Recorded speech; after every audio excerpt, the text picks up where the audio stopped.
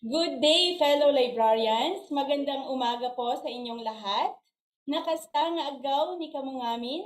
We are done with day 1 and day 2, and just like that, we are halfway through.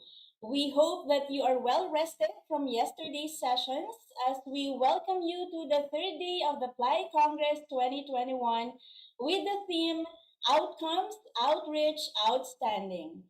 This is the premier annual gathering of Philippine librarians to diffuse knowledge and advance our practice of librarianship.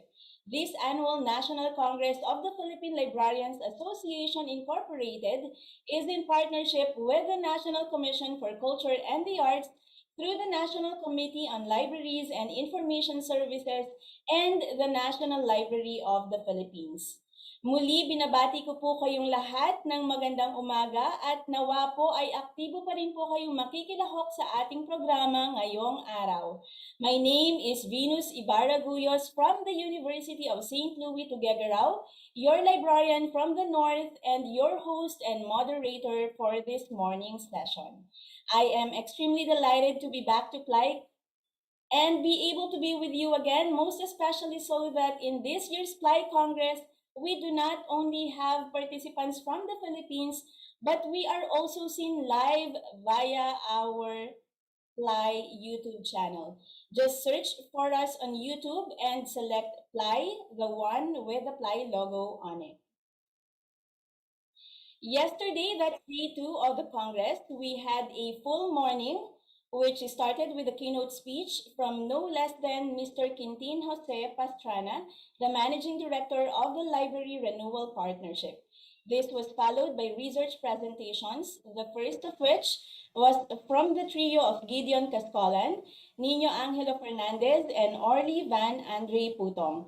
Their group presented an exploratory study on COVID-19 misinformation online during the 2020 enhanced community quarantine and the early period of vaccine dissemination. We were also served yesterday morning with the results of the study titled Infodemic Amidst the Pandemic, Librarians' Experiences in Battling COVID-19 Misinformation, conducted by Chrysler Aaron Miranda and Jonathan Ricardo. Today, we are expecting to learn more things from our paper presenters. To our participants here in Zoom, please be informed that you are automatically on mute. Should you have questions to any of our speakers, kindly submit your questions through our Slido website. To do that, please go to slido.com/plai2021.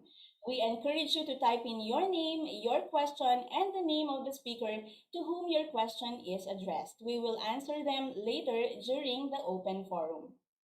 If you have a similar question to what was already posted by our participants, please upvote that question by clicking on the thumbs up sign so that the question can be prioritized. If you want to say hello to our co-participants, kindly utilize the chat feature here in Zoom. To our presenters, please do not forget to put your microphone on mute when not presenting. Thank you so much.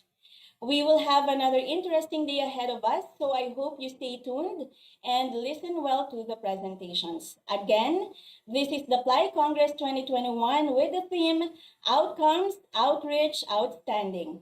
This event is in partnership with the National Commission for Culture and the Arts through the National Committee on Libraries and Information Services and the National Library of the Philippines. Today's first paper is titled School Librarians Responding to Change During the Pandemic. The presenter is a school librarian, author of children's books, storyteller, and literary coach. She is the Press Relations Officer of the Philippine Association of School Librarians, and she is recognized by peers in the school library profession for her contributions to the growth of children's literature in the country. She is currently developing modules and toolkits on the conduct of online book clubs, bibliotherapy sessions, and webinars and talks on the restorative values of stories through storytelling for children and young people. Ladies and gentlemen, our first speaker this morning is someone truly admirable, Let us all welcome Miss Zara Gagatiga, teacher librarian at the Beacon Academy. Good morning, everyone. I'm Zara Gagatiga, and I'm going to present to you my paper. So let me share my screen, and here we go. School librarians responding to change during the pandemic. The coverage for the study or the survey that I conducted among school librarians is limited to private school librarians. So I will be sharing with you how 123 private school librarians have responded to change during the pandemic and what we can do about it moving forward. I will be presenting four talking points. The first one is Buhay Librarian before COVID-19. What are school librarians doing before COVID-19? What are our roles and the responsibilities we do in the library? So this is to provide context and background of the study.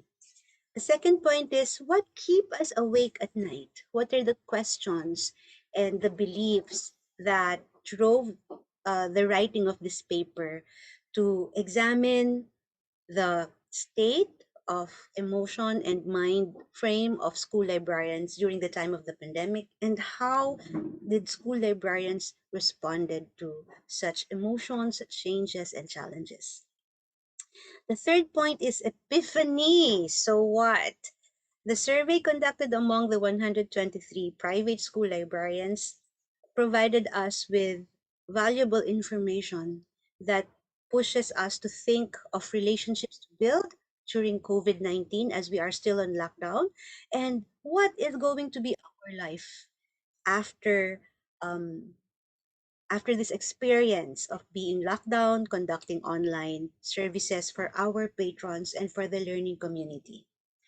And the fourth point is life goes on because it's a hopeful world. And definitely while we're here, there are concepts and framework and ideas that the paper identified as important to the continued services that we do for children, for teachers, and for parents in our learning communities in the school.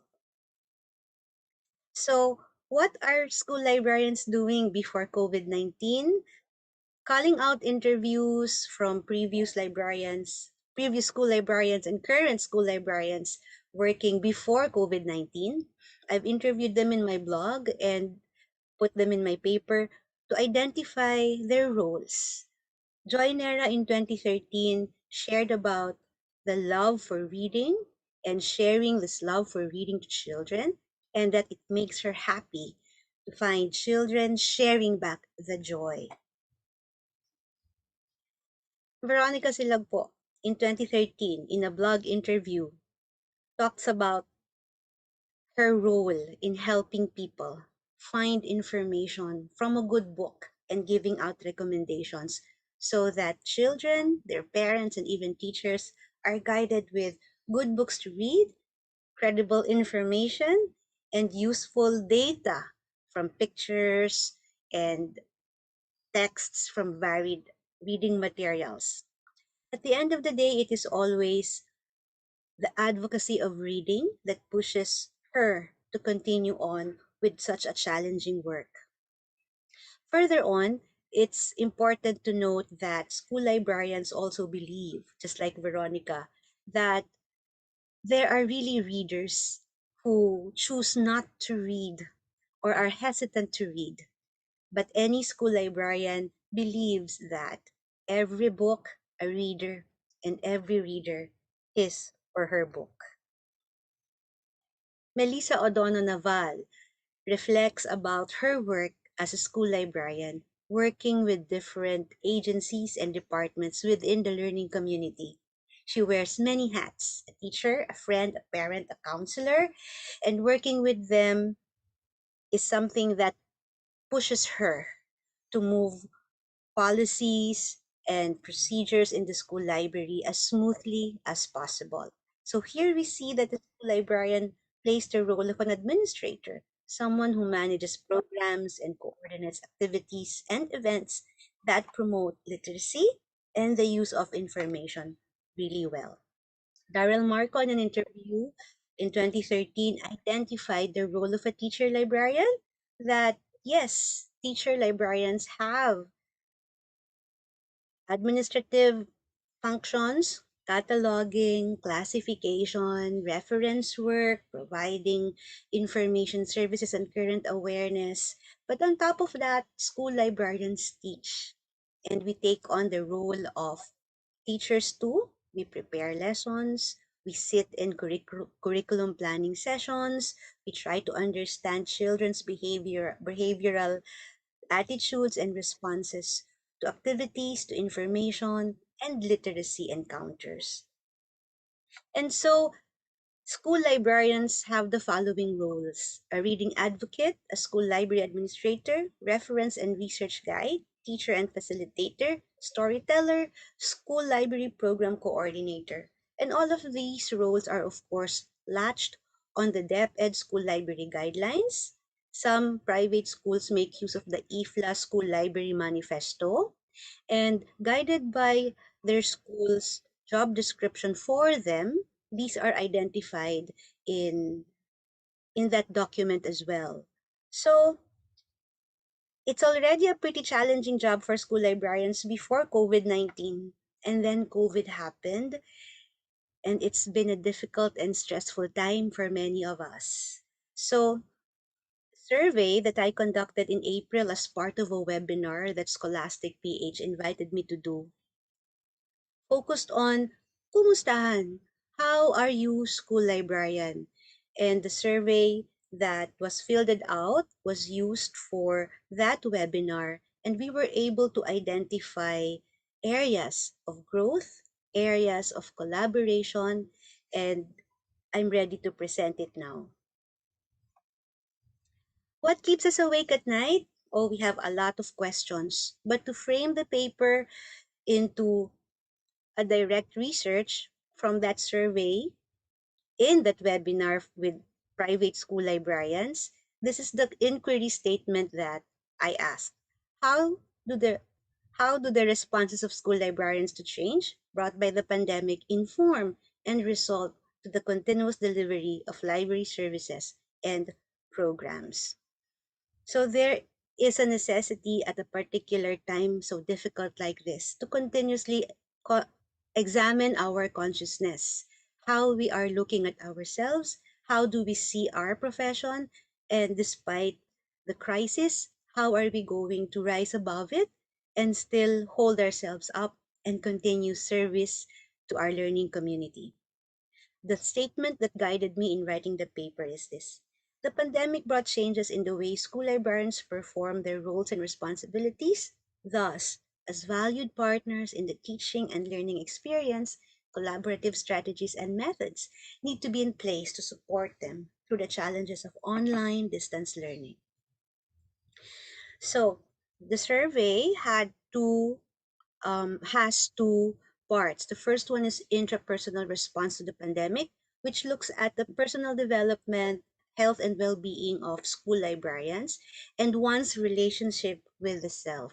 This is an important part of the survey, and I would like to know and see if school librarians are also able to manage their health and well-being first and foremost to be able to give back to the community that they serve. The second part of the survey is school librarians' response to work during the pandemic. In that part, we looked at changes and challenges, support from school leaders, how was it given, how was it provided for school librarians given such a difficult time, services and programs that school librarians do and implement. And this is the most interesting part of the survey, that there are the emergence of new roles for school librarians. Epiphany, aha, an insight, a discovery. So what? So the survey provided us with this information. For the interpersonal response, school librarians recognized fear, that feeling of being stressed all the time in this course, anxiety. How did school librarians manage these emotions?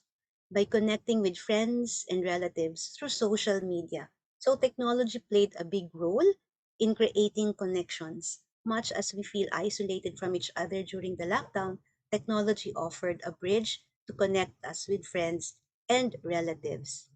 School librarians were also tenacious.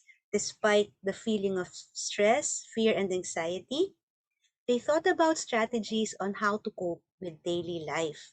Some went into journaling, some discovered new hobbies, some went back to old hobbies, some became plantitos and plantitas, others returned to baking and cooking and managing work from home.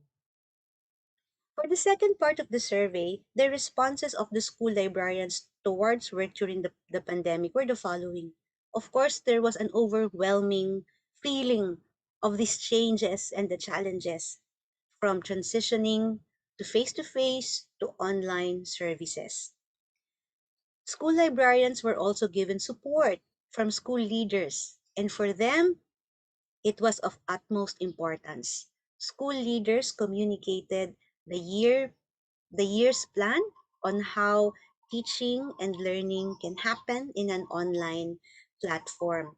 And librarians were part of the planning. Librarians were informed about this, and school librarians were given that opportunity to share the online space in many LMSs of the schools, following, of course, guidelines from the DepEd and the internal guidelines of the school.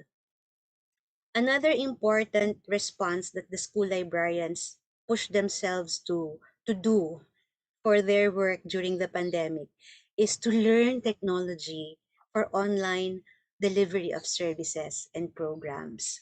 And those technology are varied. It can be the technological infrastructure. Some of them became consultants. Some of them understood web apps. Some of them um, had small courses on coding and creating content for children and teachers as part of their services in the school. And that is very much related to the the last information or result of the survey when they were asked on the different roles that they were doing. The emergence of new roles came up, and this is the interesting part of that survey, that these roles, based on the framework of Montiel and overall, wherein she developed a theoretical framework for collaboration, was included in the survey. And amazingly, all those four roles of the school librarian, which Montiel and overall developed in 2005, surfaced and was affirmed and validated among the 123 respondents. So school librarians during the pandemic, while doing while conducting online services and implementing programs for children and teachers, librarians are now assuming the role of teachers of media and information literacy skills. Librarians became content creators, research facilitators, and technology consultant. So if you look at it, it's not really very different from the roles that school librarians are doing before COVID-19 happened. And now that it's happening, the more demand and expectation to perform these roles are expected of school librarians. And this is where the crunch fell on many of the school librarians. That's why they grappled with trainings and faced challenges rising above it. And many of the school librarians were able to successfully come up with programs and services. From a PASLI survey conducted in June 2021, school librarians provided library orientation, information literacy skills instruction. Many of them came up with librarian blogs, both in the school where they work in and online. For circulation and library services, they conducted book drive-throughs, book pickup, and book delivery services. In their reference services, they activated their virtual chat rooms and asked librarian facility on whether in the LMS or in social media. For current awareness, librarians created infographics, library websites, and became more active in social media. And of course, what's a school library without literacy and reading promotion activities? All of these were transferred or transitioned into an online platform. There were online book trivia nights, wellness Wednesday sessions, online copy hand with teachers and students, meet and greet an author, and an online book bingo. So on top of everything, all those findings of librarians rising above the challenges, learning new technology, recognizing new roles, I have a recommendation for more school librarians to look at the collaborative nature of our work, despite the limitations in space and face-to-face interaction. The four roles that Montreal overall provided in the framework, that of a teacher, a research facilitator, a tech consultant, and a content creator, implies collaborative effort, particularly with the teacher. And we have to understand that as teachers, we are also knowledgeable of the pedagogy. So this is the framework. Teachers have the knowledge of pedagogy in terms of creating lesson plans for skills. In the content area, the subject area knowledge for teaching to their learners. And librarians, we have a knowledge of pedagogy because we can teach how the cycle of information and knowledge creation, how we communicate it, the creative process, and the resource management come into play. All of these roles by the librarian and the teacher can actually be of a collaborative nature. And in this framework, if we believe that collaboration is a shared process, then a trust is built between the teacher and the librarian. Trust that the librarian is able to help the teacher teach in terms of the information and the knowledge creation processes. And the librarian is also a companion, a partner in the thinking of instructional resources and in the making and in the design of learning. So it's a shared understanding. Skills of teachers and librarians complement each other, and the result is an effective and meaningful teaching and learning experiences. So this is the recommended framework for teacher-librarian collaboration and the essence of collaborative work in the school library. It would be interesting to note if there are schools and librarians who are already collaborating with teachers to create teaching and learning experiences that are effective and meaningful to students. But that would be for another study, and that would be another story to tell. So that's the end of my presentation, and I hope that our librarians will keep the faith alive as we move on to the next chapter of our COVID-19 journey, servicing students, teachers, and the learning community in the school. Thank you very much.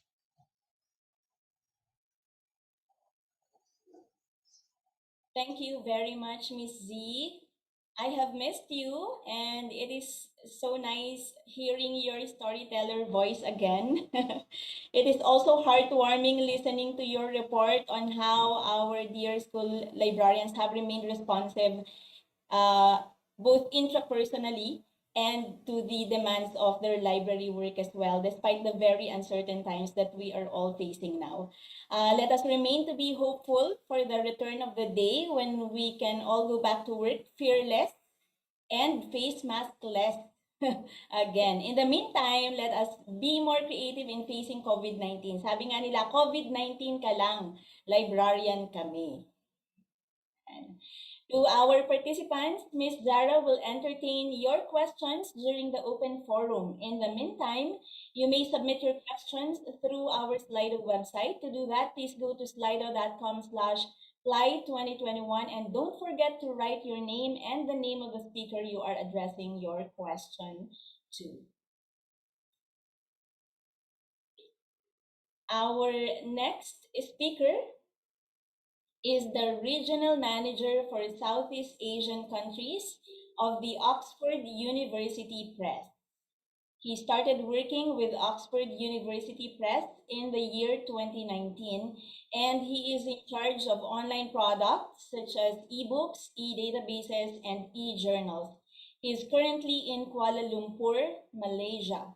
To talk about advancing knowledge and learning, we have from Oxford University Press, Mr. Mikhail Lim.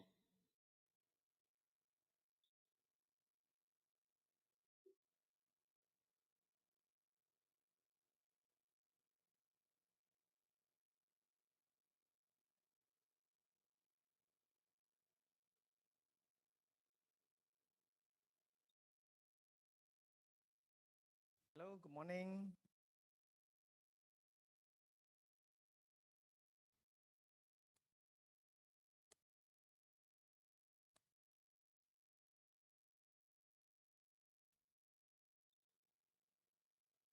It seems like Sir Mikhail is having a little difficulty with his audio.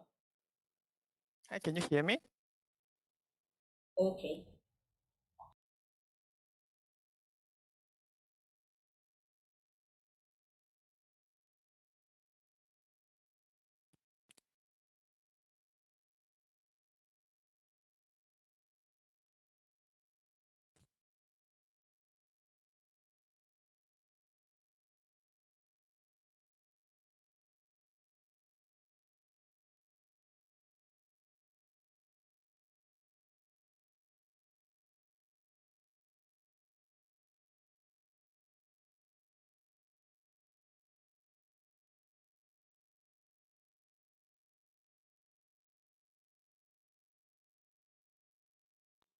Sir Mikhail, we are now ready for your screen share.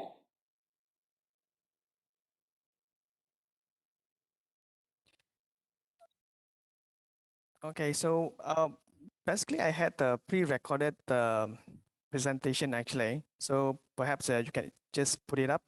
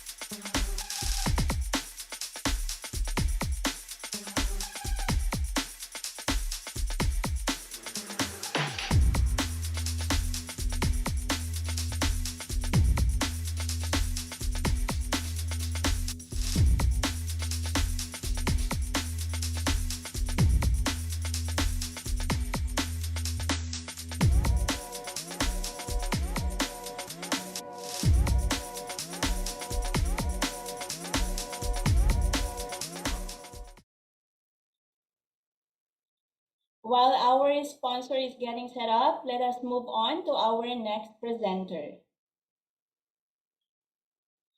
Our presenter worked as a librarian in the University of San Carlos for 21 years. She worked in the same university as part-time Bliss professor, and she also affiliated with local and national professional organizations, serving as vice chair for PLAI CVRLC and member of the Philippine Librarians Association Incorporated, Philippine Association of Academic and Research Libraries, and Cebu Librarians Association Incorporated.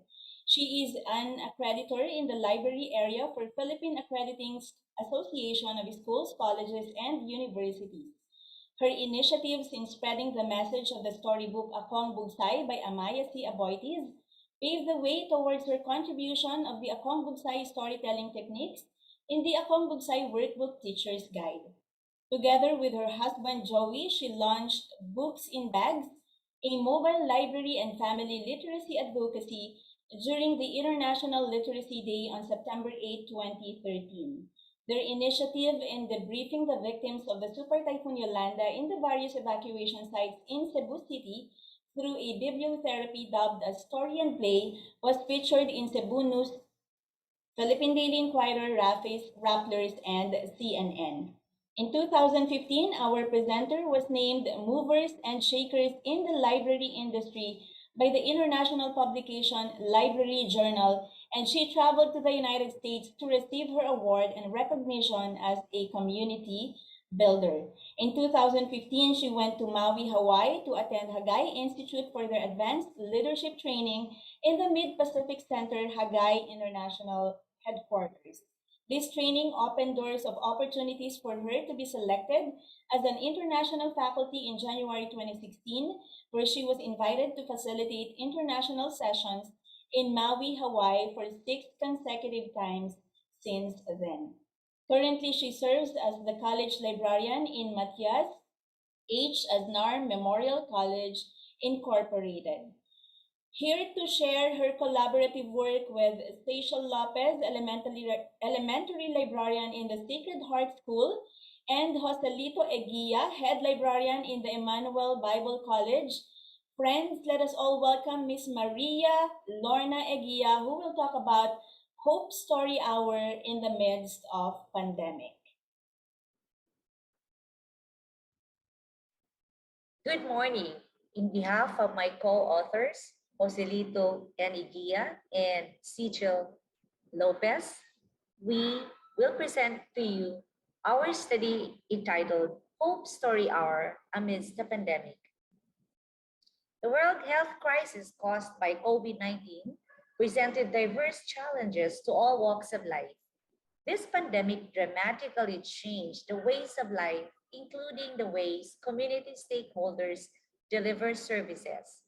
However, life goes on amidst the challenges in these trying times, and Filipinos are left with no other choice but to go on and see through these surmounting dilemmas. The mobility of Filipinos has been strictly limited for the past year and a half, and stringent lockdowns are implemented and lifted from time to time. During this time of the pandemic, the concern for community outreach by various institutions and organizations was, as well as the mobilization of teams of volunteers for the safeguarding and implementation of continuous education, have been very challenging. According to Catherine Zimmerman, a book mobile associate at Scott County, Iowa Library and immediate past president of the Association of Book Mobile and Outreach Services, she said, during the pandemic, the definition of outreach was put to the test. And she further said, we need to put that personal touch that outreach is known for back into play. The Hope Story Hour uses bibliotherapy as a friendly means to check up on the children's well-being during this pandemic. Bibliotherapy also goes by the names book therapy, poetry therapy, or therapeutic storytelling. Bibliotherapy traces its origins back to the ancient Greeks. They built massive libraries with books to entertain and educate. Aristotle's writings were dubbed as medicine for the soul, while King Ramses II built a dedicated library that he called House of Healing for the Soul. In Bauman's 2021 study, he talks about dealing with family grief resulting from loss or disruptions due to the COVID-19 pandemic. He explores the use of bibliotherapy as a tool for family scientists, therapists, and educators to inform and enrich support for families through times of grief. Through Hope Story Hour, we work hard to alter the narrative of grief and disruption and instead instill stories of hope and survival in these kids that they may recognize these blessings in their lives despite the challenging and changing times. A narrative approach was used in doing the observations and interactions during site visits to kids and parents in conducting community outreach, focusing on the chronological events and experiences. The objectives of this study are to reach out to the sponsored kids of One Child during the pandemic, to deliver services touching the four learning domains, and to create weekly activities during the pandemic. The Books in Bags, a mobile library and family literacy initiative founded by the couple librarian Joey and Lorna, that is me, since 2013, it has been reaching out to less privileged children from local communities in Cebu City through reading and storytelling. It is an outreach program of Race Ministries whose goal is to teach and equip people, especially children, in their relationship with God and become better persons. One Child is an international child development organization helping to meet the physical and spiritual needs of children living in poverty. Through the work of local partners around the world, children receive food, education, medical aid, and hope in God. These local volunteers are the child champions, and all the kids in One Child's program have safe places to learn and grow. One Child delivers its life-changing child development program in spaces called Hope Centers, which are often attached to a partner church or school. And so, the Hope, the Sapangdako Hope Center existed through the partnership between Race and One Child since 2018 with 100 sponsored kids from Sapangdako.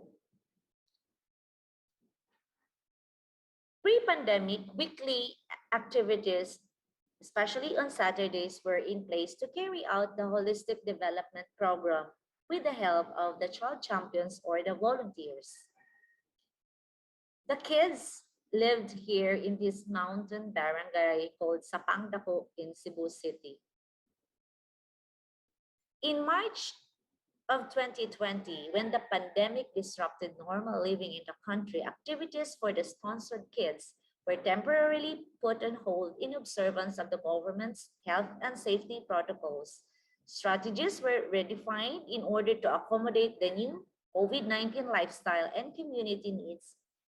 Given the challenges in organizing a community outreach during the pandemic, this presentation aims to shed light on how One Child by Race continued to reach out to the marginalized beneficiaries through innovative means. In carrying out the objectives during this pandemic, the community service learning model was employed. Community service is voluntary action of an individual or group of individuals without pay. The Michigan Community Service Commission defines it as activities that meet genuine activity needs and require the application of knowledge, skills, and reflection time. There are 5 steps to community service: determine needs, plan, execute, reflect, and celebrate. The researchers employ these 5 steps to community service. One of the methods to determine needs is to brainstorm as a group. When border restrictions eased up in the last week of January, a team of volunteers decided to meet the mothers in Sapang Dakopay area. During the area meetings with the mothers the following, there are sentiments and concerns that were noted according to the 4 learning domains. And one of those, for the physical, the needs were frequently sick with coughs and colds and fever. For the mental, the kids didn't like doing their learning modules, and so the mothers are helping, and so that is part of, we are seeking plans for that. Socio-emotional, the kids were observed to be fighting with siblings and some of their neighbors. Spiritual, there were no church-related activities. And so the step 2 is the plan. And so we gather as a team During this time, when we called our volunteers, they were equally on lockdown. So there is just a few of us, basically our family and some of those volunteers. And the plan is for the further learning domains. For the physical, to be able to send healthy snacks to or meals at least once a week, to be able to monitor and assist to their medical needs and send at least one bottle of vitamin C once a month, and basic medicines for coughs and cold. For their mental or cognitive needs, we plan that we will be able to support their school supply needs. Social emotional, to be able to help them express their emotional needs. For the physical, so the plans of giving them help through medicines and vitamins. We were able to give them vitamin C since January and even up to now. And there are kids who have like fevers. We give them out medical or medicine uh, bottles of medicines. And we also give out healthy food every Saturday without fail, even until this time. For the mental, for the mental or the cognitive, so this is where this hope story hour existed. So here for the hope story hour, it is a 1 hour online class via Zoom app that as hope means happy online platform experience. It happens every Saturday from 10 a.m. to 11 a.m. This is in the span of 10 weeks. This is a form of bibliotherapy or therapeutic storytelling done through online by a virtual storyteller. Meanwhile, the kids were gathered offline by facilitators to watch and listen to the lessons in the various locations. They are, they are situated in different cities, and there are 11 cities or small groups. It aims to inculcate values, form these values, and then integrate them to the community through the children at Sapang Taku. This weekly activity provided lessons that teach problem solving, leadership, and literacy, and life skills through stories from the Bible and stories from storytelling from books with good stories. These small groups of kids are gathered inside their houses with the volunteers or their ates and kuyas or parents who are trained volunteers assisting the online storytelling. These child champions or the volunteers are having weekly meetings, and we are training them in handling the weekly activities for the kids.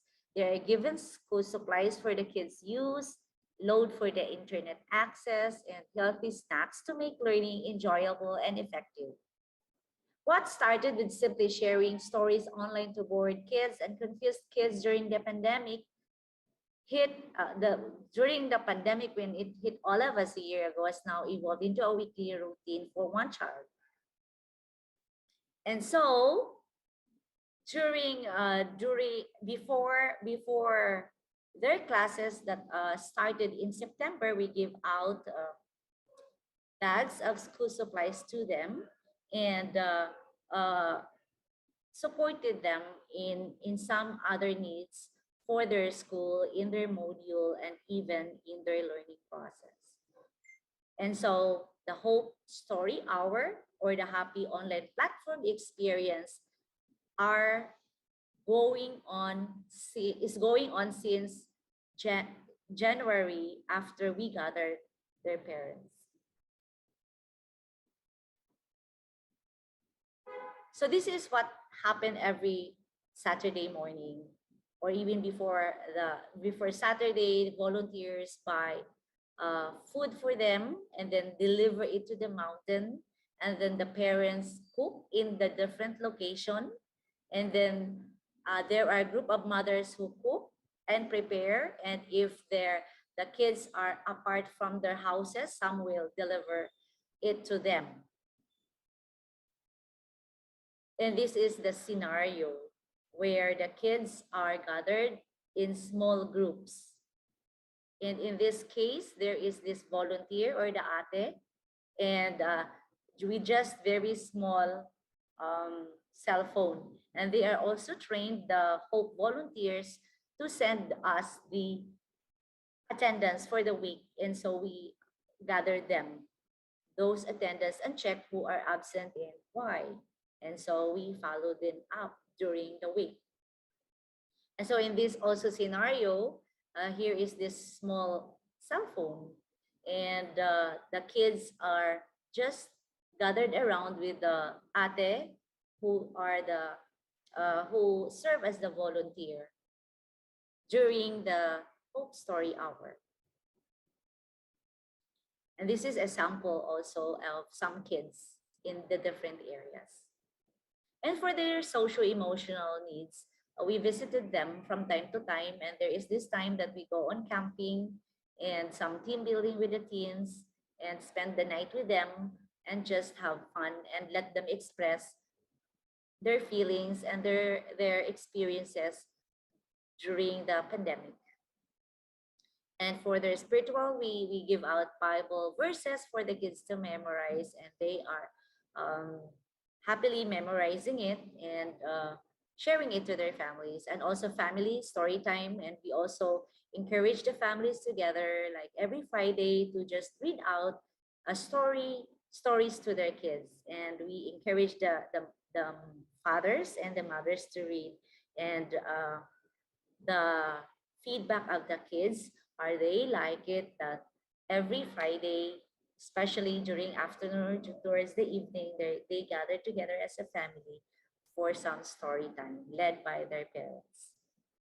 And so for the next step is reflect. One of the one of the things that we did here, after the activities, time is allotted for processing of experiences and reflection for the child champions or the volunteers. And they are composed of mothers and some youth. They are encouraged to write down their thoughts as seen in the pictures below. So they write down thoughts. For example, what went well, what needs improvement so that we can facilitate and we can help them. A commonality shared by two mothers. In the reflection is their touching accounts of a change of heart. Through their participation in the Hope Story Hour, they did not only impart good values to the kids, but they themselves have assimilated the moral lessons. One mother's reflection ended with the thought that she has to better herself as a facilitator, not just because her kids are in the group, but because other kids need her too. Another mother has learned to value happiness and peace of mind and has let go of her sentiments towards other people. The reflection note of one of those volunteer accurately displays the growth mindset of young adults we see in this generation. She realized her shortcomings on implementing proper social distancing in her group and has vowed to do better next time with the help of other partner volunteers. And in this picture here, as we visited them on site, we were able to connect with them and just really allow them to express how are they during this time. And for the next step, which is celebrate, because that's a 10-week, 10 Saturday story hour program, there is the celebration or culmination per area. And it is just good to note that the parents really exerted effort, like forming it, making it like a classroom experience for the kids. And we have it, we give out certificates to all of those kids, give out perfect attendance, best in performance, and all of those awards for those kids so that they will be excited and be for the next activities or next round. And so they performed, they showed their skills and talents, especially the lessons learned during those 10 Saturdays. And we also celebrate through like group or area bonding. We call it area bonding by area. And so we spend time with them and just talk to them, to the children, to the parents, and having some reading, some slime making, and some other stuff that we thought and the kids actually are requesting from us. And so this is the scenario before pandemic. The physical, the mental, and social and spiritual has literally changed during the pandemic, because now everything changed, and so we have to adapt. And so some of these changes are now ongoing. And so one of the notable here, before we gathered them in a big crowd. Now they are gathered in their small houses or in their neighborhood, especially for their cognitive, using the Hope Story Hour. The results uh, of this study sustained and increased attendance during the 10-week sessions of the Hope Story Hour, highly engaged kids during their educational activities and learning modules, willingness to explore new ways of teaching and learning experiences, and eager participation for the weekly activities with hope in these uncertain times. And organizing a community program amidst the pandemic needs one's total commitment, really. It rightfully demands for a heart that serves, ears that listens, hands that give, a mind that thinks outside the box, and feet that are willing to walk the extra mile to reach the children in far-flung places. Librarians during the pandemic can be visible through being service providers in action.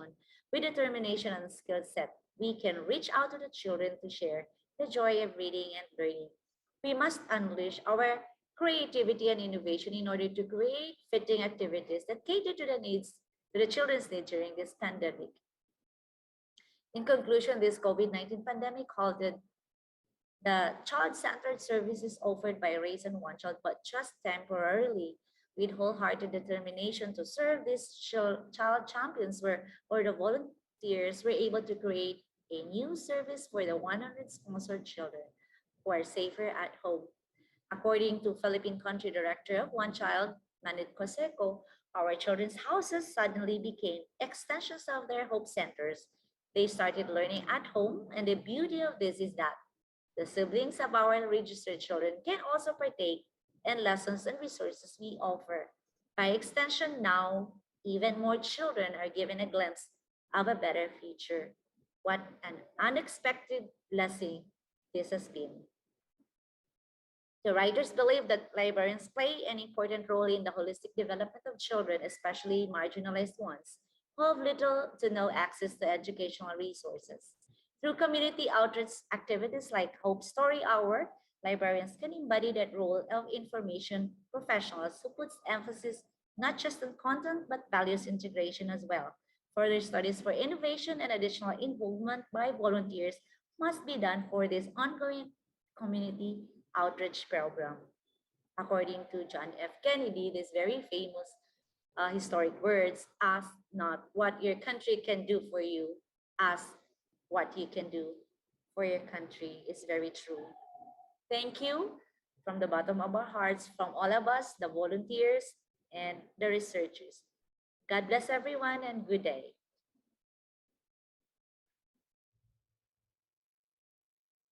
Thank you very much, Ma'am Lorna. Doing what you do is truly inspiring, and we hope to have clones of Lorna Eguia in the Philippines. Thank you as well for your dedication to our profession. This time, I know our participants are excited to ask their questions to our speakers. Please hold your thoughts at bay as we will be entertaining questions during the open forum. At this juncture, we welcome back our platinum sponsor to talk about advancing knowledge and learning. We have from Oxford University Press, Mr. Mikhail Lim.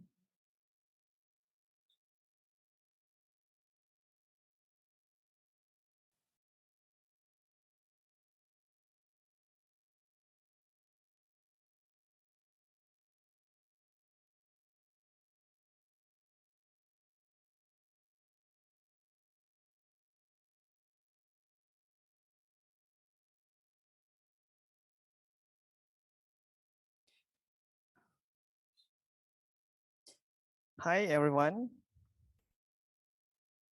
I'm trying to actually play this slide actually.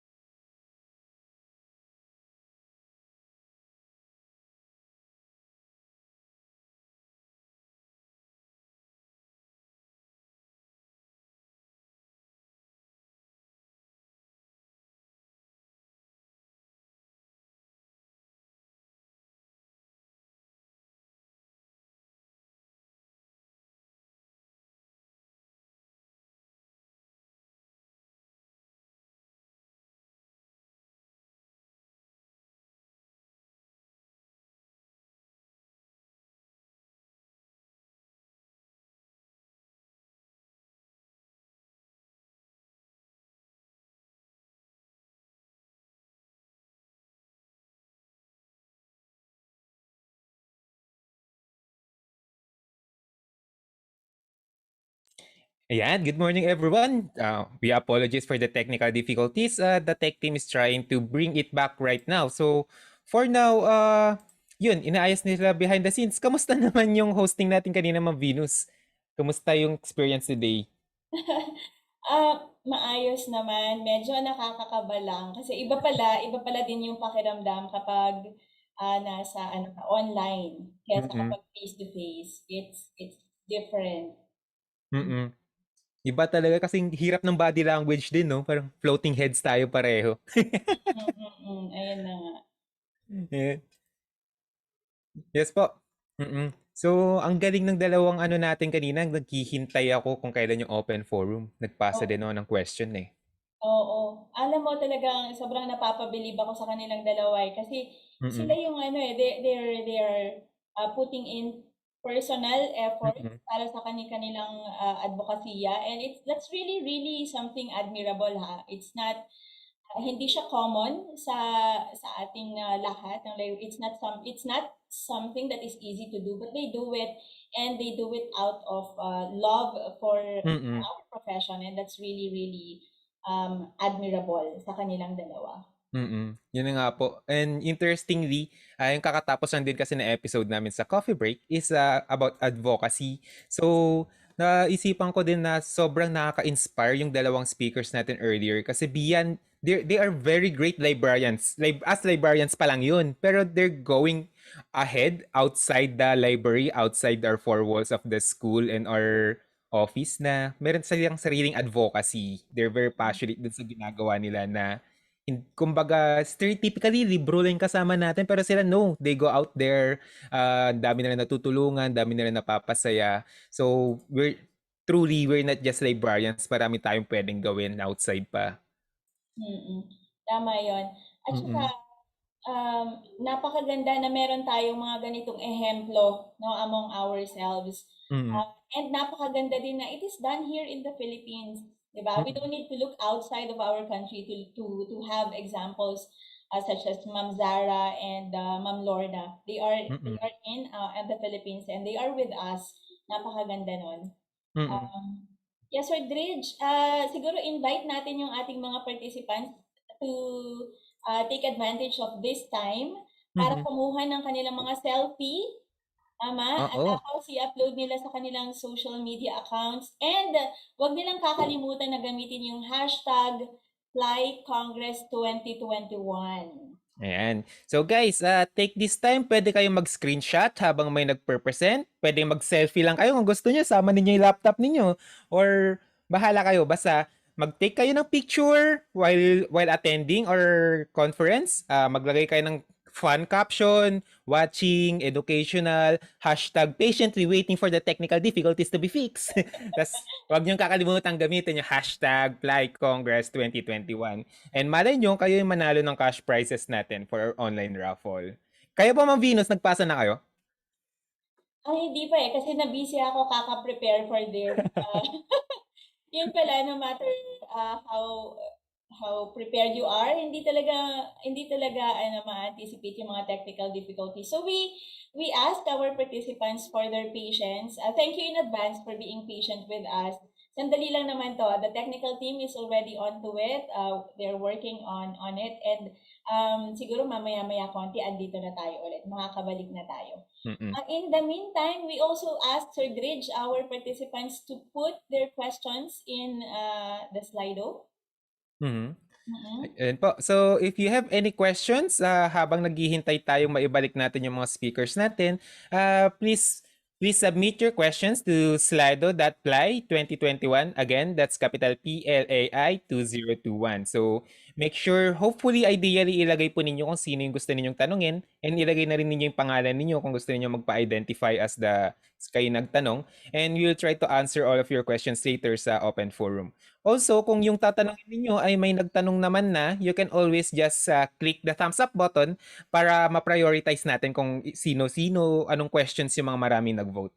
And kung meron naman kayong questions, gusto ninyong kontakin yung mga sponsors and speakers natin directly, ang kanilang contact details ay nasa ating website at webinars.plai.org.ph. Naka-register na kayo dapat doon if nakapag-register kayo dito sa ating conference. So, tingnan nyo lang po doon. Nandun din po yung recording natin ng day 1 and day 2 for your consumption. By the way, nakakakilig, Sir Dridge, that as of yesterday, we have over 2,000 Zoom webinar participants. And we also have viewers on YouTube. Nakakataba ng puso. For our participants, reminding you that the certificate of your certificates will be sent to you later. We will be giving you a web link to the online evaluation at the end of the Congress. So we urge everyone to please accomplish the evaluation form for you to get your certificate of participation or certificate of attendance. Ayun. So, remember guys, yung evaluation form ibibigay sa final day of the conference. And meron pong assessment doon, so medyo may konting quiz. Hopefully nakinig tayo, nag-notes. If hindi man, may recording po tayo sa website so we can always review. And bibigay po namin yung inyong certificate sa buong Congress once na masagutan natin yung evaluation form and yung assessment. So, ayun. Saya ng chat, ang dami nagchat-chat. Hashtag PLAI Congress 2021. Gamitin po natin yung hashtag na yan sa Facebook natin, kasama ng picture natin para may sama kayo sa ating online raffle at chance na manalo ng cash prizes. Okay, Sir Dridge, silip tayo sa Slido. May we call on po Ma'am Zara and Ma'am Gia for our open forum. There we go. Yan. Na-pressure ako. Puro maganda yung kasama ko dito. Teka, hindi ko naayos yung buhok ko. I love your hair. Thank you po. At sabi nga po ng kasama ko dito, paintbrush daw eh. So, thank you very much participants for your questions. Again, if you have any more questions, please submit your questions to slido.com/plai2021. So, let's begin with our open forum. Top voted question. This is for Ma'am Zara. Ma'am Zara, what are your thoughts on bestowing faculty status or the lack thereof for non-teaching librarians? I think it should be given to school librarians particularly. I'm speaking for my sector, and this has been the most it's a burning question among school librarians, and we need to recognize school librarians' role in the teaching and learning experiences, not only of students but also of teachers, no, as partners. So go ako dyan. Kailangan talaga ng faculty status ng mga school librarians. But I think it has to be built around a system. So una, tingnan nyo muna kung nasaan yung school library sa organizational chart. Is the school library in the student activities or student affairs, or is it in the academic? Kasi kung nasa academic department, if the school library is under the academic department, then that justifies, diba, the recognition of a school librarian as a faculty, as part of the faculty. That's one. So, examine nyo yun. Tingnan nyo kung nasa ang department. Kasi if student affairs, then the library will just be dispensing services and programs, no? Na hindi siya masyadong involved sa academic. Yung academic role, hindi masyado. So there are librarians or school librarians not invited in curriculum planning, in faculty meeting, and these are very important tasks for school librarians to do, no? It will inform the school librarian that your collection development, your curation of resources is anchored on the curriculum, on pedagogy, on the academic needs of the community. So I think yun yung una na dapat gawin ng mga school librarians and school leaders. Ihanay ang school library sa academic department. Second, the preparation, the continuous professional growth of school librarians to teach. Of course, there's a special discipline and there's a special language that school librarians must understand, no, when it comes to teaching and education. Kaya naman natin no, na bumuo ng mga instructional learning materials. We can create Media and Information Literacy Skills Program, but we have to pay attention again to the pedagogy. Kailangan alam natin yon. So, if I may, PASLI has been working assiduously on looking at the standards and how we can help PRC and the board for librarians assist and guide and form school librarians who need training in the teaching aspects of school librarianship. Third, we need research. Please, our colleagues in the academic and research librarianship, please research with us. And school librarians, write your experiences, write your professional practice, reflect on them, because that's the beginning of research work in our field. Yeah, so yun, yung tatlong yun. Yes, I agree. And those three given points to support school librarians to become teachers, to serve as faculty alongside their colleagues in the learning community. Okay po, maraming salamat Ma'am Zara sa pagpapaunlak sa tanong na yon. Meron akong nakitang isang question dito. It says, this is also addressed to Ma'am Zara.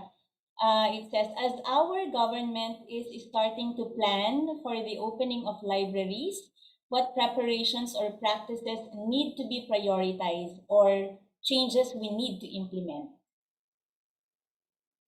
So again, we contextualize that to the needs of our students, no? The face-to-face interaction. We can do it gradually. I think many schools are conducting surveys. I cannot speak so much of the DepEd because I belong in the private school sector. Maybe that's another area where we can look at, no? Iba kasi yung kultura, iba rin ang sistema ng private school at saka public school librarians. Yeah, I wish we can also listen to our public school librarians, but I'm speaking from an experience in the context of a private school librarian. And many schools have had surveys to parents and they make the decision. The decision making is very consultative. So if in the COVID experience in my survey, the school leaders included the school librarians in the planning of the transition from face-to-face to online, no? Malaking usapin yan. Ganun din sa pagbabalik sa eskwela. Isama ng school leaders ang school librarians. And if the school leader has already identified data from parents, from the barangay, from the LGU on how to protect children, as well as the school learning community, kung naayos na yung protocols, then the school leaders must make this decision alongside or in consultation with the school librarian also. So, malaki, no? And then, kung ikaw naman, kung school librarian ka, my idea is to follow what the school has set out on the protocols of going back to school. It's inevitable. We really need to go back. There's a social component that children have lost. And the social component of growth is very important in learning. So yun yung sasaluhin natin. So for me, I will still continue with the online services. But yeah, I'm excited to go back to library work, maybe once a week or twice a week, and then gradually meet and consult with students. For one, I know that there are schools who are considering going back to school by picking classes. Which classes really need to be held on site? Is it that the science subjects? Is it the PE classes? For young children, it's very crucial that they play in school and meet friends, right? So those are the decisions that both the librarian and the school has to make. And of course, we pay attention to the vaccination percentage of the community.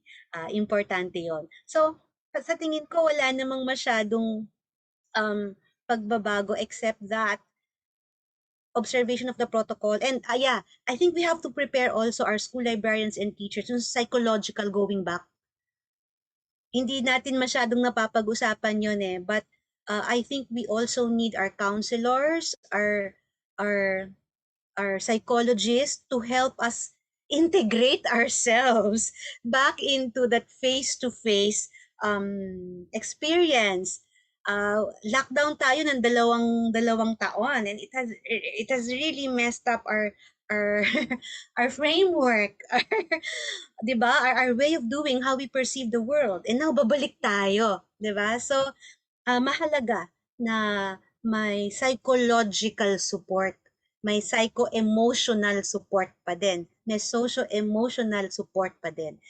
Not just for the children and their families, but also those who will take care of the children in the school, teachers, librarians, school staff, and this rests on the shoulders of the school leaders as they coordinate with the LGU, the DepEd, and yeah, national government. Yan. Maraming salamat po, ma'am. Ayun nga, so guys, remember, dear participants, it's okay not to be okay. So, ang dami ng stigma sa buong mundo. So, don't stigmatize yourself. If you think you need help, then seek help. Hindi po yan nakahiya, hindi po yan nakakatakot. So, marami po tayong resources dyan na pwede ninyong hingan ng tulong para makakuha po tayo ng psychosocial support. So, speaking of psychosocial support and therapies, this is for Ma'am Lorna naman po. So, kasi na-discuss po natin kanina yung sa advocacies natin sa children. So someone is asking po, do you see the need to have training sessions and bibliotherapy? And follow-up question na din po dito na nabanggit din na dahil very minimal daw po yung bibliotherapy natin dito sa Pilipinas, how do you advise for librarians to pursue that particular concept or that particular passion field? Hello, everyone. Good morning. Thank you for that question. During my library school days, bibliotherapy is not really part. I don't believe if you agree with me, during my time, hindi siya part ng subject or ano lang siya, isang topic lang po, di ba?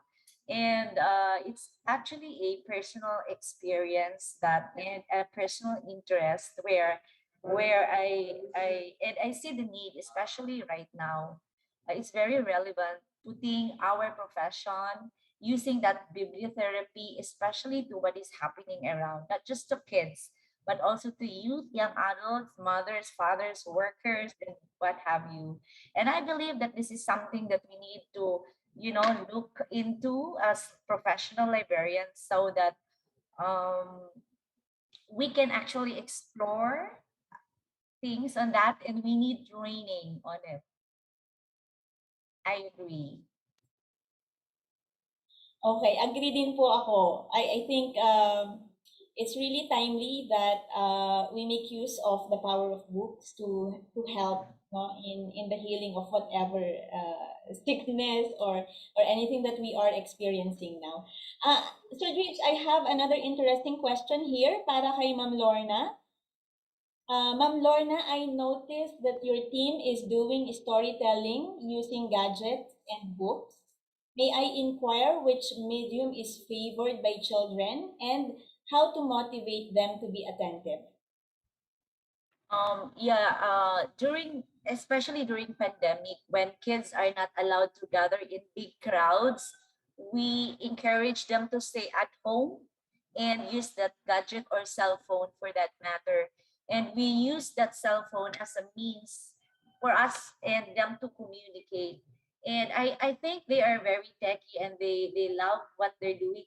One thing lang po is that yung signal, because they're living especially in my case, they're living in the mountain barangay where the signal is not really good. And for that matter, we could find ways naman. And I think the kids are into it and they love it. And we could introduce stuff, games, stories online and use it for their benefit. Ayan. Maraming salamat po, Ma'am Lorna. This question naman po is for Ma'am Zara, which is, matagal ko na rin gustong itanong to. First time pa kami first time ko ma-encounter si Ma'am Zara. And feeling ko tinatanong to every time na may webinar si Ma'am Zara. Pero tanong ko na din. Kasi tinanong din dito eh. Ma'am Zara, ano daw po yung advice ninyo kung paano magpa-publish ng sariling storybook? And also, any tips na rin daw po sa pagko-conduct ng online book lovers club? Okay, sige. Una sa lahat, kung gusto niyong maging manunulat, anumang klase, anumang audience ang gusto ninyong um, mapagbahagian ang kwento nyo, magsulat na kayo ngayon. That's one. Second, please understand that writing is a process. And that would mean there's a pre-writing experience, there's a draft writing, no? You write the draft, there's the revision and the editing, which is a lot of work. And then there's, of course, the publication. So if we want to be published, you have to understand the process. So magsulat na kayo ng magsulat kasi practice yun eh. I'm not giving up my blog. I've been blogging since 2005 because my blog is my worksheet or it's my workbook. And if not for my blog, I will not be able to write and publish online. So, you know, if you have journals, write on your journals. You have a social media, a site on Twitter, on Instagram, use it as your writing exercise. So, kinakailangan bawat araw, meron kayong sinusulat. That's how tough it is. And this helps no, in the generation of ideas. And the skill building in writing is also embedded in the practice of writing every day. Write anything. It's also one way to develop courage. When you write, you are exposing a part of yourself. Even if you're writing fiction, you are masked. The character you created is actually you, and you're masked, no, with that, with in that character. So, yun yung mga tips na maibibigay ko. And then read. Read. Writing and reading are sparring partners, no? Yan ang ating panangga. Basic literacy skills pa rin. If you want to become a writer, then you need to read. If you want to create art, if you want to create music or any forms of media, still, you have to read and you have to write. Okay? Okay, sa publication, ano ba yung gusto mong avenue ng publication? Kasi meron na tayong self-publishing ngayon eh. We have self-publishing channels and we go to traditional when you finish the manuscript, ba? You follow the writing process, napa-revise mo, napa-edit mo, napabasa mo sa best friend mo, sa kaaway mo, sa mga kasama mo sa opisina, at nag-revise ka, nag-edit ka, and then it's ready for submission to a publisher, no? So, do you want to go that way? Do you want to be published by Adarna, by Lampara? And then what do you want to write? Diba? Textbook ba yan? Non-fiction book ba yan? Marami. So meaning you also need to study the book industry. Okay? And then gusto mo bang mag-self-publish? Yan. It's a lot of work also. Kasi ikaw lahat, magmula dun sa writing process mo hanggang sa pagbuo ng ebook mo or ng libro mo, and then you publish in Amazon, in your blog, in Wattpad, in a comic book platform. The exciting thing about publishing today is that we have a lot of choices. No, hindi tayo nakakahon. We can grow like ginger, no? Rhizomatic yung pag-grow natin. And that is the exciting thing for me now as a children's book author. We can look at many ways to publish our stories. But contextualizing that in the experience of the child in the school library, at home, or in the classroom, if you can, or when you can, make the child write his or her own book. Sa bahay pa lang, mag-bookmaking activity na kayo. Magpapabasa kayo ng kwento, gawa tayo ng ating sariling kwento mula dun sa nabasa nating kwento. Yan, no? And many teachers in the school are doing this. And school librarians, you can support that. You can create little nooks of online writing centers in the library, online reading centers in the library, and have children create their stories in using different technology. Sa TikTok, ba? Sa gusto kong i-explore yan. At sa dami ng mga story creation apps, our children can create so much. Okay? But we have to always remember also the responsibility attached to our use of technology, information, and the idea of creating your own and being published out there. And if you involve students to create their stories, their own books, my dear school librarians, that is now the first idea of academic honesty.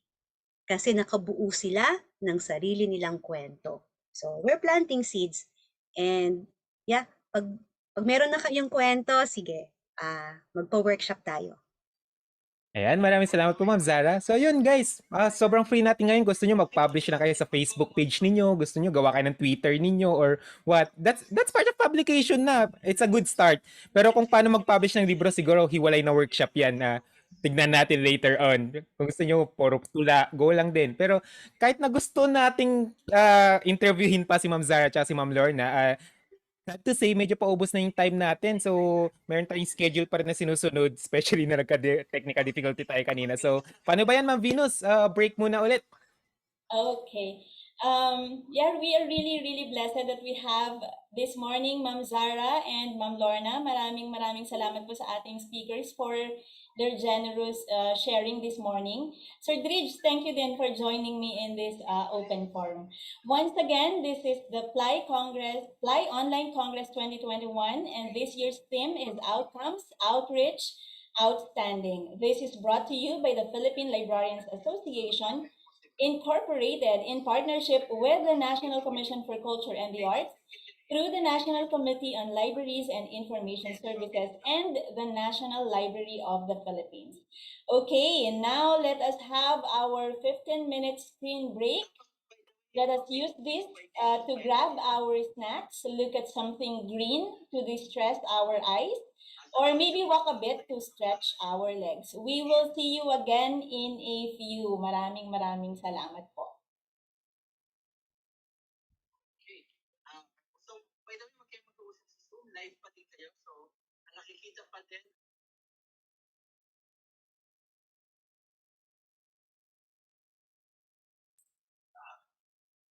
Ayan, health break na ulit, Ma'am Venus. Anong merienda mo dyan? Knowing na live yan. Thank you. Okay. Stand by po. Hand over. Meron ako ditong biskwit tsaka tsaa.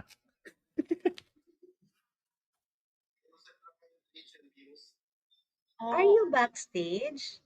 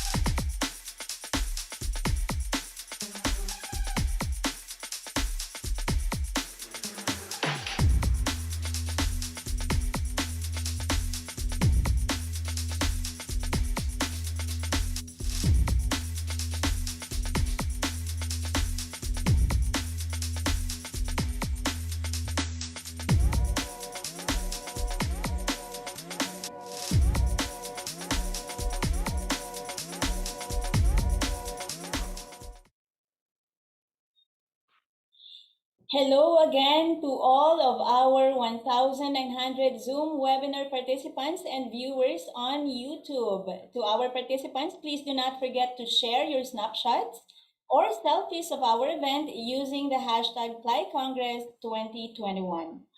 If you have questions to any of our speakers, kindly submit your question through our Slido by going to slido.com/PLAI2021. Maraming salamat po. With that, let us welcome back our platinum sponsor from the Oxford University Press, Mr. Mikhail Lim. Hi, I am Mikhail Lim from Oxford University Press, and it is an honor to present Oxford University Press to you all in this year's Congress. Oxford University Press is a department of the University of Oxford. It furthers the university objective of excellence in research, scholarship, and education by publishing worldwide. OUP is a non-profit global organization and a department of the University of Oxford. So serve the academic community, not shareholders. We are the core funder of the Clarion Fund, which has so far enabled over 1,600 students from across the world to achieve their academic goals and study at the university. This helped the university to maintain its position as a leading research-intensive academic institution.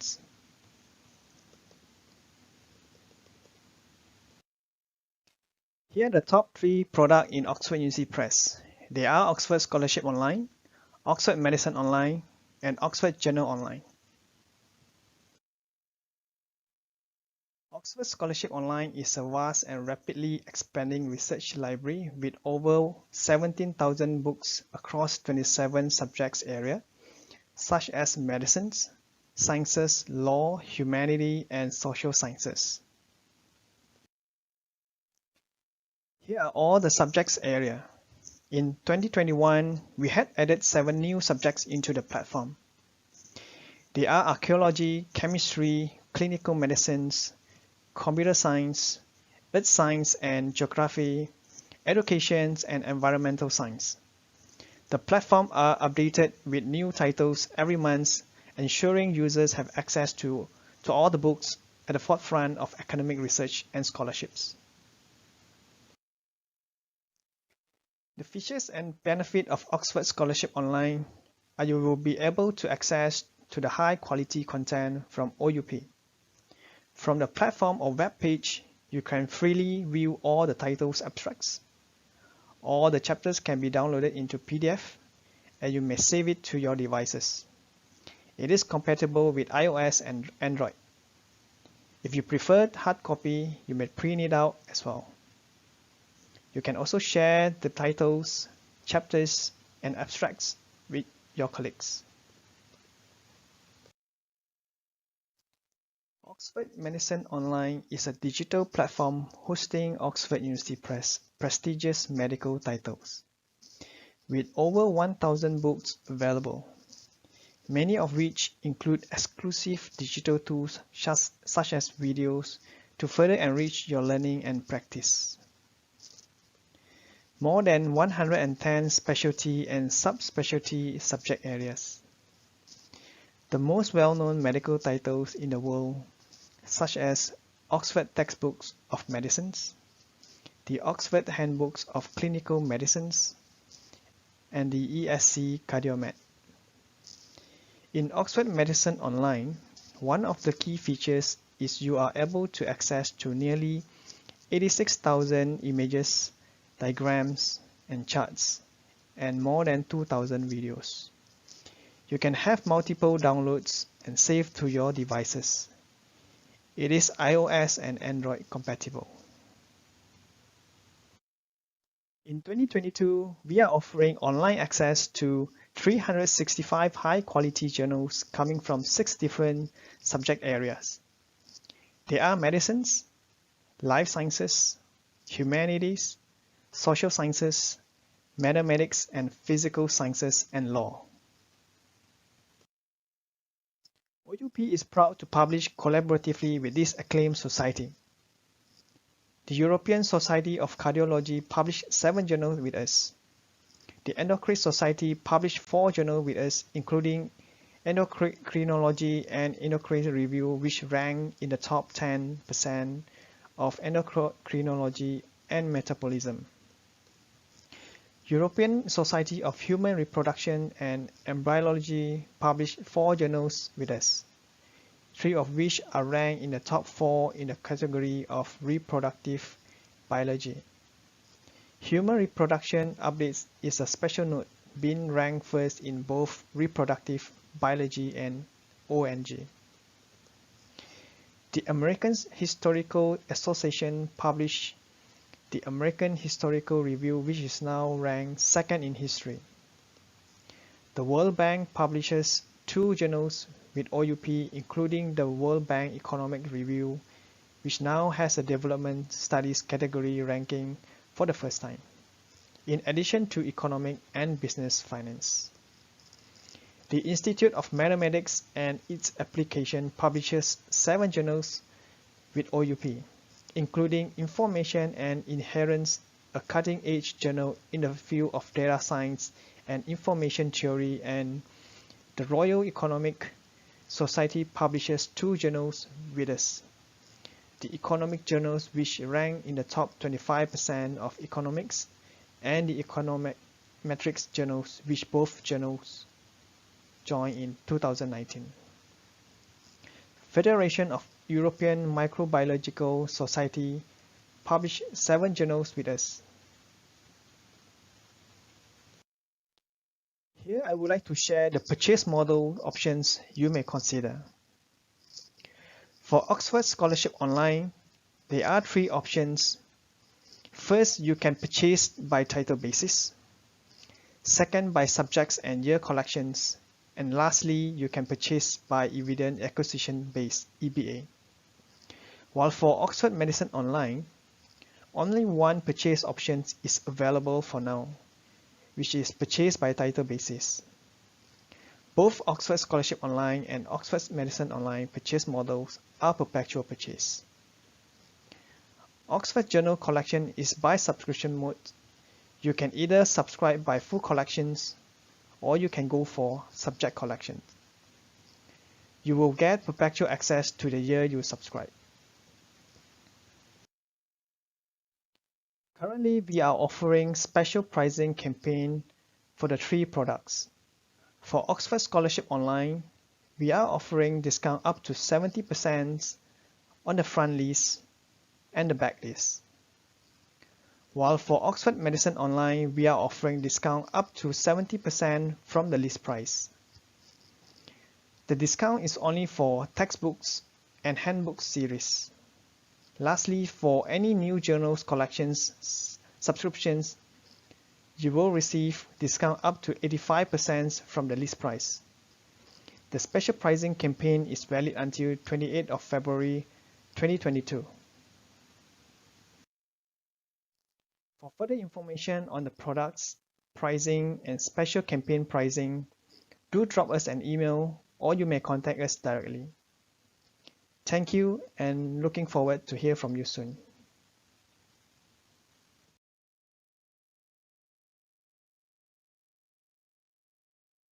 Thank you very much, Mr. Lim, for your sharing this morning. We humbly apologize to the Oxford University Press for the technical difficulties, and we thank our sponsor and participants for bearing with us. Our sincerest thanks to the Oxford University Press for being this year's Platinum sponsor. Participants who have questions for Mr. Lim, you may submit your questions through our Slido website. To do that, please go to slido.com/PLAI2021 and don't forget to write your name and the name of the speaker you are addressing your question to. On to our next session. Our speaker has been working for LiveTech Source Philippines Incorporated as a sales representative for the past 2 years. She has a dynamic sales and management career with major publishing firms selling educational resources nationwide. She excels in the sales profession due to leadership, motivation, and the ability to focus on customer satisfaction.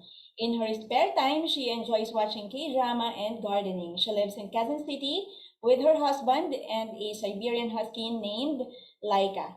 To share about e-resources for your library needs, let us all welcome Miss Mitch Marshall.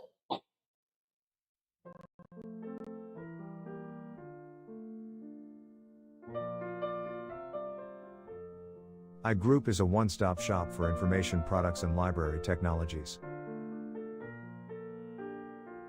We establish as the key information industry partner with our customers. Building your library e-resources can be a huge undertaking. iGroup is here to serve all of your information needs, including technology, consulting, and K-12. We were awarded with Caring Company logo by Hong Kong Council of Social Service. In this era of open access, iGroup is here to support your changing need of skills, technology, and contents. Contact us at www.igroupnet.com.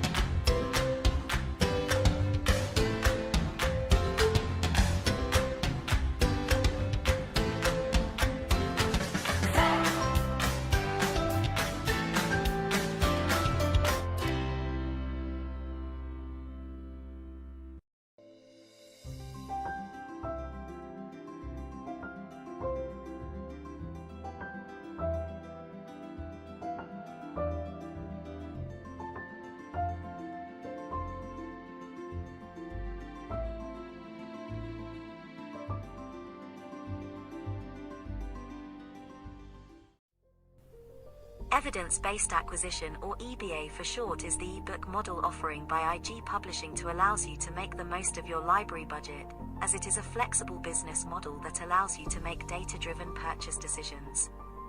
What are the key benefits of EBA? Enable library to build digital resource archive with perpetual title license.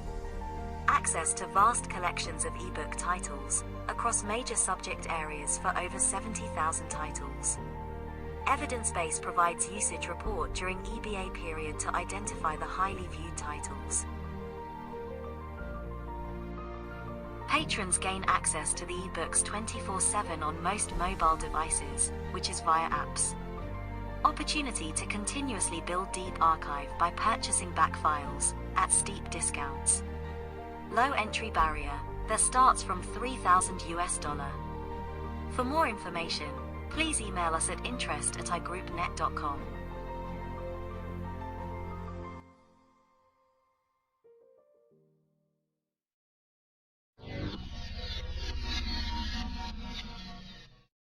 Remote Access is a cost-effective online library for an institution's digital content, allowing secured access to an unlimited number of users anytime, anywhere. How will it help me? Increase usage of resources. Minimal IT knowledge needed for admin dashboard. Combines all digital resources in one portal.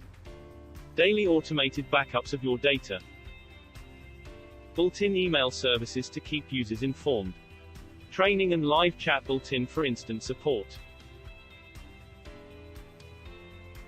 Seamless solutions providing secure remote access to resources connecting students and faculty. Anytime. From anywhere.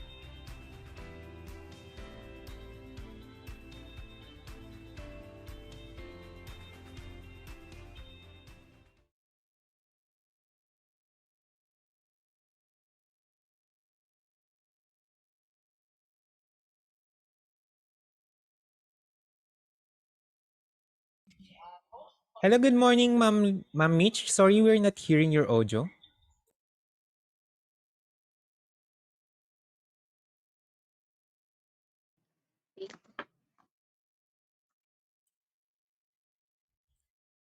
Yan po, sir. Okay. Ayan po, okay na po. Thank you po. Okay, thank you. Hi, good morning, everyone. Welcome to today's session on e-resources for your library needs. Thank you for the opportunity to speak to you this morning, and thanks to our organizers for organizing this event. My name is Mitch Marshall. I'm a sales and marketing executive from LiveTech Source Philippines Incorporated, and it's my great honor today to share with you, to show you how we can serve all of your library needs.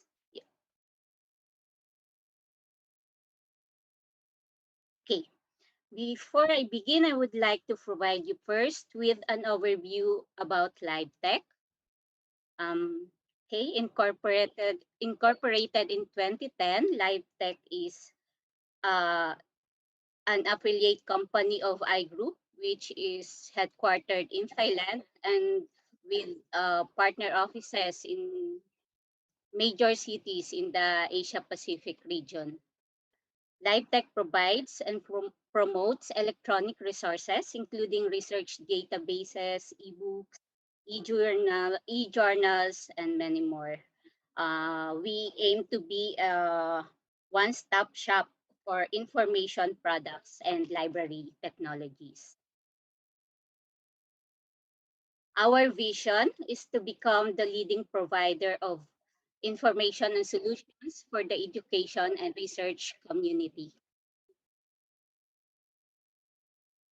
Okay, we provide a wide range of products from e-journals, e-books, databases, tools, coursewares, video and media, standards and patents, conference proceedings and reports, comics, rare books, print on demand, and periodical references, including magazines, newspapers, and newsletters. Okay, so LiveTech holds several exclusive distributorship of well-known publishers from the US, UK, Europe, as well as through channel partners from iGroup. I will not touch them all. These are the saleable for science, technology, engineering, mathematics. We have IEEE, ICE Publishing, American Society of Mechanical Engineers, American Society of Civil Engineers, IEEE Computer Society, SAE International, ASTM International, SIAM, American Welding Society, Springer, IET, Association for Computing Machinery. Then we have American Institute of Physics, APS, Institute of Physics, Annual Reviews, American Chemical Society, CABI, and CAS. For medical, we have Walters Kluwer Health, Up to Date, FIMI, Proven Health Analytics, Unbound Medicine, and AJM and JAMA. Multidisciplinary, we have ProQuest, Sage Publishing, Oxford University Press, Skillsoft, OECD, Duke University Press, Underline, IGI Global, and IG Publishing, which is a wholly owned business unit of iGroup. For K-12, we have Mangos Teams, World eBook Library, Culture Grams and Sears, Code Monkey, and Learning A to Z. For tools and services, we have Web of Science, IES Research, Site Ready, RDA Toolkit, ImaCheck, and we have the remote access products, Remote XS, and MyLost. Now let's move on to the last part, the business models. We have flexible models for every library, and they varies from different publishers and content.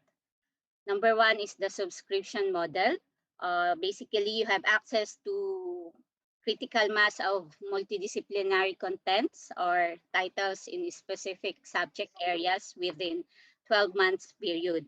So pricing is based on FTE or full-time enrollment. Next is subscription with perpetual access. Okay, some publishers, they offer their institutional subscribers to have perpetual access to journal content that they subscribe to. Next is perpetual access. Usually it's one-time purchase. Some publishers, they charge hosting fee to maintain the platform. Some publishers, they don't. So depends on the publishers. Next model, evidence-based acquisition. So this is one-time payment, and the publisher will open up access to their whole ebook collection for 12 months period. Then you can, after 12 months, you can pick and choose titles to keep as perpetual. The last model, pay-per-view. This is for personal users only. You pay a small fee to access articles within a short period.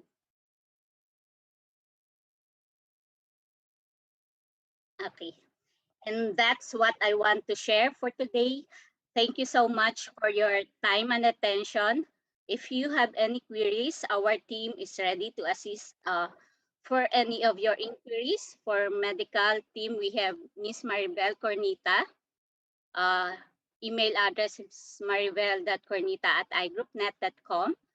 For NCR and Luzon area, we have Mr. James Sardalia. And for Visayas and Mindanao, you can contact Miss Christine Salaritan. Okay. Once again, thank you so much to our PLAI for organizing this event, and thank you everyone for attending.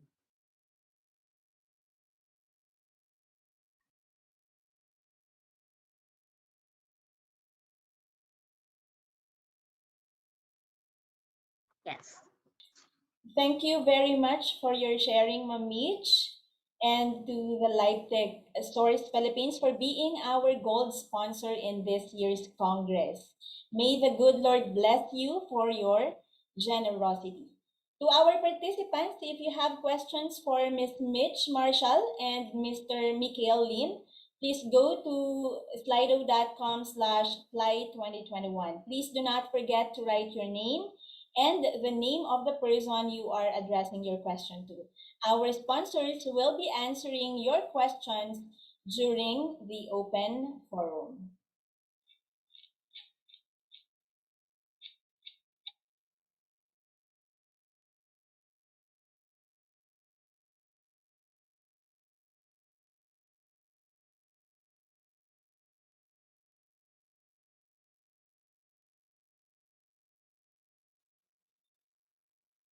And we are down to the next presentation.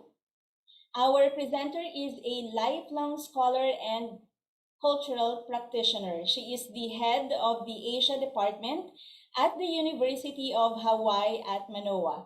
She also manages the Philippine collection at UHM, one of the largest Philippine collections outside of the Philippines.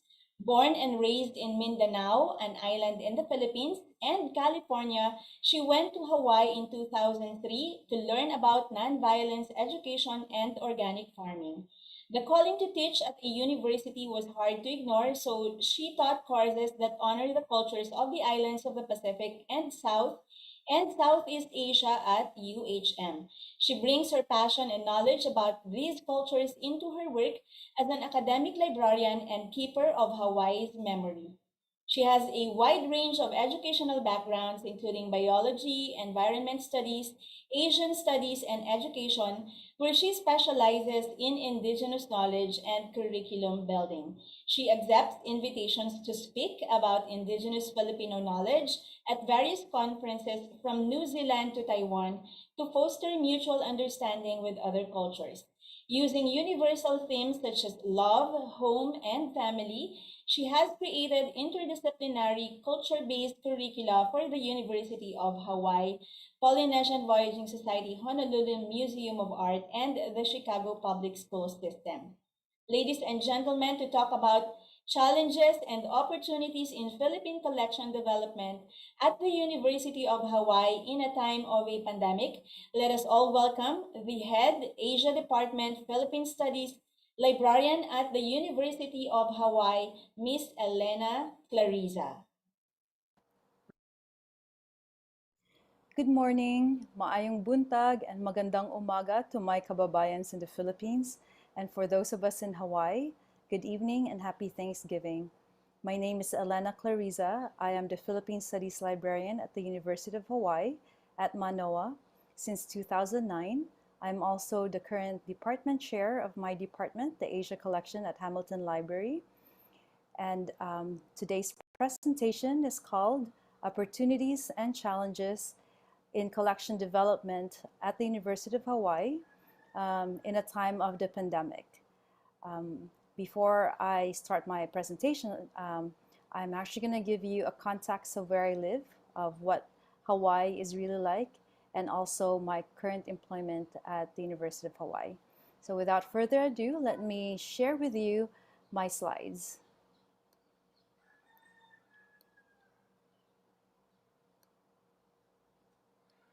So just to let you know, maybe you can hear the roosters crowing in the background. So yes, Hawaii is really like the Philippines in a lot of ways. Anyway, for many of us, a lot of people know Hawaii from the TV shows that they've seen. And they have this illusion of paradise, actually. This is the slide that I'm showing you is what you see in magazines. Actually, there are 8 islands in Hawaii. And I live in Oahu, and University of Hawaii is in Honolulu as well as Waikiki. And let's see. But really, this is what Hawaii is like. Yes, it's a very beautiful place. The beaches are beautiful, but there's also a lot of homelessness and poverty. And as you can see here, there are little tents that are propped up along the city, and they're everywhere, sadly. And a lot of our homeless are actually Hawaiians, because of the continuous displacement that started when Hawaii was first colonized back in the late 1800s, the same time as the United States colonized the Philippines. However, sadly, the Hawaiians were never able to get their sovereignty or their independence back. So if you can look at the photo at the corner of my slides, you can see a lot of the Hawaiians wearing red, fighting and asserting their sovereignty. And on the left side, a lot of our people here, a lot of Filipinos too, this photo shows them on a strike against labor injustices. So this is the University of Hawaii where I work. So right before the pandemic, and I'm pretty sure that it's still true, the biggest population are Asian students, followed by the Caucasians and then the native Hawaiians.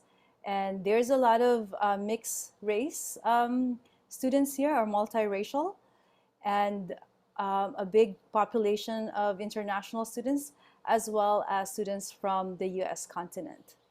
And there are enrolled in over 200 programs, and there are over 20,000 students here as well.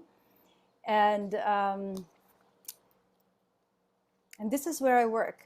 This is the Hamilton Library, and it is the largest research library in Hawaii or in the Pacific. It has, the last count that I did a few days ago, we have about 120 staff members, about 40 librarian faculty. There are 8 of those who work in my Asia collection department. And before the pandemic, we had a librarian for each academic centers, which pretty much includes Japan, China, Korea, Southeast Asia, South Asia, Philippines, and Okinawa. We don't have a center for Russia at the moment, but we do have a Russian bibliographer that only focuses on the Northeast Asia collection. So as you can see, the Asian studies at University of Hawaii is pretty old. It began in 1920, and also the Philippines was created in 1975, and it's not included in Southeast Asia because of the large population of Filipinos. So this is actually a special legislative mandate to recognize the contributions of Filipinos in Hawaii. So this slide shows the different immigrants that came to Hawaii during to work in the sugar plantation. So there were Puerto Ricans, Chinese, Koreans, Hawaiian, Japanese, and the last group were the Filipinos. They came here to work as laborers in the sugar plantation. We also have a strong background or a strong history of struggle. And as you can see here, these are Filipino laborers striking against exploitive labor practices during the sugar plantation era. And in the 60s and the 70s, during also the martial law in the Philippines, we have faculty here that stayed on in Honolulu because they couldn't go back to the Philippines, like Dr. Belinda Aquino. Maybe some of you know her. She was on the President Ferdinand Marcos's watch list because she was an activist and also a PhD graduate at Cornell at that time. And she couldn't go back to the Philippines, and she later on founded the Center for Philippine Studies with the community support and the legislatures. I'm sorry. There were very strong Pinay professors actually at that time. Dr. Teresita Ramos, who founded the Philippine Literature and Language Program, and Professor Presi Espiritu, who also founded the Ilocano Literature and Language Program. And right now, we do have over 1,000 students enrolled in our Philippine-related courses, and they're growing actually. And not only that, from 2010 to 2018, we have record graduate rates of Filipinos. And this is really because of the hard work of our faculty and our students in increasing the enrollment of our Filipino students. So that's really something that we can be proud of. And so this photo is with the Philippine Literature and Language Program. And we are here with the famous poet, novelist, and activist Ninochka Rosca. She launched one of her books here at the library.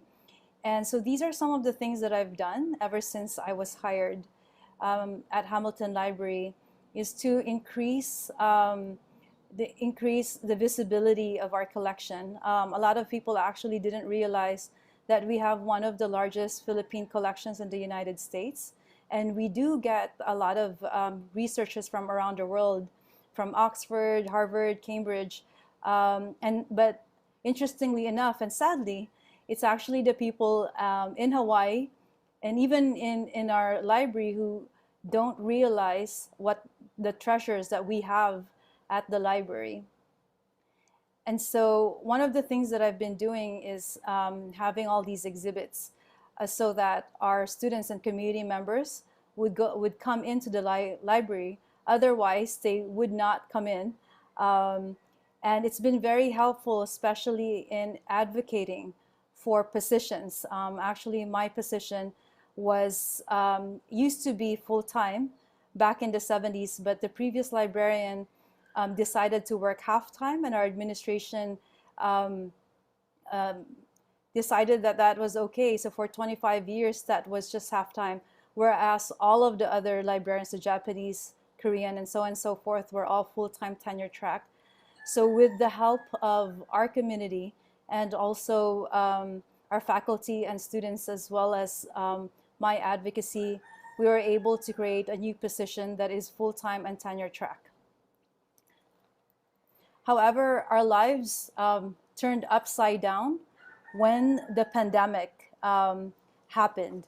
The picture on your left is actually, that was right before the pandemic, and there really was a lot of students. On the right now, the university is like a ghost town. No one is here, but the students are slowly trickling back. But for almost 2 years, and currently, we are not doing face-to-face instruction. A lot of it is still, our courses are still online, but depending on the pandemic, the COVID numbers by next semester, we are planning on opening up the school to the public once again, and also the library. And this picture just really shows you Waikiki before and after, when it was deserted. It was quite sad, and I know this is true for a lot of places, and it's still happening now. When we closed down the islands, what happened was a lot of people lost their jobs, and our students whose parents, the entire family works in the hotel industry, lost their jobs, and it became so dire that people actually did not have food to eat. And so there were food distribution. We're just slowly coming out of that, and we're crossing our fingers that things will get better.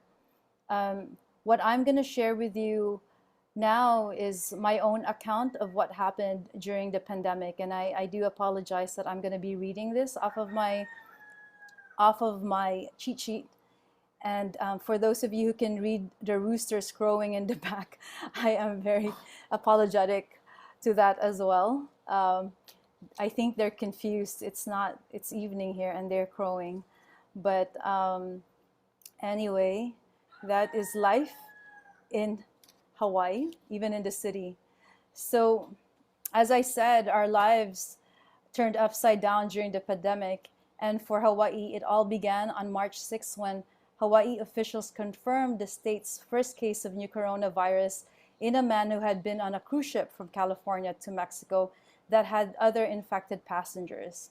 Amidst the growing uncertainty, fear, and for many, including myself, panic, we waited for our university administration to decide whether library employees will work remotely or continue working physically at the library.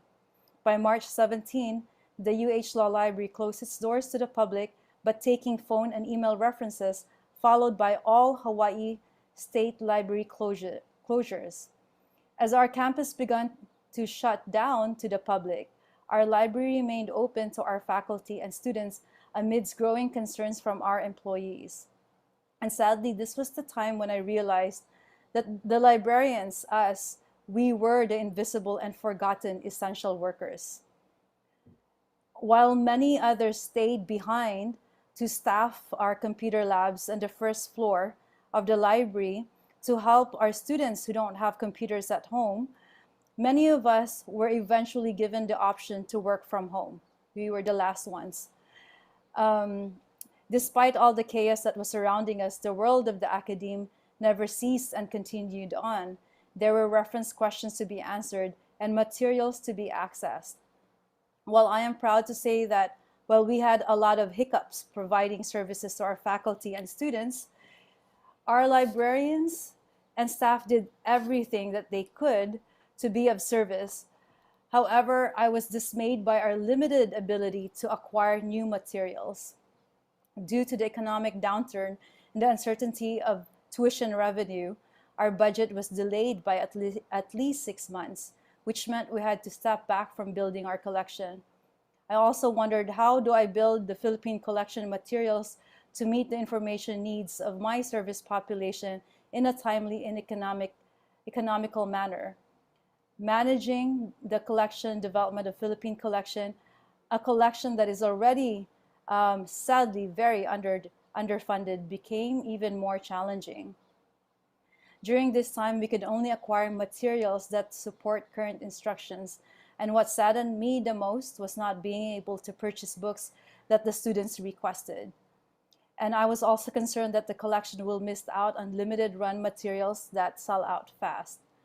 It was really frustrating when hard to find materials became available and there was no fund to cover it. And I do appreciate a colleague offering to buy a particular material for the Philippine collections since it overlapped her own subject area using her collections endowment fund. And that's when I really started thinking about establishing this endowment fund. We're very lucky that we have the support of Dr. Belinda Aquino, and she has been wanting to donate money to us even before the pandemic. And I reached out to her if she was still interested in that. And with my own donation and with her large seed money, we were able to establish an endowment fund to support the Philippine studies.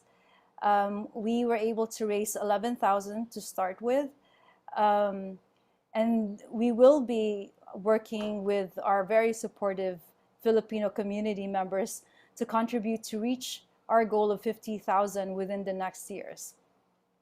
So I'm thinking that since the creation of the Center for Philippine Studies and the Philippine Studies Librarian position in 1975 were community driven, so I'm very hopeful that with the support of our Filipino community, that we will be successful in finishing and establishing this endowment fund.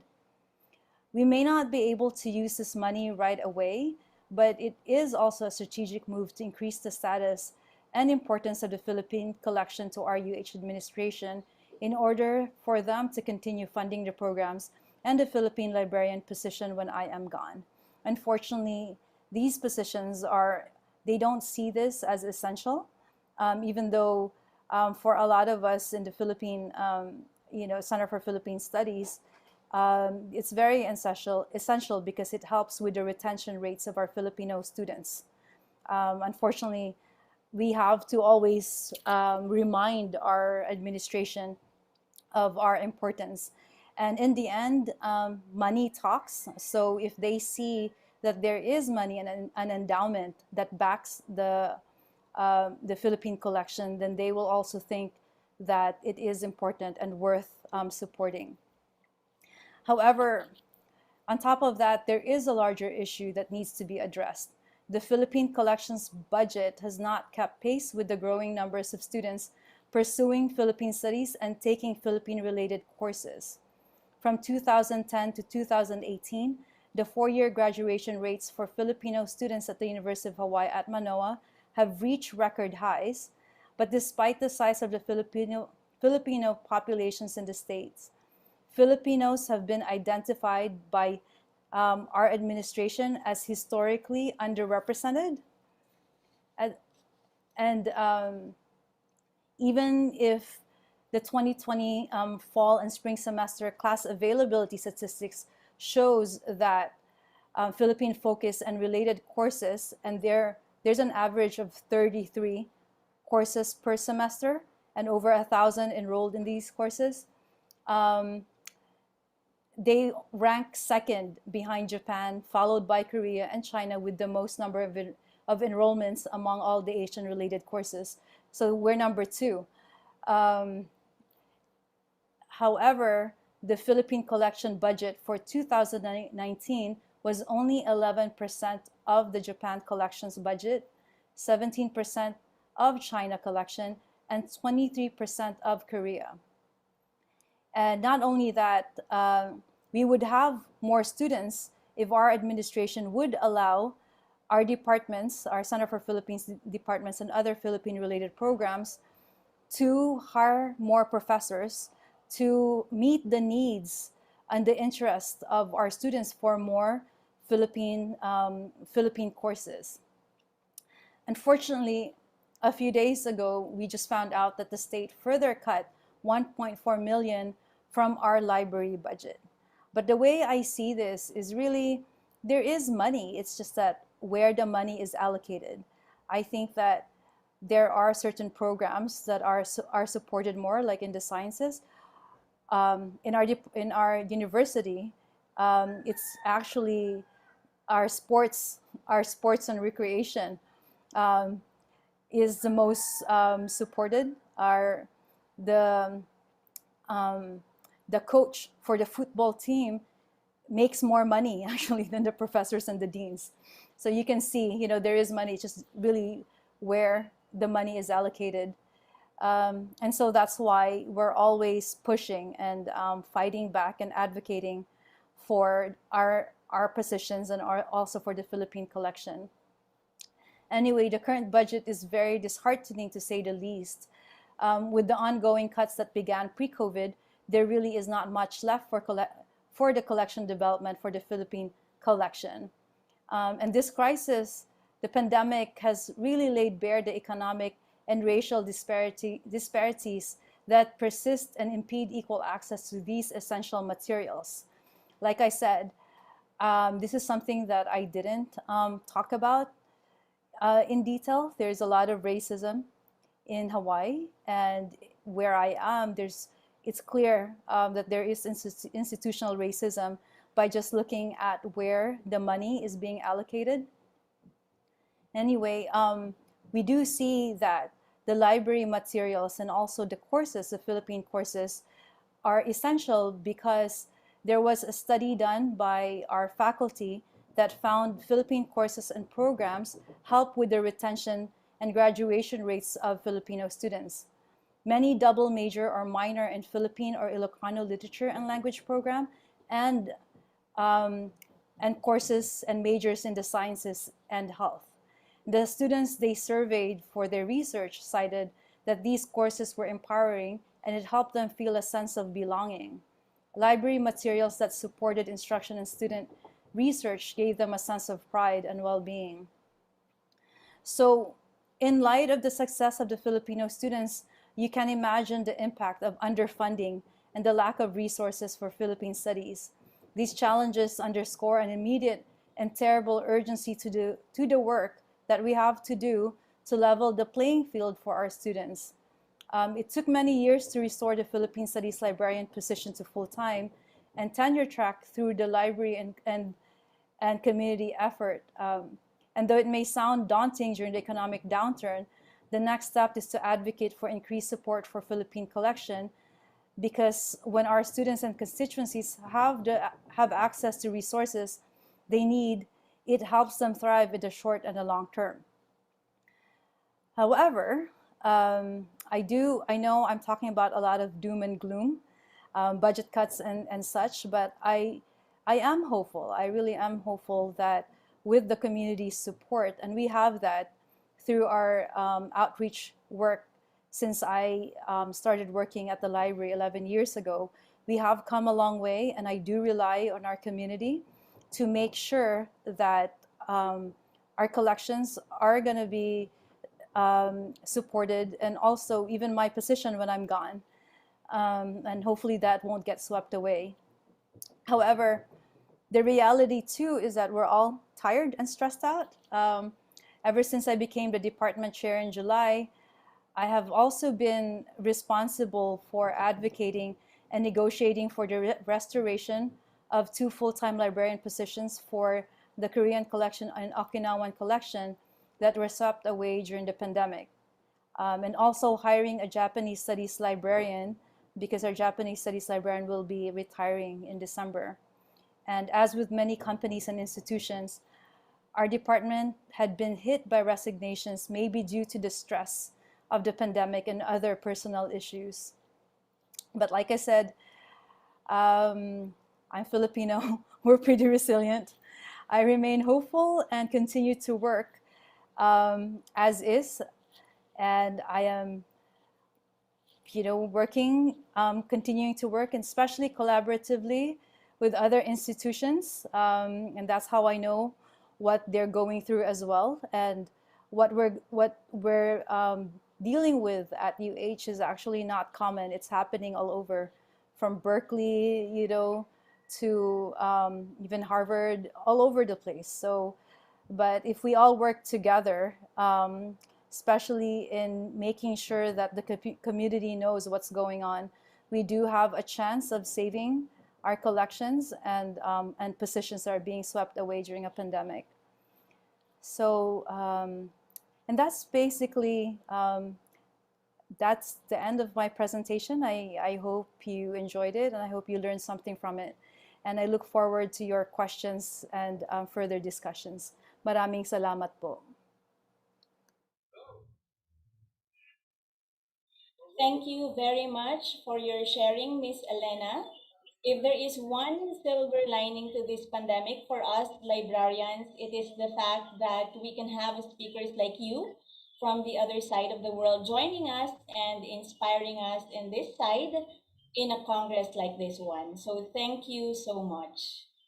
It's Once my again, pleasure. Once again, this is the PLAI Online Congress 2021. This year's theme is Outcomes, Outreach, Outstanding. This is brought to you by the Philippine Librarians Association Incorporated in partnership with the National Commission for Culture and the Arts through the National Committee on Libraries and Information Services and the National Library of the Philippines. For our participants, just a reminder, ang certificates of attendance po natin, ibibigay po after the last day of our event. May ibibigay po sa atin na online evaluation and may assessment po. So, sasagutan po natin yung konting quiz. So, make sure po na manood po tayo for the whole event until our 4th day, or meron din po tayong recorded sa ating Moodle site and sa PLAI YouTube channel. Ayan, Sir Dredge, this was truly a prolific day as we learned so much from our speakers. I think our sponsor is Mr. Michael Lim from the Oxford University Press, Ms. Mitch Marshall from the LiveTech Source Philippines, and our speaker, Ms. Elena Clariza, are more than ready to answer our participants' questions now. Sir Dredge, let us see the question. And po, our first question is for OUP and LiveTech. So this is for Sir Michael and for Ma'am Mitch.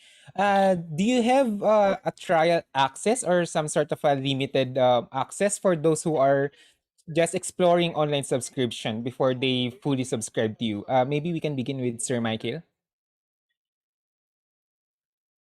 Yes, we do provide trial, to institutions. So if you can let us know what is the products that you are looking, then we will be able to actually assist you on the trial. Thank you, Sir Michael. How about po, Ma'am Mitch for LiveTech po? Yes, we can give trial po. Just tell us kung ano po yung mga products. And then wala pong commitment yon pag nag-trial po kayo. Ayun, salamat po.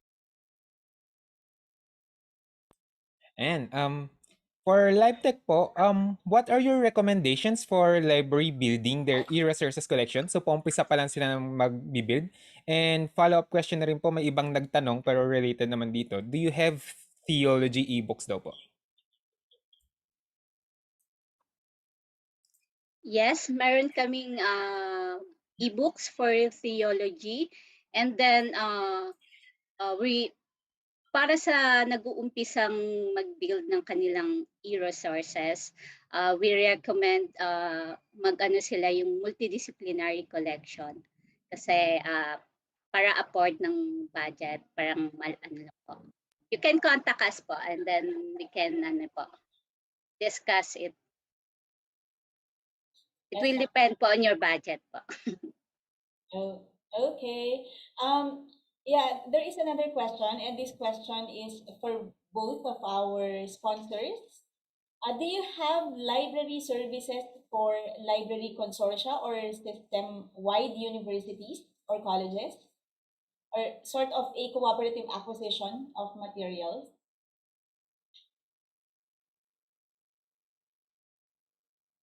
Yes, we do offer also consortia. Um,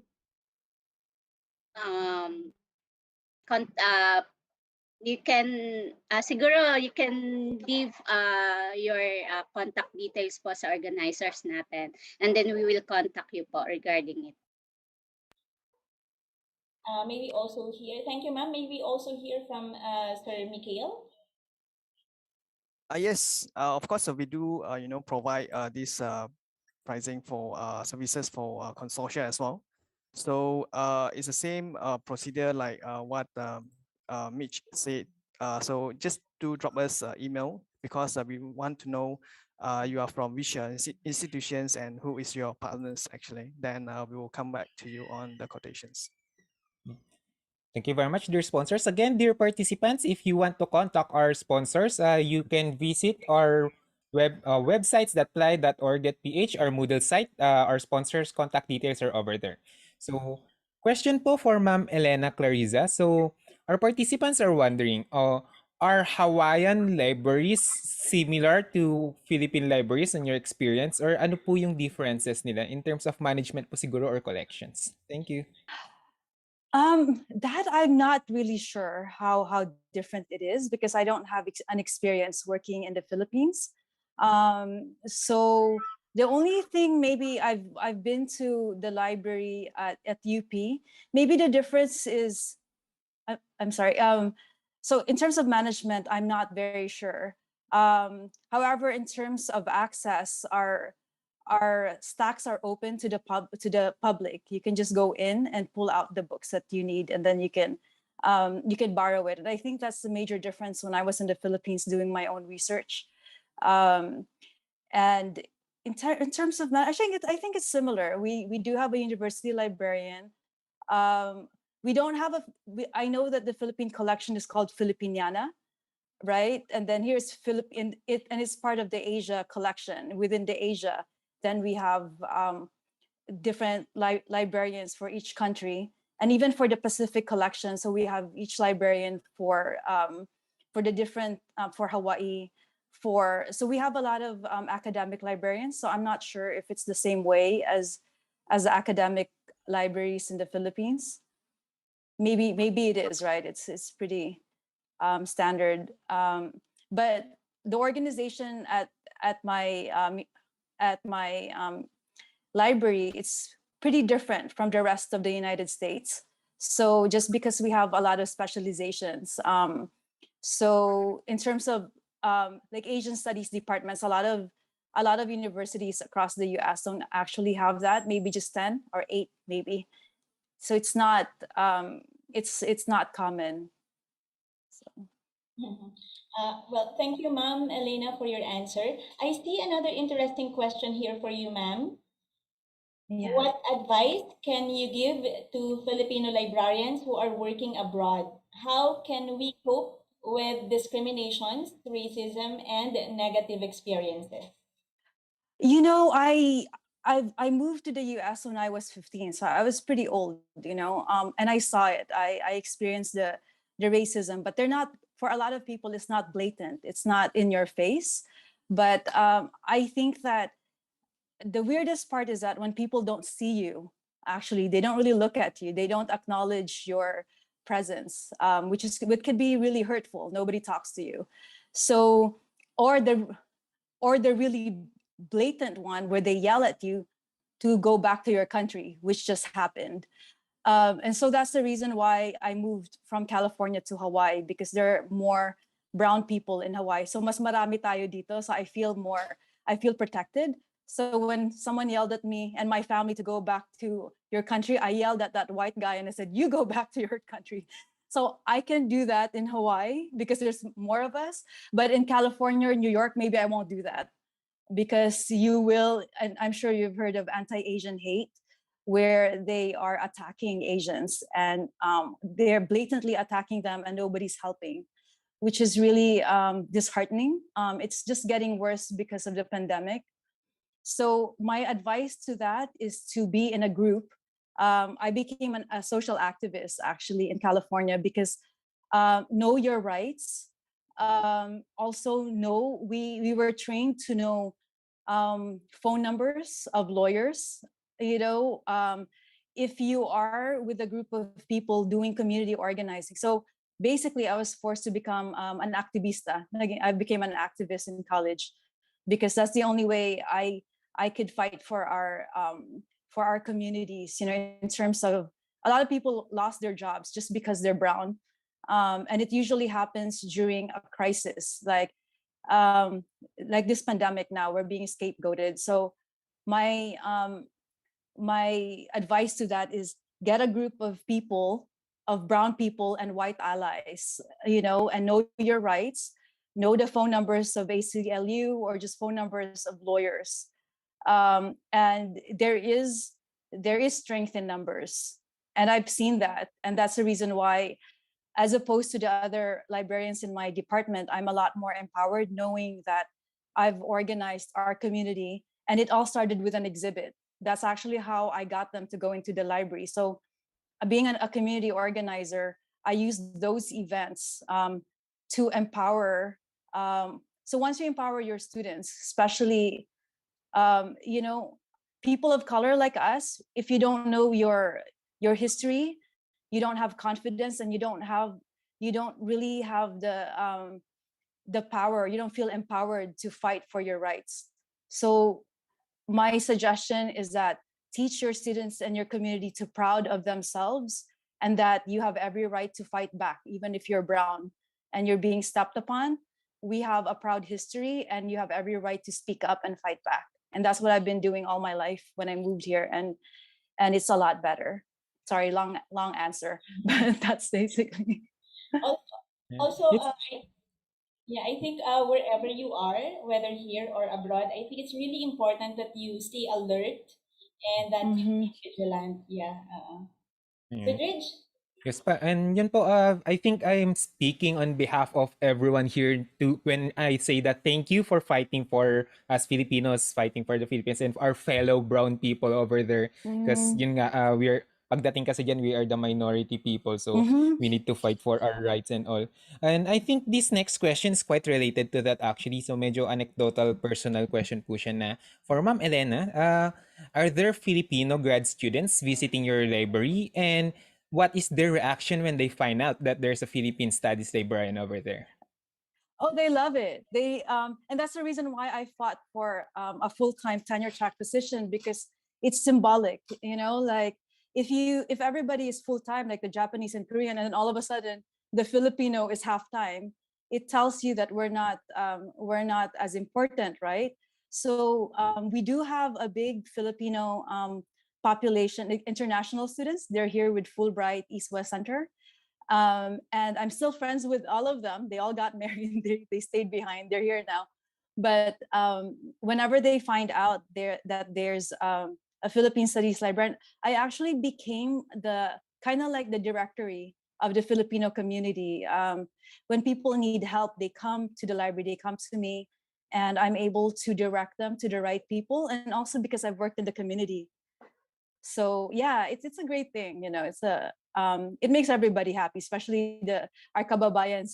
The international students are always lost and a little bit scared, of being abroad for the first time. So yeah. Maraming salamat po, Ma'am Elena. Mhm. We would like to Yeah, go back. Yeah, we'd like to go back to our sponsors. Here is a question for you. Do you have sort of starter or introductory package for those higher education institutions that have limited budget but slowly transitioning to online resources?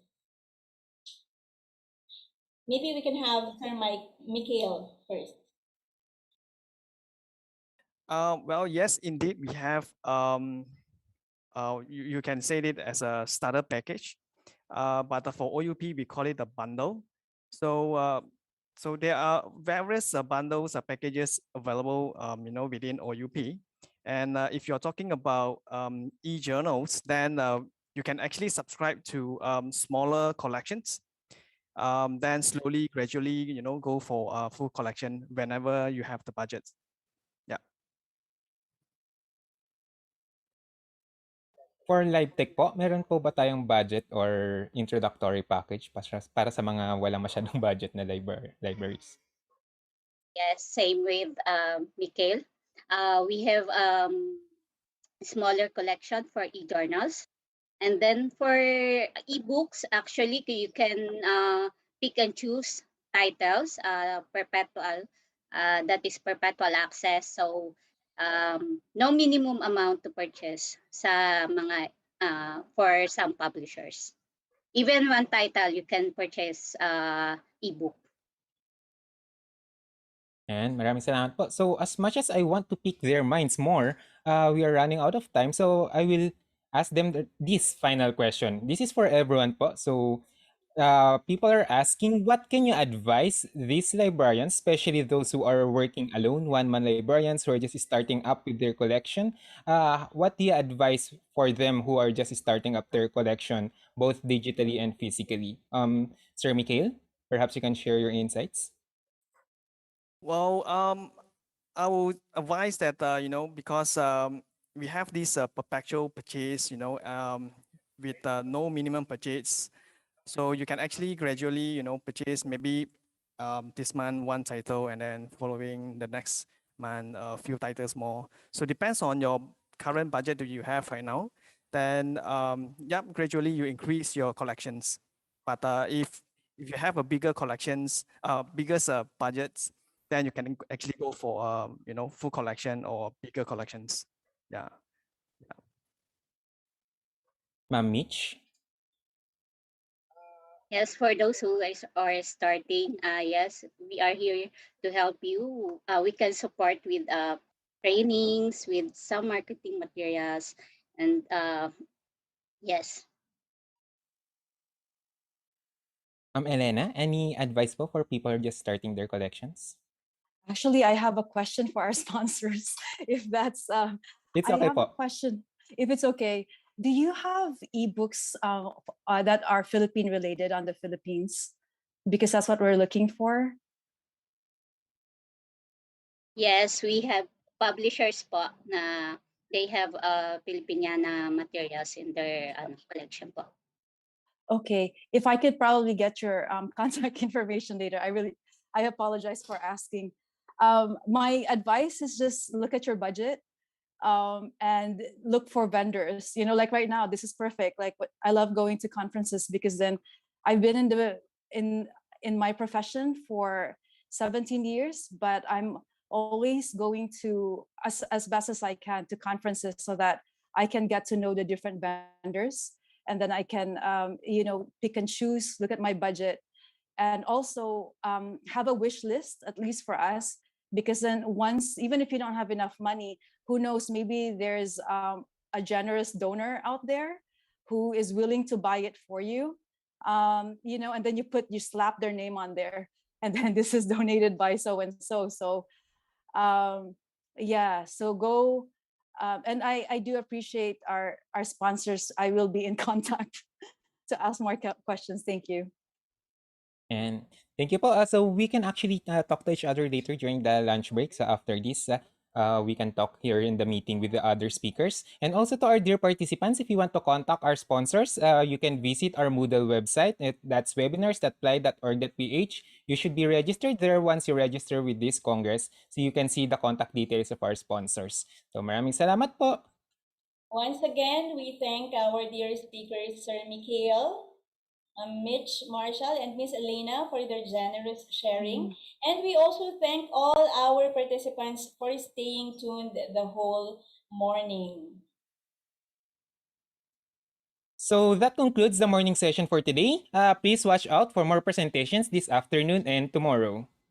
Once again, this is our PLAI Congress 2021 with the theme Outcomes, Outreach, Outstanding. This event is in partnership with the National Commission for Culture and the Arts, through the National Committee on Libraries and Information Services and the National Library of the Philippines. Magkita-kita po tayo muli mamayang hapon. Well, hindi ako yung makikita nyo mamaya. You will see Sir Elijah Darwan. He will be back to do the hosting and moderating this afternoon. Once again, my name is Venus Guyos from the University of St. Louis, your librarian from the North. And I am Dritch Reyes from UP School of Library and Information Studies, your kuya, teacher librarian. And we are your hosts and moderators for this morning's session. Have a great lunch, everyone. Mabalo ni kamungamin agyaman ak unay kada kayo amin. Kain na po tayo. Kita-kits later.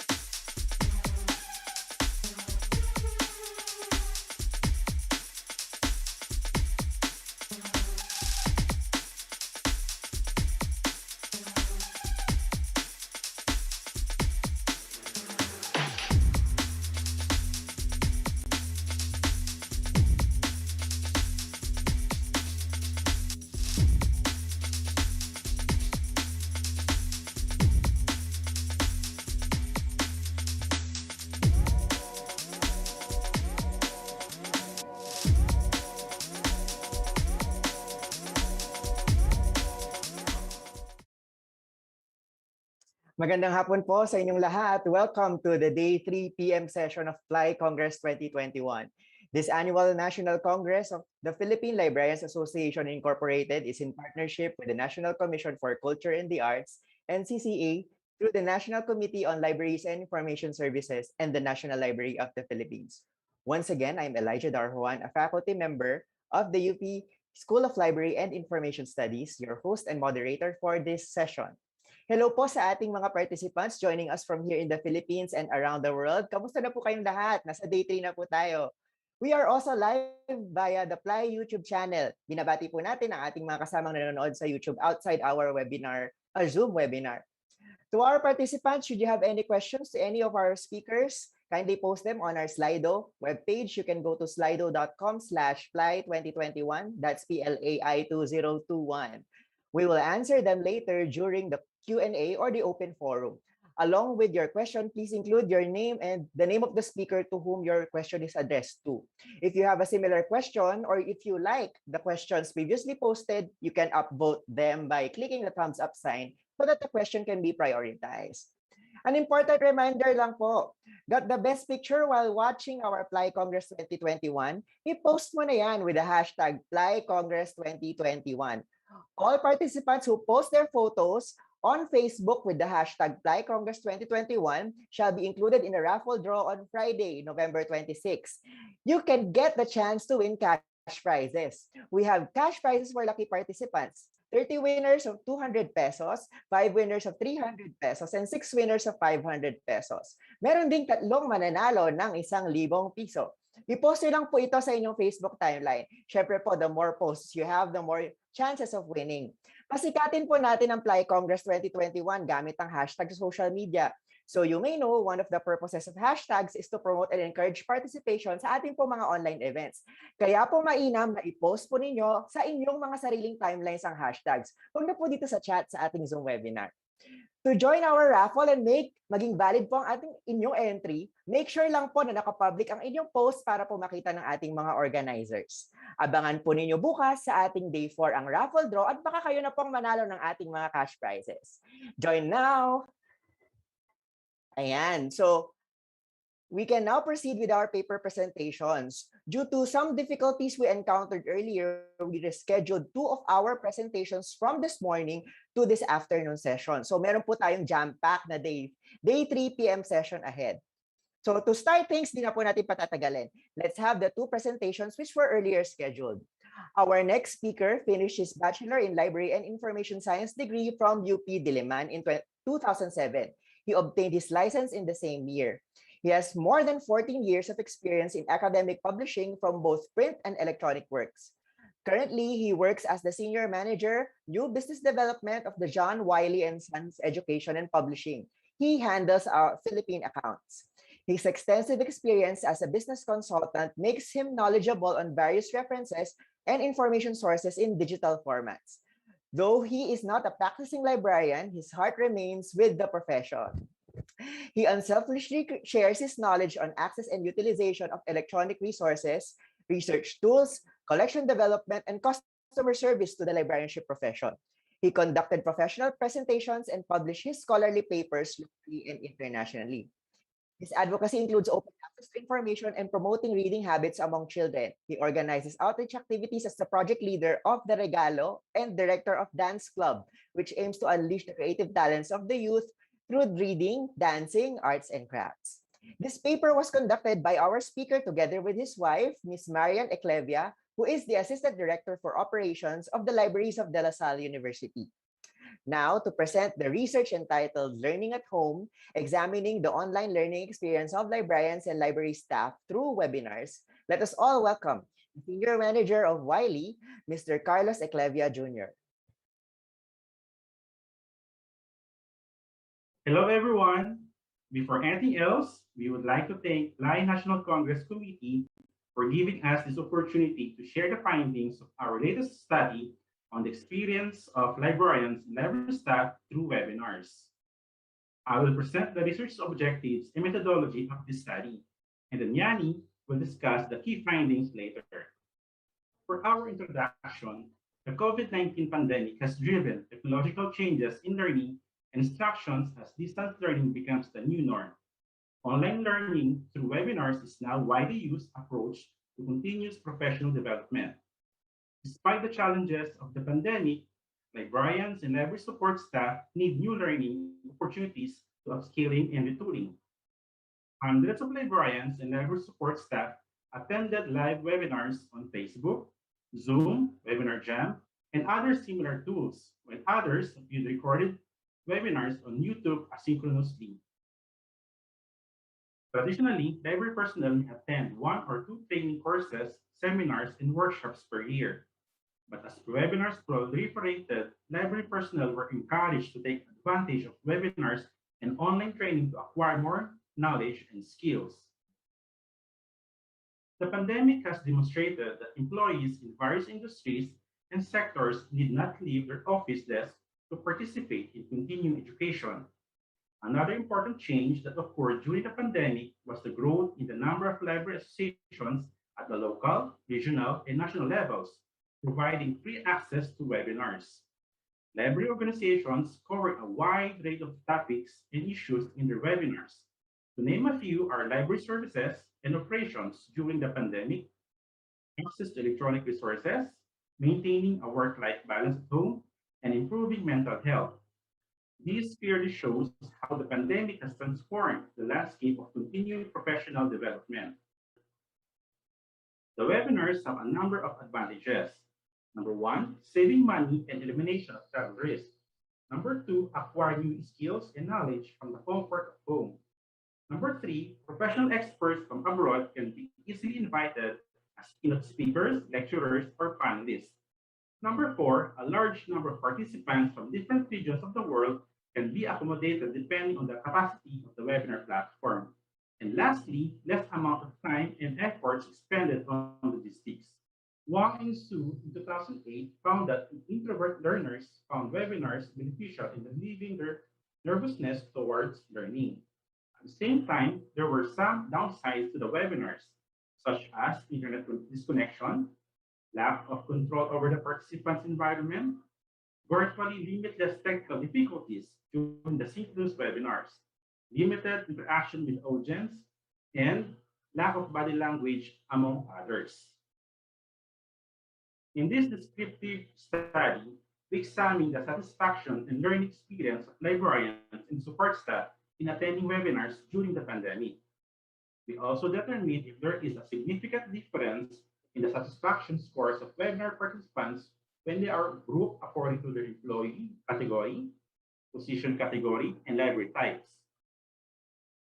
We believe that the results have implications for professional associations and libraries in the practical delivery of webinars and in the development of training and seminars for librarians and library staff. Webinar organizers may refer to this study to become familiar with the factors or dimensions that affect the satisfaction of webinar participants.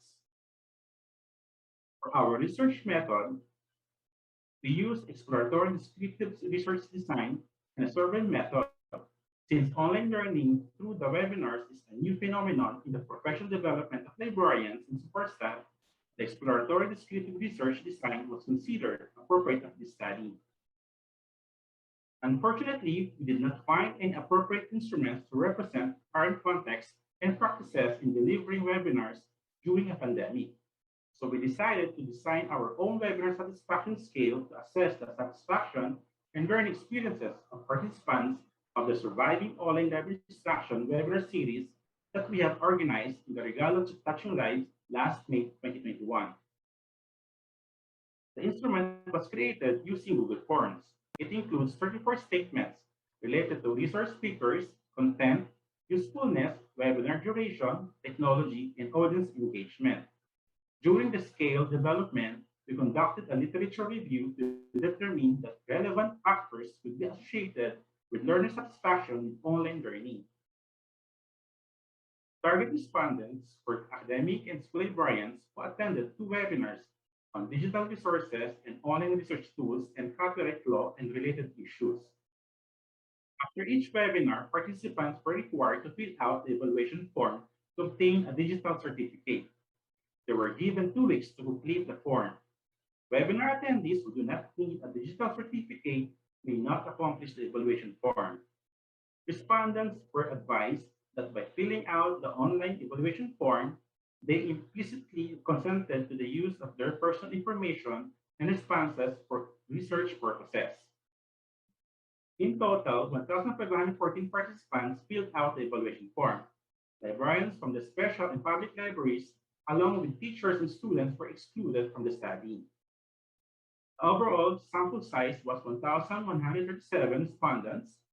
Most of the respondents were academic librarians. More than 60% of respondents have non-supervisory positions.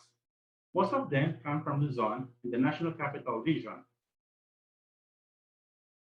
We conducted pilot testing in construct validation to test the validity of our instrument. Construct validity of the scale was evaluated using exploratory factor analysis, using principal component analysis with Weiermax rotation and Kaiser normalization. Cronbach's alpha was also calculated to verify the consistencies of the scale items. Following the recommended minimum factor loading criterion of 0.40, 28 items were included in the analysis. The AFA results revealed a four-factor structure: content and usefulness, learning technology, learner participation and engagement, and social interaction. The Cronbach's alpha of four components range from 0.750 to 0.954, indicating a good or high internal consistency reliability. The factor loading to each item scale are included in the full paper. For our research findings, we found out that respondents were very satisfied with the webinar. As shown in Table 3, the mean scores for content and usefulness, learning technology, and social interaction are very high, suggesting that respondents were also very satisfied with these components. Notice that the mean score for learner participation and engagement component is lower than the other three components. Figure 1 shows the distribution of satisfaction mean scores for each component. The data are skewed negatively, hence not normally distributed. The highest mean score for the overall webinar satisfaction level was 7, which is highly satisfied. And the lowest mean score was 5.11, which is satisfied. The findings imply that respondent satisfaction in learner participation and social interaction components is lower than in terms of content and usefulness and learning technology. Most respondents strongly agreed to the following statements. The topic was effectively presented. The speaker accurately delivered valuable information. The pacing was satisfactory. The webinar provided the information I had expected to receive. I gained new knowledge relevant to my job. And I feel that this webinar helped me improve my skills for my career. Most respondents had a positive learning experience using the webinar platform. They found the webinar platform user-friendly and believe that they have the knowledge and ability to participate in the webinar. Furthermore, many respondents strongly agreed that they felt comfortable participating in the webinar using a variety of technologies and enjoyed taking part in the live polls, activities, open forums, and discussion through the chat facility.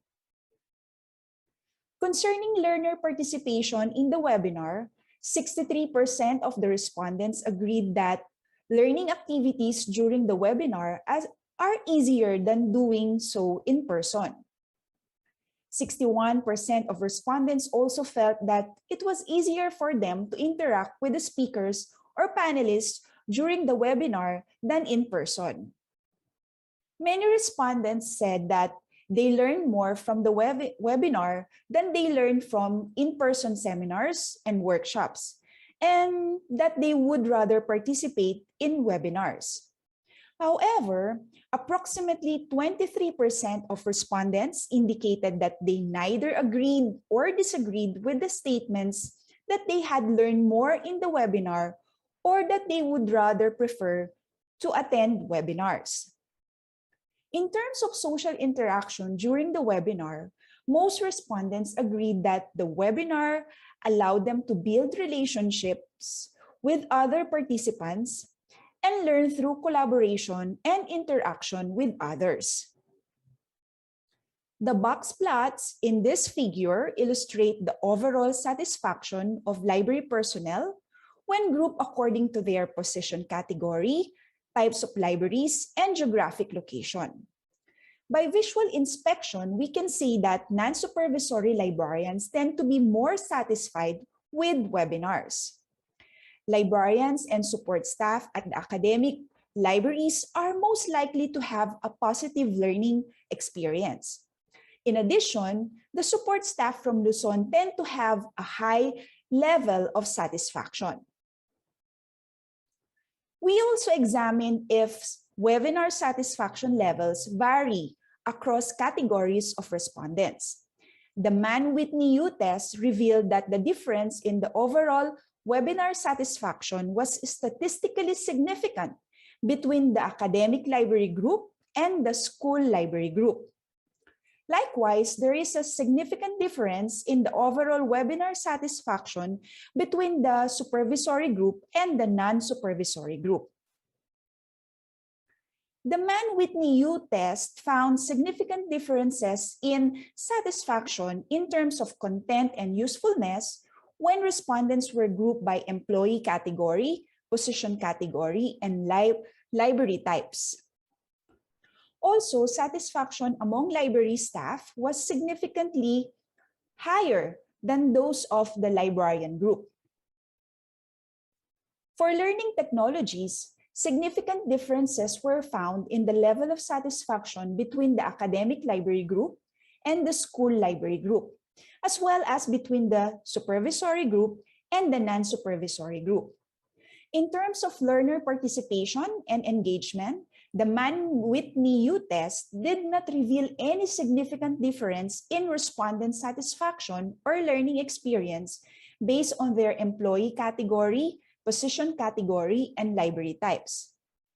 For social interaction, satisfaction among library staff was significantly higher.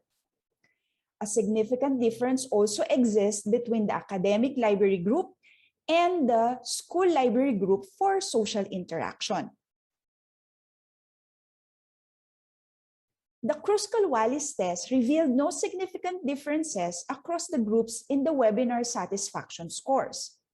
The same results were found when satisfaction scores were examined in 3 dimensions: content and usefulness, learning technology, and learner participation. On the contrary, the Kruskal-Wallis test revealed a statistically significant difference in respondent satisfaction in terms of social interaction. Dunn's test was performed for all 6 pairs of groups, and we found out that the most satisfied respondents were from Mindanao, followed by respondents from Visayas. The results indicate a strong evidence of differences between the respondents from Mindanao and those from the National Capital Region. There's also a difference in the satisfaction level in terms of social interaction between the Mindanao and Luzon groups. So what do the results tell us about online learning through webinar sessions? The COVID-19 pandemic has created great opportunities for online learning and professional development. Professional library associations and other CPD providers across the country have moved their face-to-face annual seminar workshops, conferences, and training in the online environment so that librarians can stay informed and obtain CPD credits without leaving their homes. The overall findings indicate that librarians and library staff in this study were very satisfied with their online experience through synchronous webinars. The data imply that respondents working in academic libraries have a more positive webinar experience than those working in school libraries. The findings also suggest that librarians have a more positive experience with the learning technologies used in the webinars compared to library staff. Supervisory respondents were more satisfied with learning technologies compared to non-supervisory respondents. Respondents' high degree of satisfaction may be attributed to their positive attitude toward online learning, access to learning technologies, and interest in learning more about the topics. Buxton et al. Found that participants attend webinars to study a particular topic in depth and improve their general knowledge through new information and the latest trends. While libraries are physically closed in these uncertain times, there has been a significant development in the application of digital technologies in libraries, in virtual reference services, in library instruction, as well as in accessing electronic resources. Therefore, library personnel must stay up to date on these developments. Fadlel Mola et al. Said that webinars provide attendees with the convenience of attending lectures from the comfort of their offices or homes while doing multiple tasks. However, one cannot generalize that by saying that library personnel would prefer to attend webinars rather than face-to-face seminars.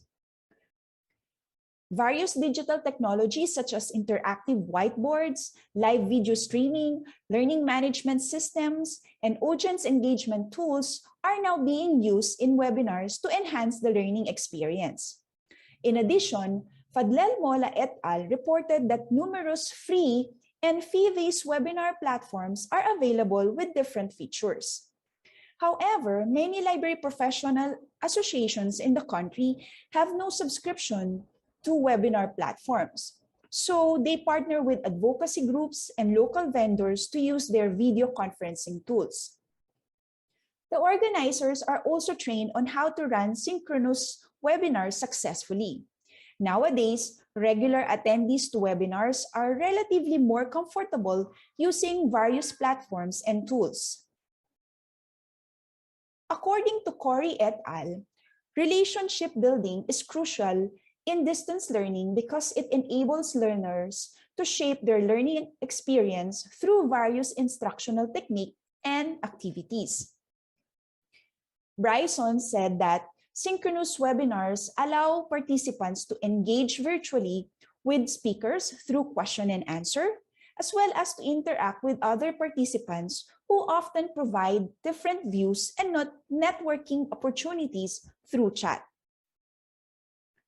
However, in contrast to traditional learning models, social interaction and building relationships with colleagues are limited in webinars, as interaction between participants is often minimized.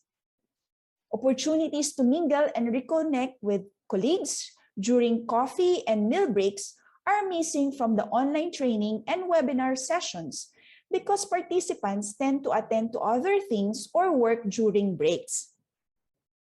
In addition, the lack of body language and limited audience engagement can make it difficult for speakers to get to know the mood and motivation of the attendees.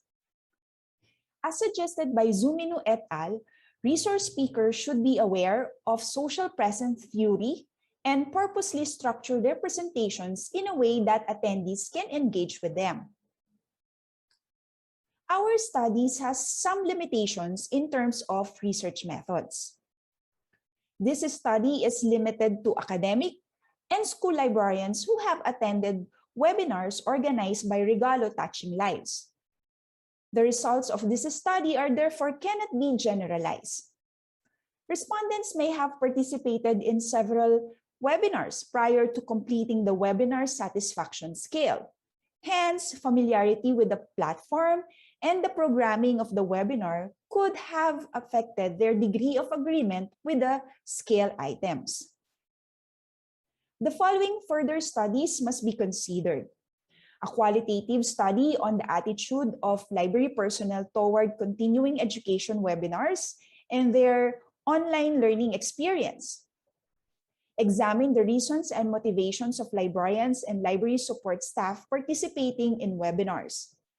And finally, investigate the advantages and perceived challenges of continuing education webinars. Here are our references for more information. Thank you for your kind listening. And if you have questions about our research, please do not hesitate to email me at marian.eclevia@dlsu.edu.ph. Thank you again.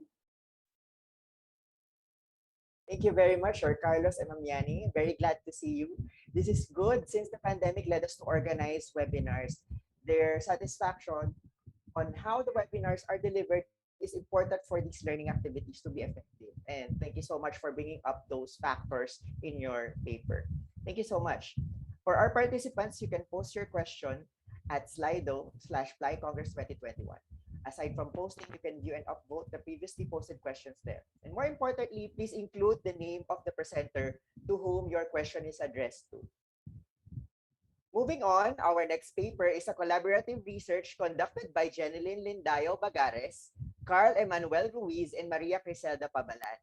Ms. Jeneline Bagares graduated from La Consolacion College, Bacolod with a Bachelor of Library and Information Science degree in 2009. She holds a master's degree in Library and Information Science from the Polytechnic University of the Philippines and is currently pursuing her Doctor of Education Management at the same university. She is presently employed at the University of the Philippines, Diliman as College Librarian 2. Her co-author, Mr. Carl Emanuel B. Ruiz, graduated with a degree of Bachelor of Library and Information Science from the University of Santo Tomas in 2015, with a distinction as the Benavides Outstanding Achievement Awardee. He garnered the top rank, number 1, in the 2016 Librarian Licensure Examination, and he is currently taking up his Master of Library and Information Science degree in the School of Library and Information Studies in UP Diliman. Presently, he's a librarian in UP National College of Public Administration and Governance, and he co-authored articles with Dr. Alex Brillantes, a faculty member of UP and CPAG. The third of the three authors, Ms. Chris Pabalan, on the other hand, presently works full-time at the University Archives Division, UP Diliman University Library. She is currently working on her thesis proposal at the UP School of Library and Information Studies. To present their paper entitled An Exploratory Study on Online Library Instruction During the COVID-19 Pandemic, the experiences and perspectives of 4 Philippine academic reference librarians, let us all welcome Ms. Jeneline Bagares, Mr. Carl Emanuel Ruiz, and Ms. Chris Pabalan.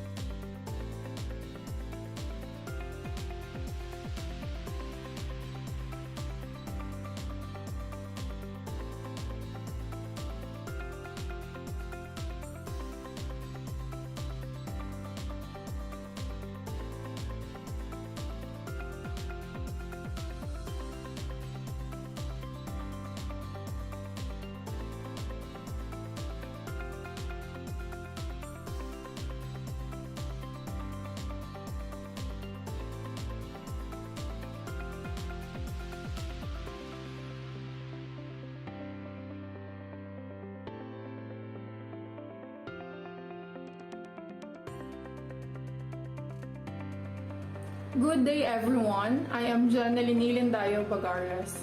This paper discusses the experiences of Philippine academic reference head librarians from top 4 Metro Manila universities, namely University of the Philippines Diliman, Ateneo de Manila University, De La Salle University, and University of Santo Tomas. It documented and examined their experiences in shifting from face-to-face to online library instruction during the health crisis. The information was gathered via literature search and key informant interviews with the heads or directors of the reference services from these higher education institutions. This paper contributes to the literature by drawing lessons from the head librarian's experiences during the pandemic for good decision-making and leadership in academic libraries, especially in the context of a developing country like ours. The whole world, including our country, was blindsided by the advent of a highly infectious virus widely known as COVID-19. It was on March 2020, authorities enforced lockdown to hold its spread. All activities were prohibited, including religious services, sporting events, schools, and social functions. Thus, countries' borders and industries signifies the necessity to shift to online activities and any other virtual platforms. During the COVID-19 pandemic, the landscape of virtual library instruction is focused on academic libraries. We investigated how it was conducted in developing countries, particularly the Philippines. The cases examined in the study, the 4 leading higher education institutions in the country are listed in global university rankings as QS World Rankings and Vivometrics. Inspired by this goal, we came up with the following research questions. First, how did the instruction needs of students change during the COVID-19 pandemic from the perspective of head reference librarians? Second, how did the 4 university libraries meet the instruction needs of their students during the COVID-19 pandemic? Third and last, what lessons for academic library decision-making and leadership can be drawn from the experiences of these 4 head reference librarians? Even before the pandemic, librarians have played vital roles in helping facilitate learning for students. They are adept at probing for information, for references in and out of the library. Moreover, the librarian's training or orientation on using advanced database searching methods in databases is highly valuable. Over the last decade, online instruction has proliferated in many academic areas, and library instruction is no exemption. Teaching in important topics such as critical thinking and research skills to many students at once has created a demand for more online library instruction. While delivering library services during COVID-19 is imperative, ensuring the safety of faculty, officials, library staff, and students is always a top priority. When programs were moved from in-person to virtual modes, attendance increased. Online education and webinars would almost be certain in the future or will complement in-person sessions more frequently. Students understood virtual learning as an essential response to COVID-19 and mandatory physical distancing. Moreover, students' inclinations for online instruction may be shaped more by their learning needs and wants than their study styles. The pandemic allowed academic librarians to reconsider their responsibilities and basic principles in supporting their institution's teaching and learning missions during these trying times. This study examined the experiences of head reference librarians from the 4 top-ranking universities in the Philippines regarding online library instruction for students. Literature and documentary analysis about online library instruction was used. The authors also conducted key informant interviews with the head librarians of the reference services or sections of these 4 universities in a semi-structured manner. Similarly, Watt stated that students' preferences for online instruction methods might be influenced more by their learning needs than their learning styles. Alongside the shift to more online classes, there is an increased demand for information literacy instruction delivered in the digital instructional environment. In addition, the continuity of library instruction cannot be halted. Sobel and Drury stated that maintaining consistency helps deliver clear, consistent library services.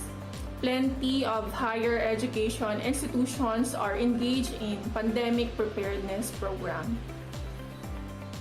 By analyzing how Philippine universities and libraries can empower and support students, even during a public health crisis, it will highlight the need to create and strengthen online library instruction to assist learners in their research endeavors.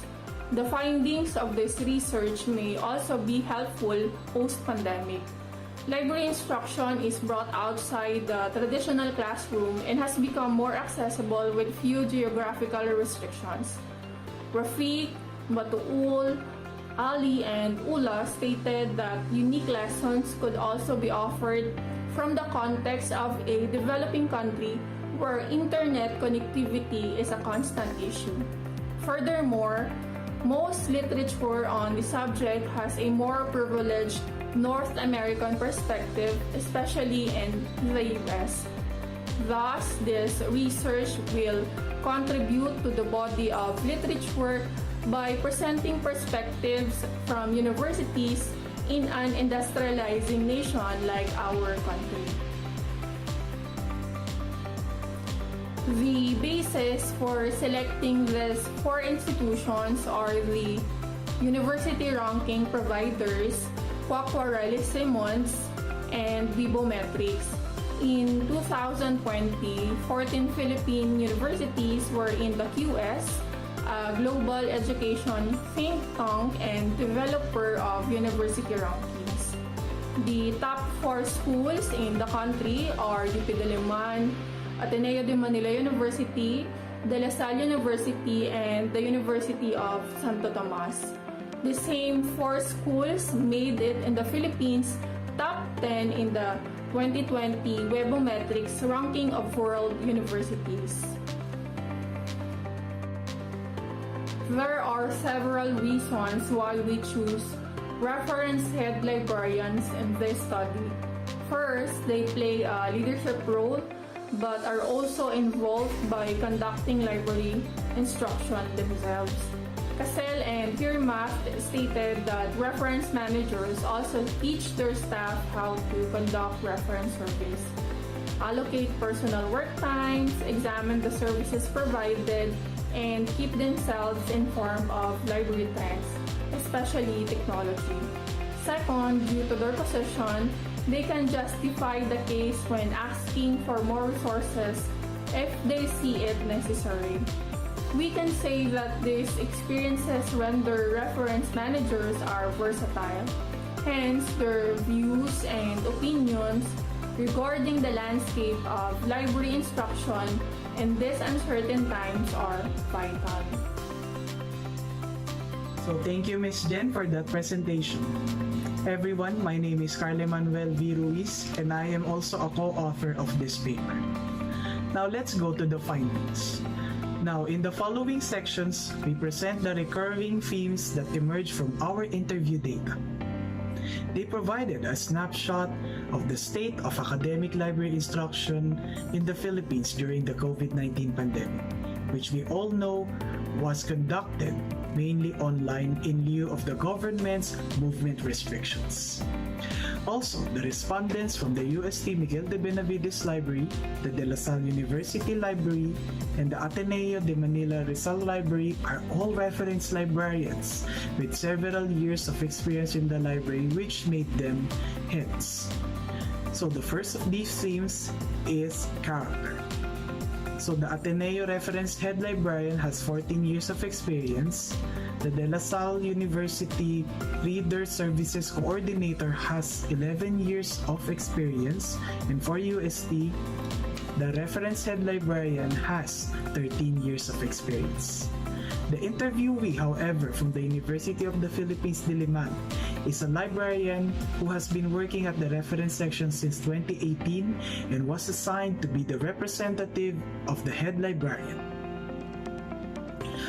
The second theme is challenges. The country first has an unstable internet connectivity. In fact, according to the World Bank, Filipinos in fact experience a slower data speed and pay more than those in the rest of Southeast Asian countries. Hence, attending online classes is a heavy burden for many students. Second thing is that there is a great need for capacity building for new technologies. We all know that many people are accustomed to the traditional library setup, but they are having a hard time learning new digital tools, especially the elderly. Third, online activities may not be conducive to some users. Of course, we all know that not everyone has an internet connection. So, creating asynchronous means for library instruction like primers, recorded Zoom interviews, and other forms of snapshots or even mashups may help alleviate this problem. The increased online workload for library personnel would sometimes be overwhelming because it is challenging to create schedules for thousands of people, because many people would want to receive library instruction online. So with a limited number of librarians and library staff, workload can get very voluminous. And also, the materials that they need are only available in physical format. So what do they need to do? They would always need to have scanning services in order for this to be alleviated. So the high demand for library instruction sessions indicate that while users understand the value of libraries, the workload can also get a lot higher. So the third one is opportunities. The pandemic is a good time for us to promote electronic resources, especially the databases subscribed by the universities. But it is also a high time for university libraries to complement their live instruction sessions with asynchronous programs to reach as many people as possible. Also, there is a sense of need for many users which can create teachable moments for us library staff. Hence, it is better for us to capitalize on those. So, let's go to the lessons learned. First, we must create a culture of lifelong learning. Now, we all know that library services are going digital, but the pandemic actually shifted that paradigm shift and made it a lot faster. Now, it is not just optional but a necessity. So library services in the coming years might actually become hybrid. Thus, there must be a series of trainings and workshops for all library personnel from time to time in order for them to be conditioned to learn continuously and in order for them to keep abreast of needed technologies and stay competitive. Also, we need to build on library services and systems that are already in place. In UST, we have a learning management system called Blackboard. In LaSalle, there is Canvas.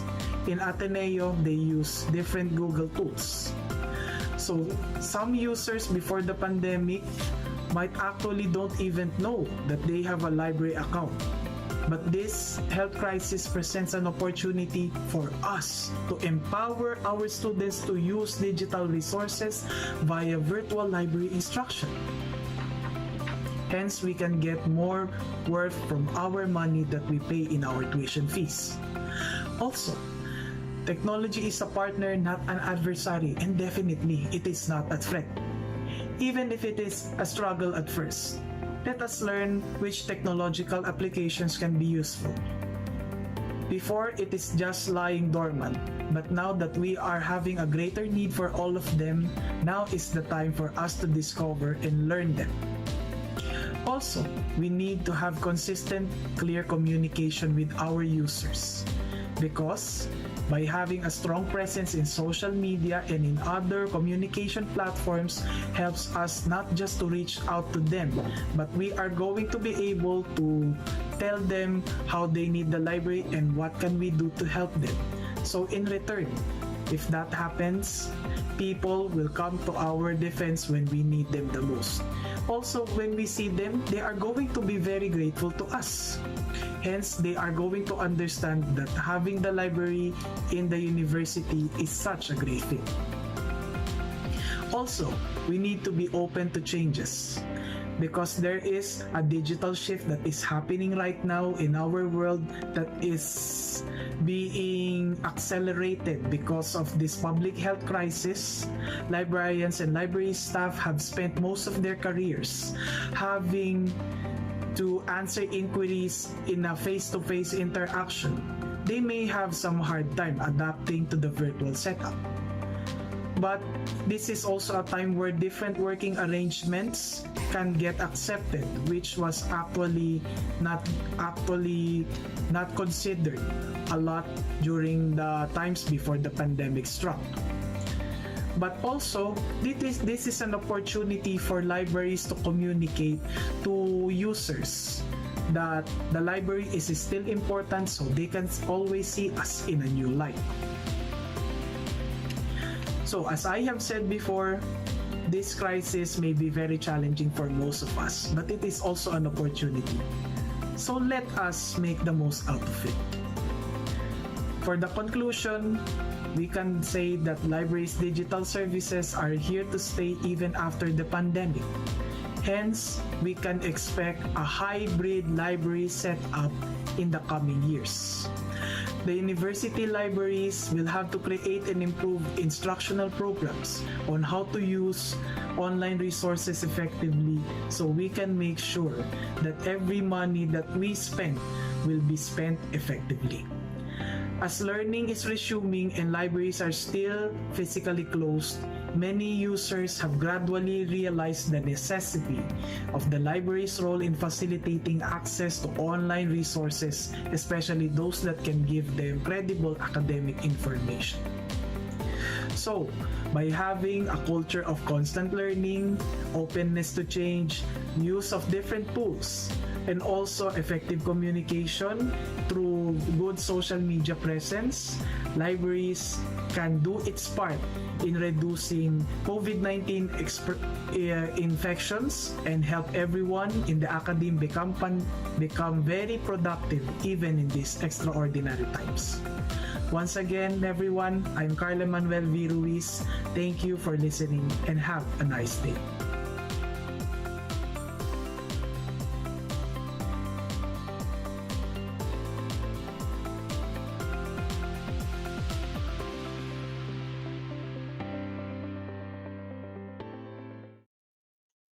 Thank you very much, Ms. Jeneline and Mr. Carl. It is great to know that library instruction persisted despite of the COVID-19 pandemic. Kailangan nga magpatuloy ng ating user services, no? And nakita ko nga sa ilang mga posts ng mga colleagues natin, COVID ka lang, librarian kami. So we can still endure. Binabati ko rin po pala yung ating mga kasamahan sa UP Diliman University Library. Thank you po and for your sharing at padayon po sa inyo lahat. And now we proceed with our open forum. This forum covers the two presentations from Mr. and Mrs. Eclevia, Ms. Jeneline, Sir Carl, and Ma'am Chris. So may we invite all of our presenters to turn on their cameras for our open forum. Yan. So maraming salamat po again for your time to join us in this open forum.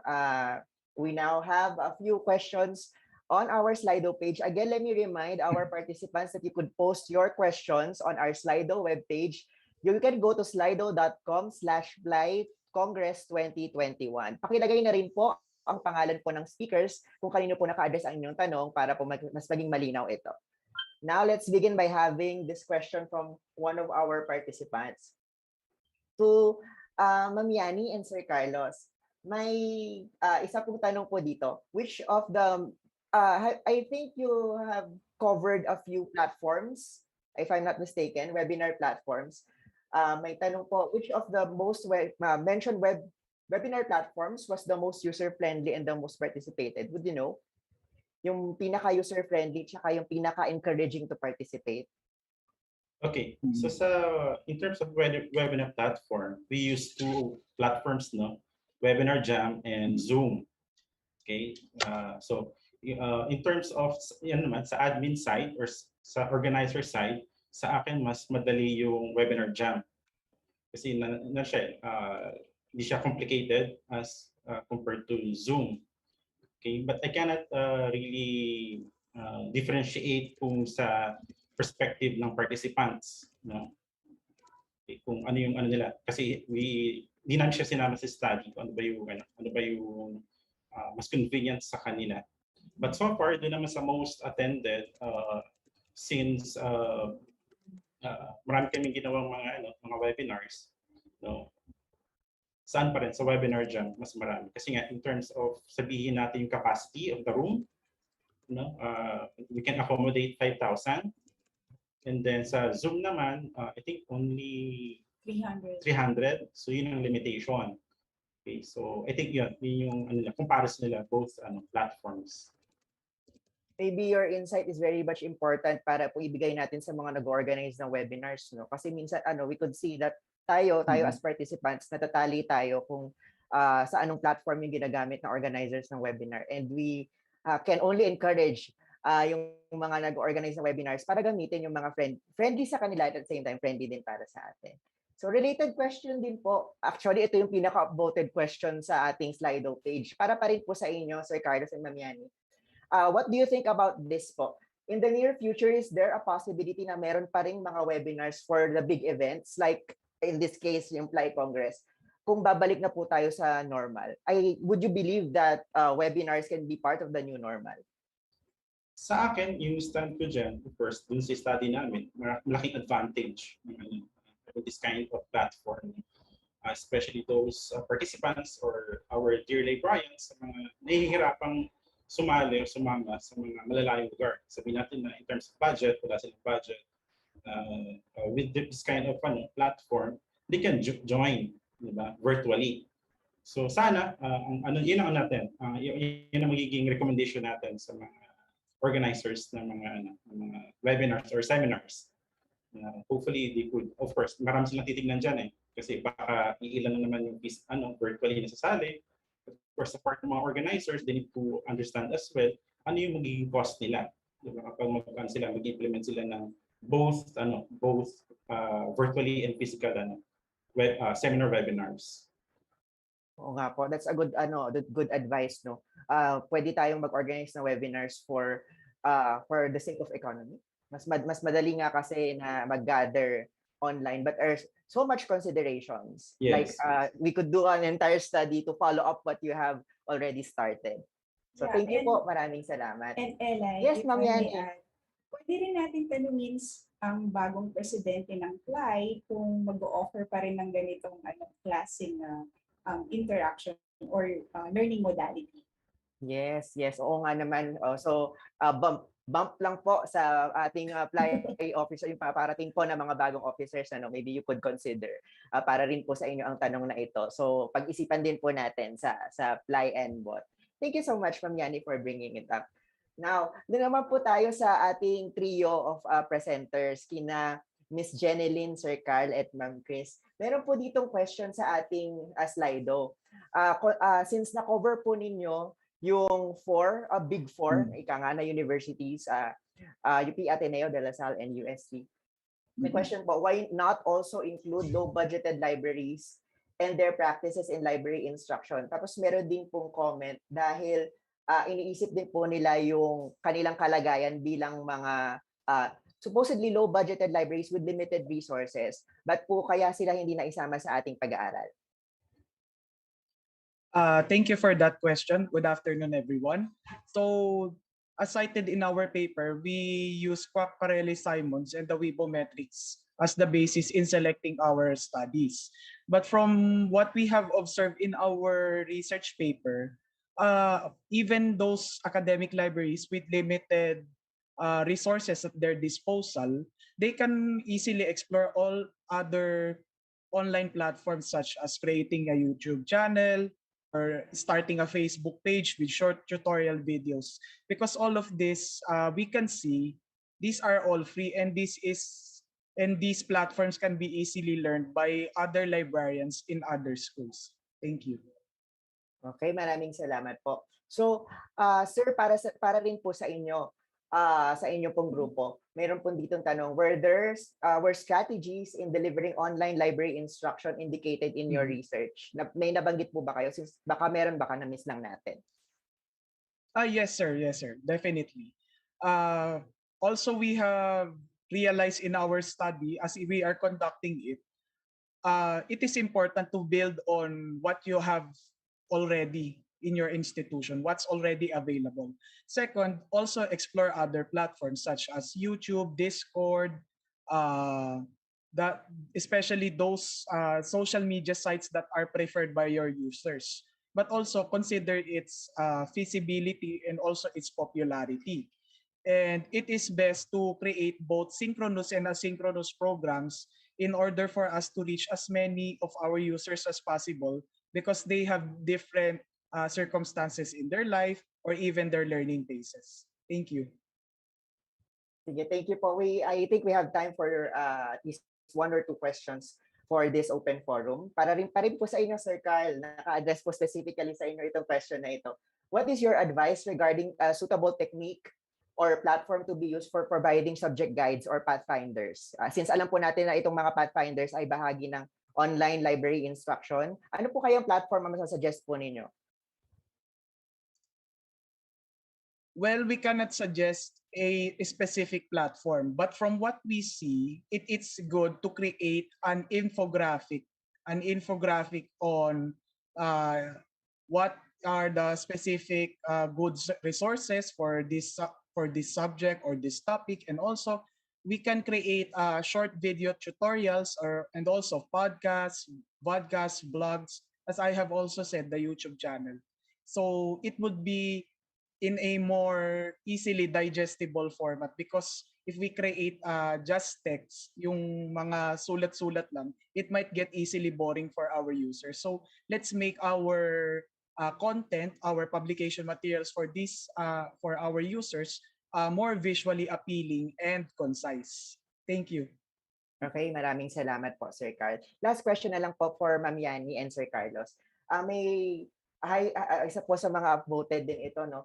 Hello, Legalo speakers. As your research instrument was self-developed, mayroon po bang attempt to check its validity?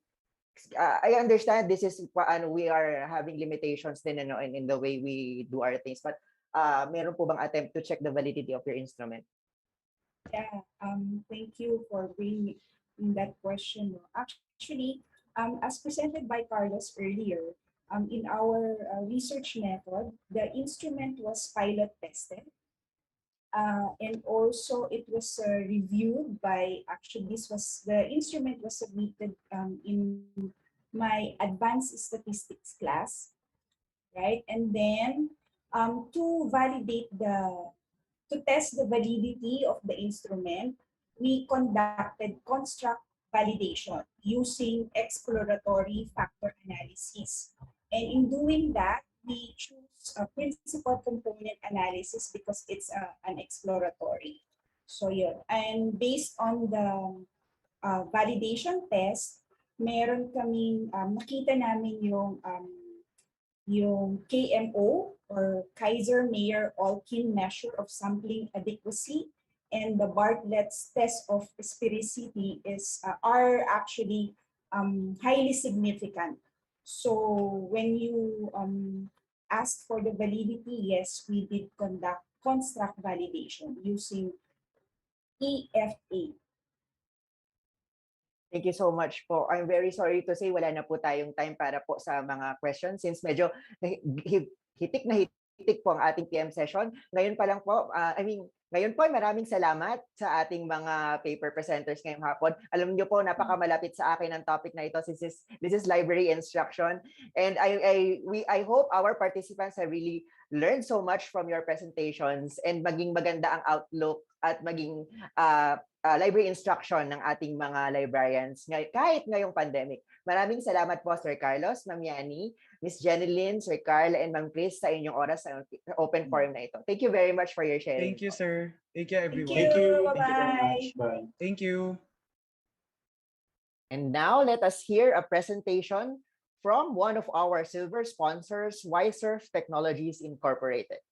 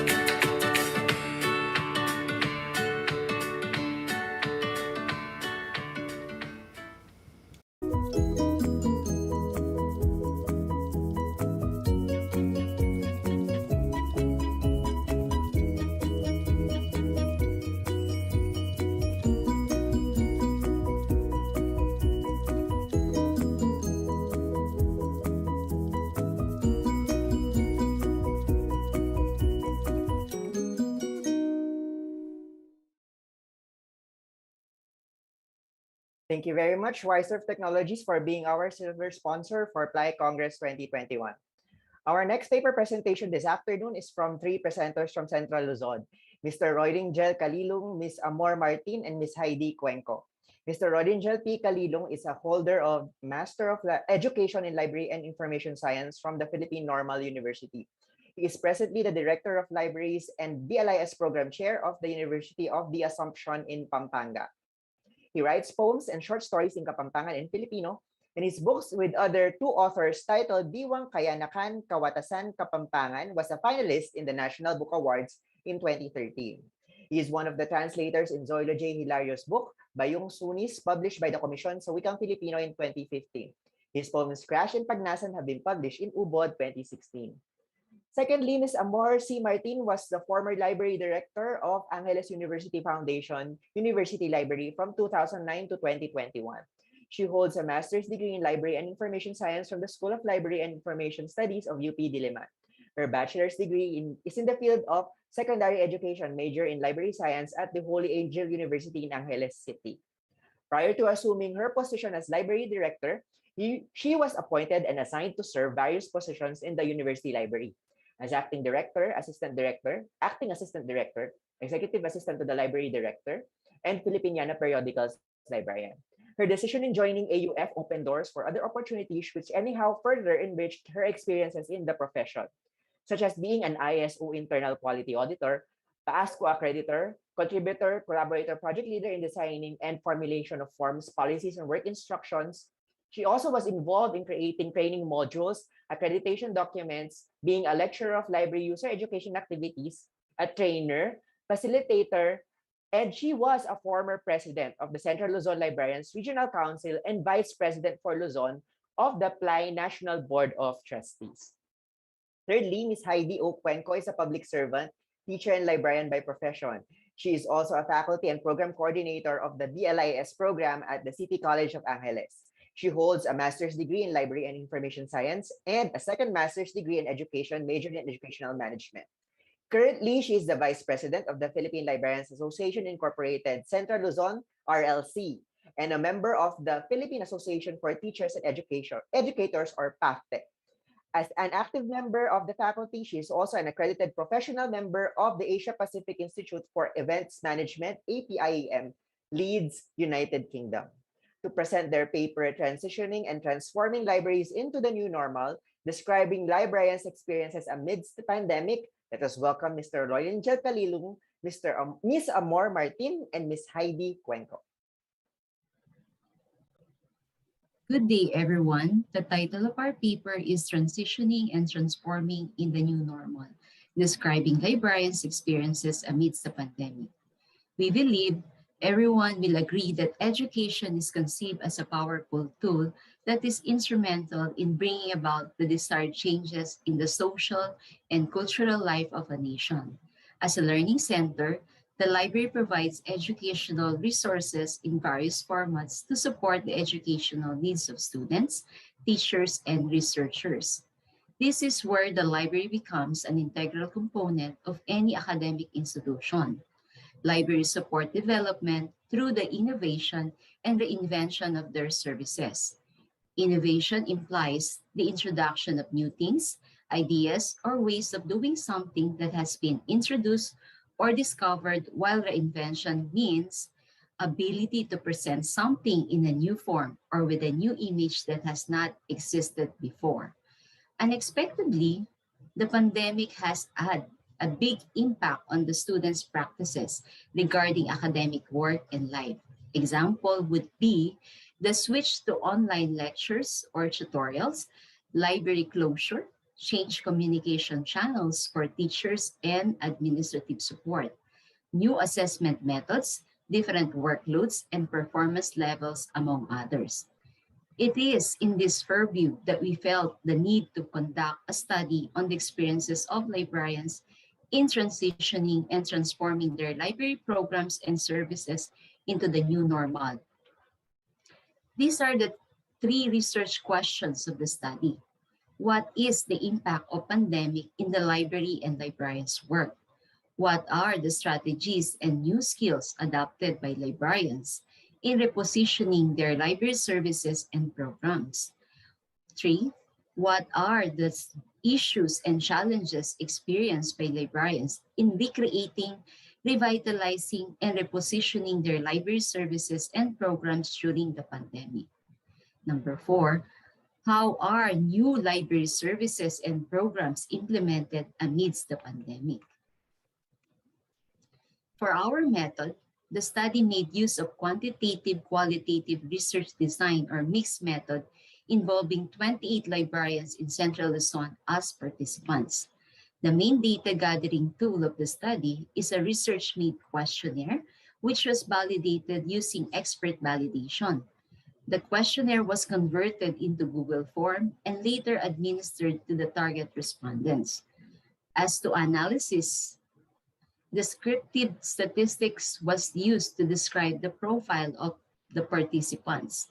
Thematic analysis, on the other hand, was used for the qualitative data using the DIVE approach, which involves 4 processes: deduction, induction, verification of themes, and emergence of themes. To solidify the generated codes and themes, member checking and expert validation were also employed in the study, where we invited some participants and experts to check on the generated codes and themes. As to the questionnaires, it has 5 parts. Part 1, gather data on the profile of the participants. On the remaining parts, a part of open-ended questions were asked to the participants. Still on the questionnaire, here you will see the number of generated codes and themes from the responses of the 28 participants on each part of the questionnaire after using the DIVE approach.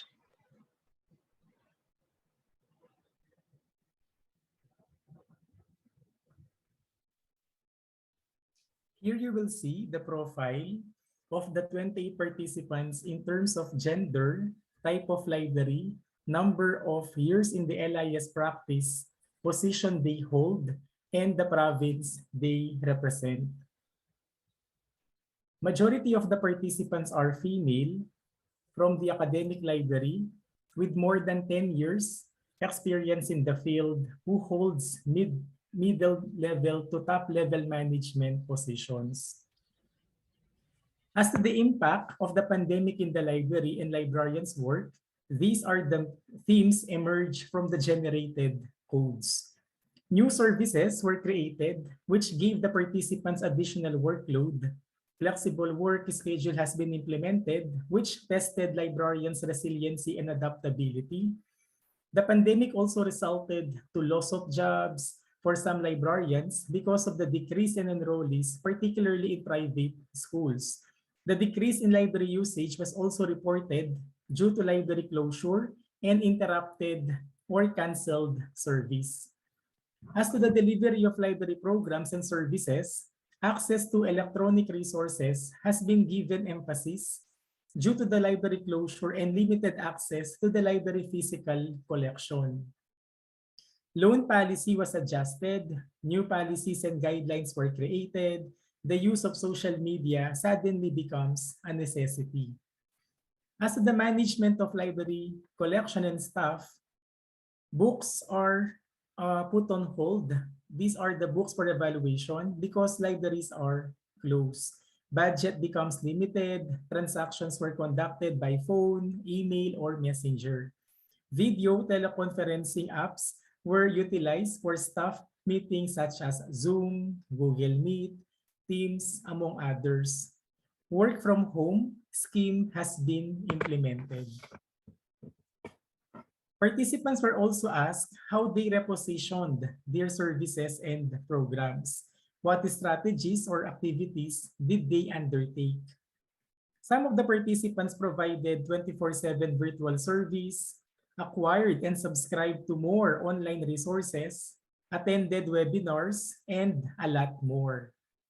As to the skills or new skills which they think are necessary, collaboration, creativity, digital literacy, facilitation skills, presentation skills, technology-related skills, and even webinar hosting have been identified. Participants were also asked how they evaluate their strategies and activities. They shared that they conduct client satisfaction survey, feedback monitoring, among others.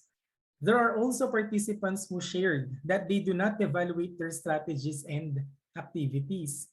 Some also mentioned that they are still on the planning stage as to evaluation.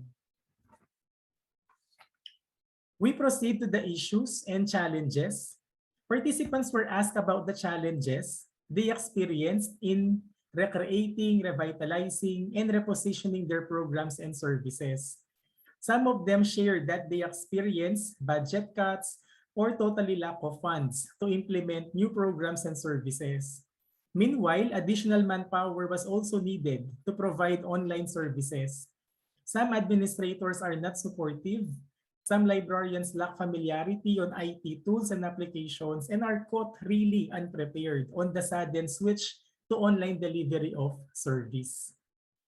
When asked how they addressed the challenges they have experienced, they narrated enrolling to IT courses, getting admin support, promoting collaboration and partnership, requesting additional budget, promoting unity in the workplace, to even writing proposals.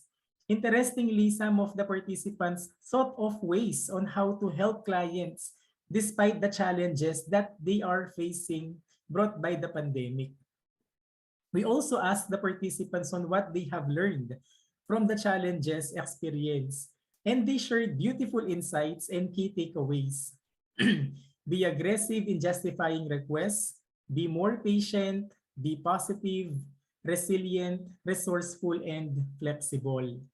Participants also shared that learning must be continuous. However, one participant resigned from work because of stress and the challenges that this participant experienced and shared that no one or that one should learn when to fight and when to give up.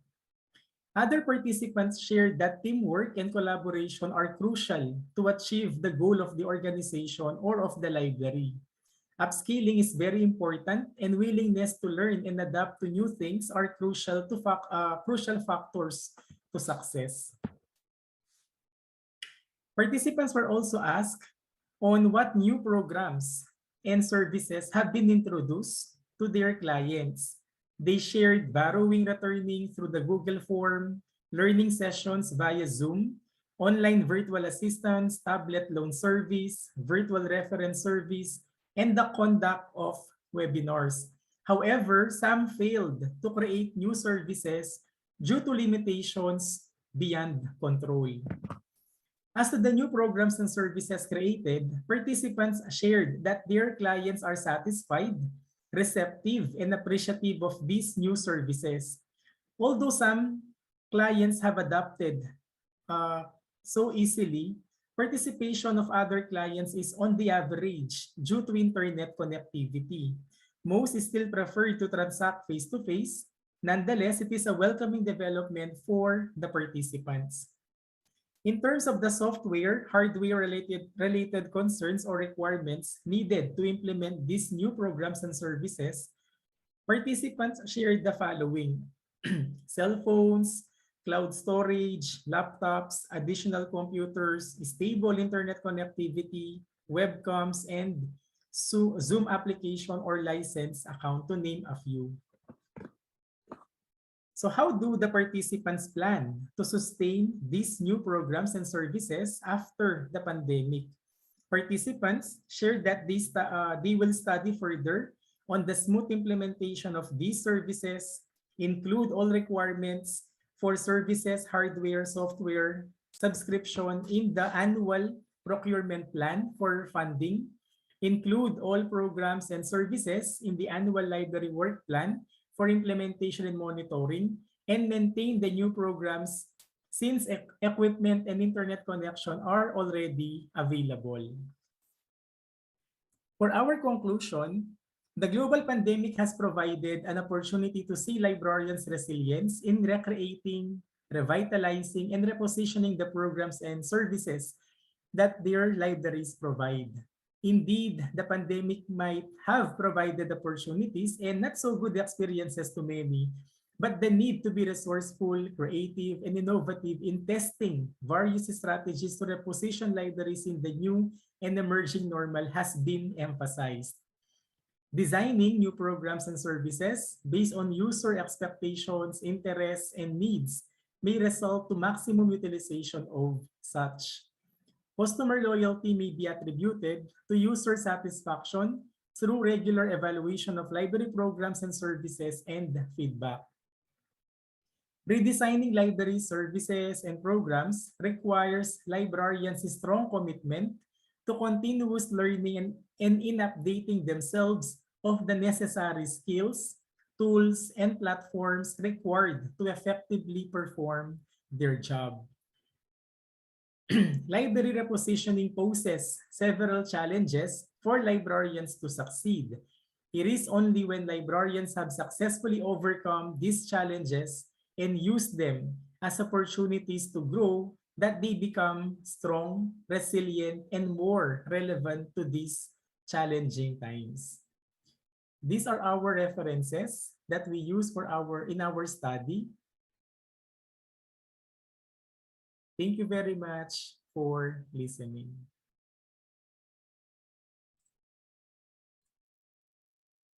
Thank you very much, Sir Roy and Ma'am Amor, for presenting your paper. This pandemic not truly challenge us to transform and adapt to the changes. And our librarians, natutuwa po ako na makita na we share the similar experiences. Same themes, same challenges, same issues. And in the midst of these issues and the resource limitations that we have to manage our work and ourselves as well. Ano? So nakakadurog makita na meron talagang nagre-resign na librarian dahil nga sa challenge na ito. And yes, maganda rin nating makita na tayong mga librarians ay pare-pareho ng pinagdadaanan at we could support each other. Our next paper presentation is a case of outreach activities of an academic library. We have a paper from two librarians from the De La Salle University Libraries, and one of them will be presenting this afternoon. Ms. Kate Laura Cruz is a proud alumna of the University of the Philippines. She enjoyed being a librarian, a paralegal, an education assistant, a documentation specialist, and as a freelancer for various types of libraries and the corporate world for more than 15 years. She handled both technical and people-facing positions. She was part of the corporate world in the early years of her career as a librarian. With the vast environment of the working community, she was able to apply her skills and learnings as a librarian to various posts. This paved the way for her to explore non-conventional aspects of the profession, including working as a paralegal, being part of a quality assurance team for CMS development, knowledge and research assistance in medical research, and directly dealing with people from all parts of society around the world. Her co-author, Ms. Joji Gonda, is a full-fledged librarian for 25 years from De La Salle University, Manila. She graduated Master of Library and Information Science from University of the Philippines, Diliman. She has been a presenter at the ALIAP 2019 International Conference in Kuala Lumpur, Malaysia. Presenting their paper on expanding the green light and an assessment of outreach efforts of the De La Salle University Libraries during the pandemic, let us welcome Ms. Kate Laura Cruz.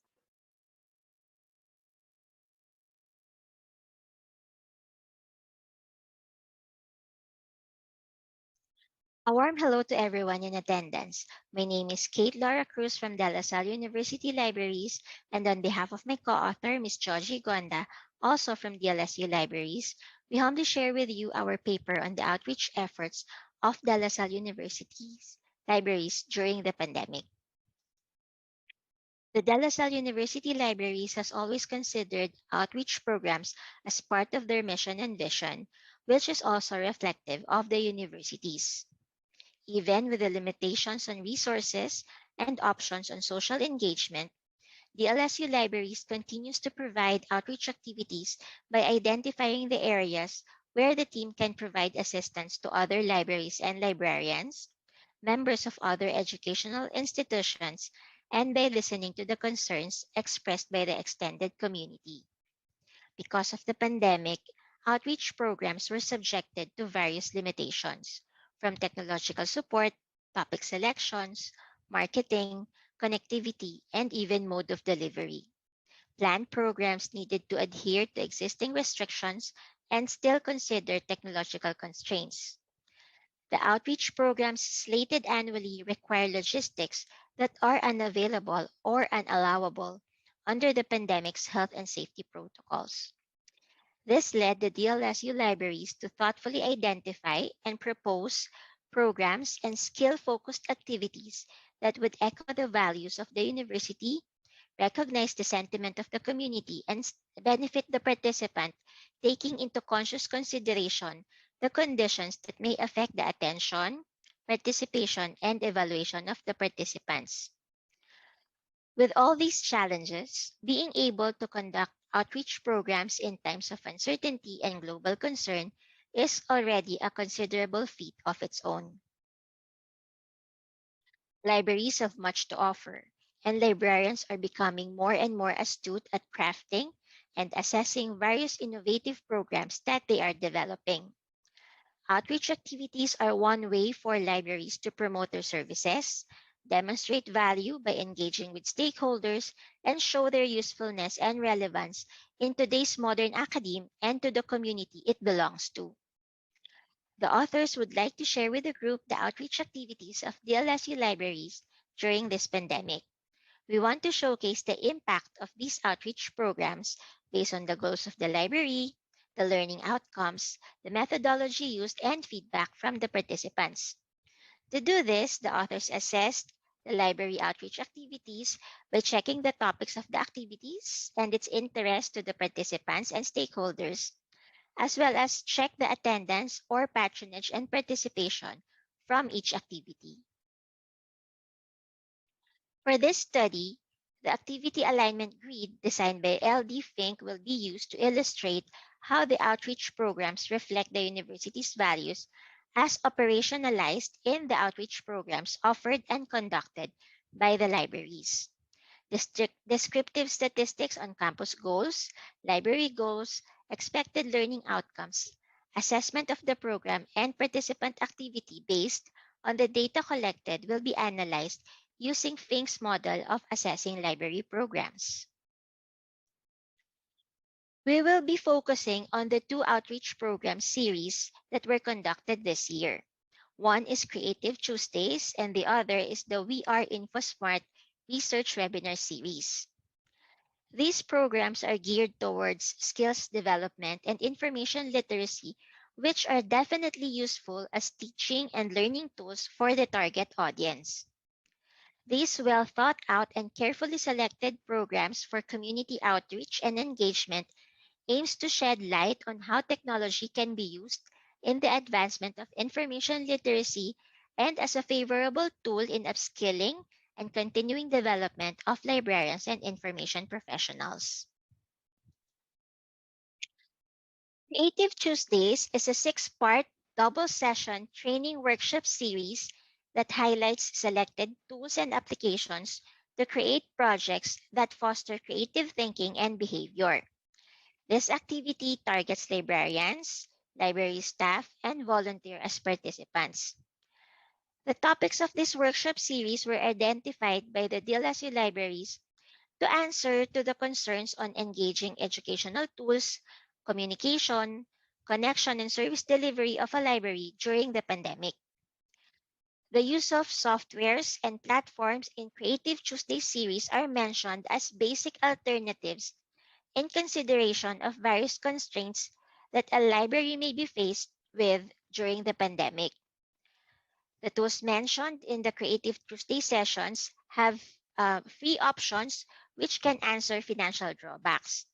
These tools are also comprehensive enough and easy to navigate that a person with a basic level of skill set can comprehend and use as desired.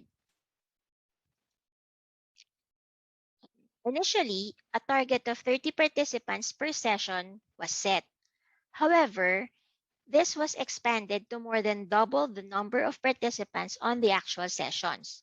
As presented here, the topics of Creative Tuesdays feature, the sessions are geared towards skills development of several tools and applications, which are definitely useful as teaching and learning tools for the target audience. Each session has its own set of activity that the participants will comply with after the session as proof of learning and application of the skill gained from the activity.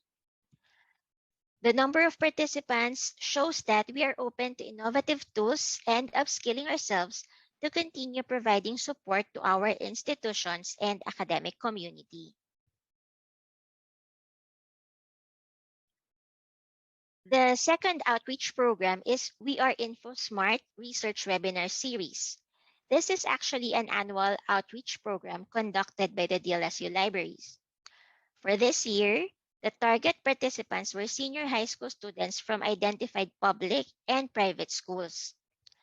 The webinar focuses on information literacy skills that are needed by the students and interested faculty alike.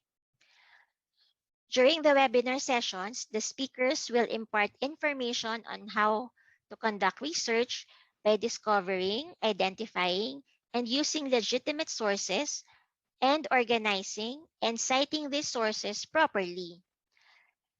Like the Creative Tuesdays, We Are InfoSmart is also a representation of the mission of DLSU libraries to advance the learning and research thrusts of the university by providing quality information resources, learner-centered services, and programs that, through this outreach program, is also extended to the community. We Are InfoSmart 2021 was well attended by the members of the guest institutions, much like the years before pandemic. The DLSU Libraries recognizes that an information literate community is an asset to the society, thus continuously endeavors that students are equipped with the skills needed to be information literate and socially responsible individuals. We Are InfoSmart caters to students who are just starting with their research journey. Since the technological advances and internet has made availability of information regardless of nature at the fingertips of anyone, this outreach program is beneficial to the participants because they are guided on where to start information search and to discover information filtering.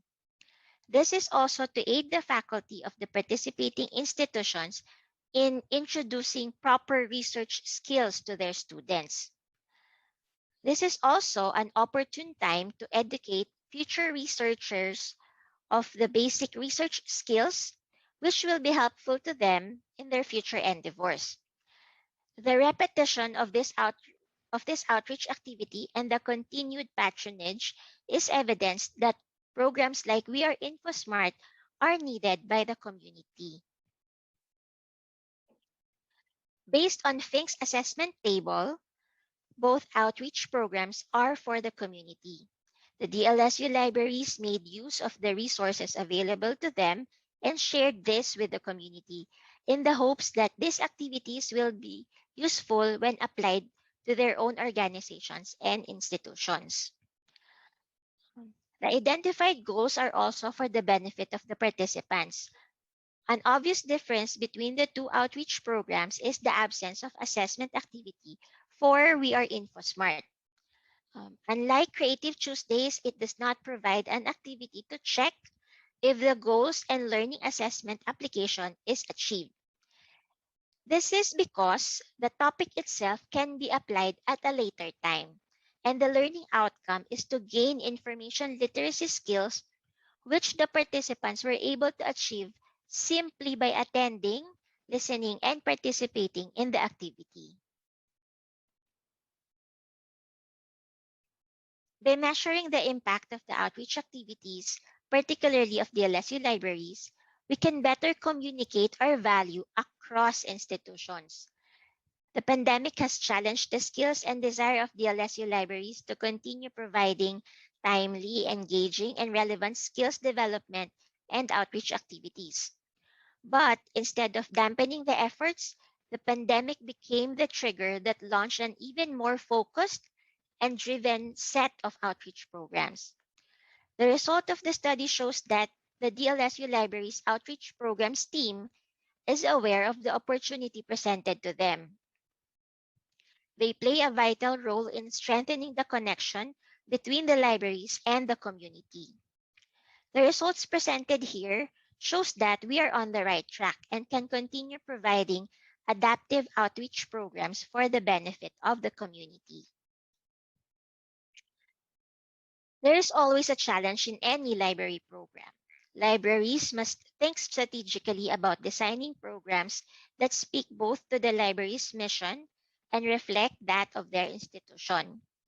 By aligning outreach programs with strategic campus priorities, libraries can demonstrate the value of their contributions from campus audience into the community and expand to society. With the realization that the situation is artificial but is nevertheless actual, the aim is to stabilize the situation by offering and helping those who requires it. DLSU libraries are fortunate to have the means and resources to conduct outreach programs and has graciously extended assistance to the community through these outreach programs. Although the university and the libraries may have their own struggles to deal with, outreach programs for the community represents the willingness to accept challenges and strive to keep the optimism even during uncertain times. These outreach programs' patronage and results are indicative of the impact and reach of the libraries in terms of delivering information programs which exemplifies and cement the importance of cooperative support between the libraries, the community, and society. To this, the authors would like to leave a very fitting statement from APA 2020. The important thing is to remember you're not alone on the journey. While you may not be able to control all of your circumstances, you can grow by focusing on the aspects of life's challenges you can manage. On behalf of my co-author, Ms. Georgie Gonda, thank you for listening, thank you for your time, and we hope to see you in our next outreach activities.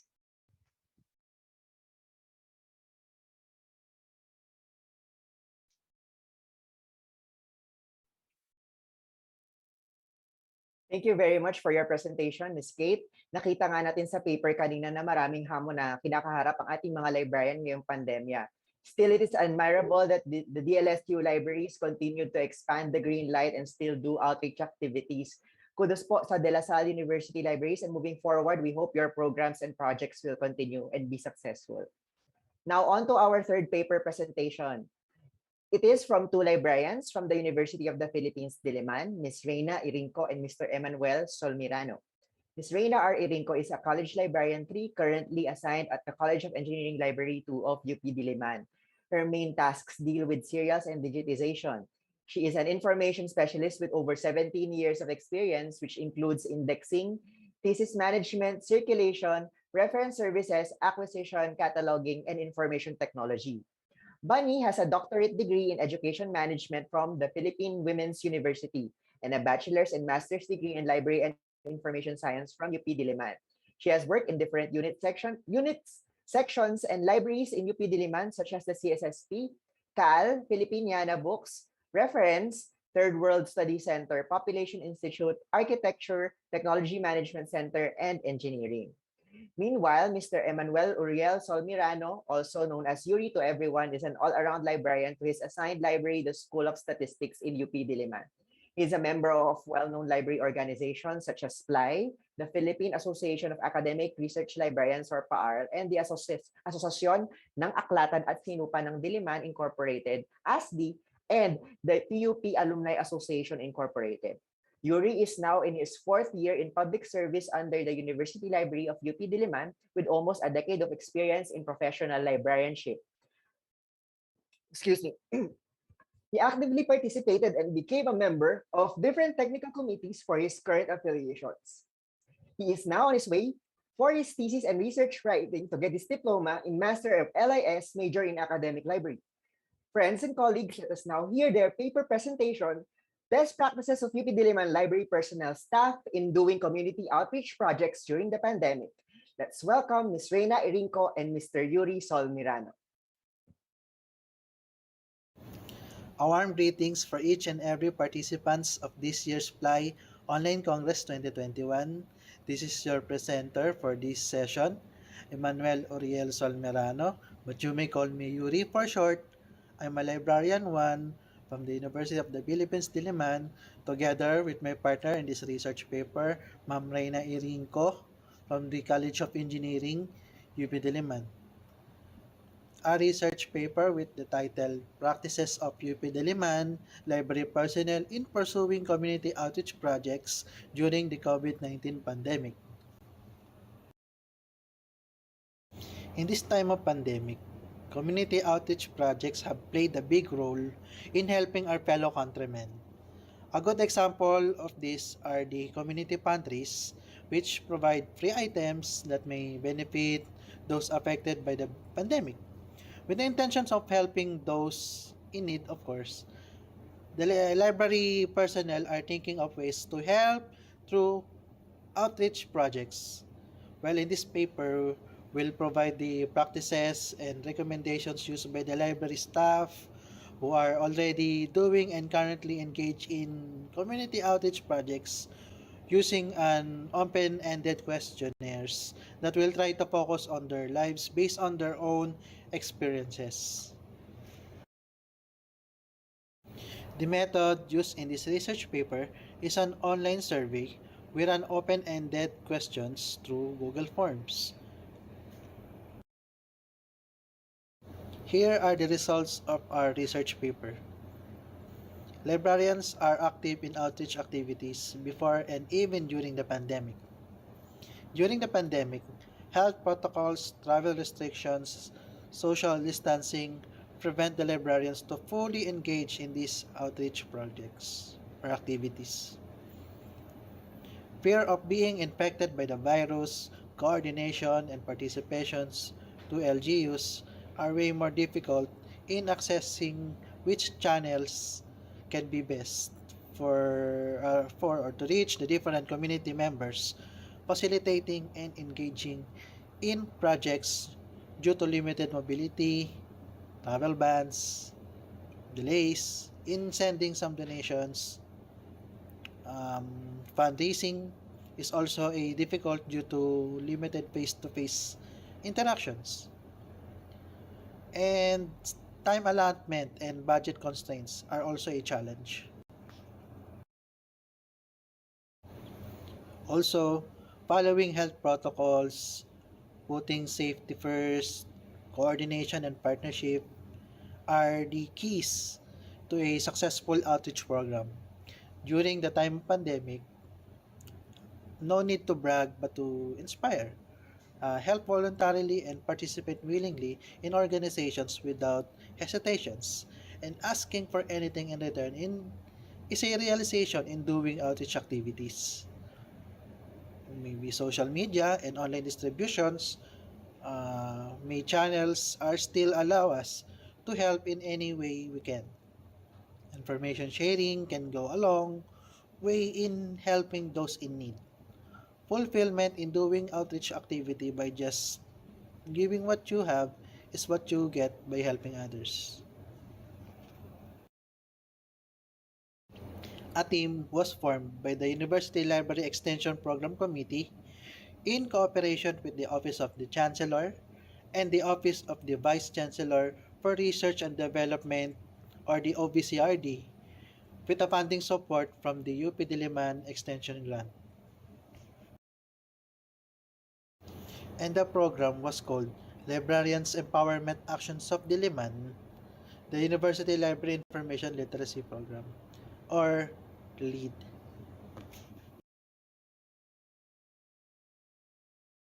Here are some activities of LEAD before and during pandemic and allow us to compare those.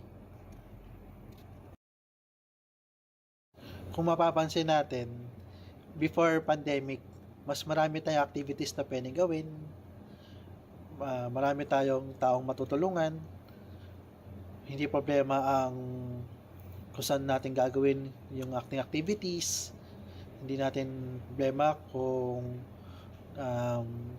gaano karami ang mga mabibigyan at ang ibibigay. Tapos, um, ang pakikipag-communicate din sa mga members at sa mga constituents ay hindi ganun ka-problema.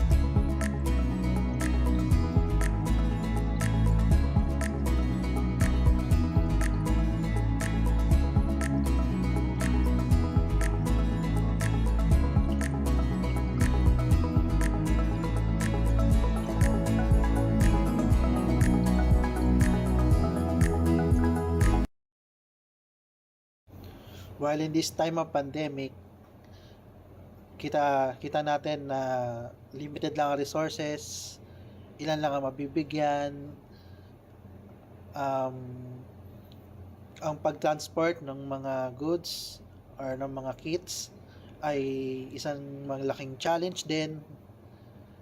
Ang communication, isang naging problema din dahil kailangan makipag-communicate sa lahat ng barangay officials at sa any personnel na kailangan abisuhan. Problema din yung program na maibibigay natin sa kanila.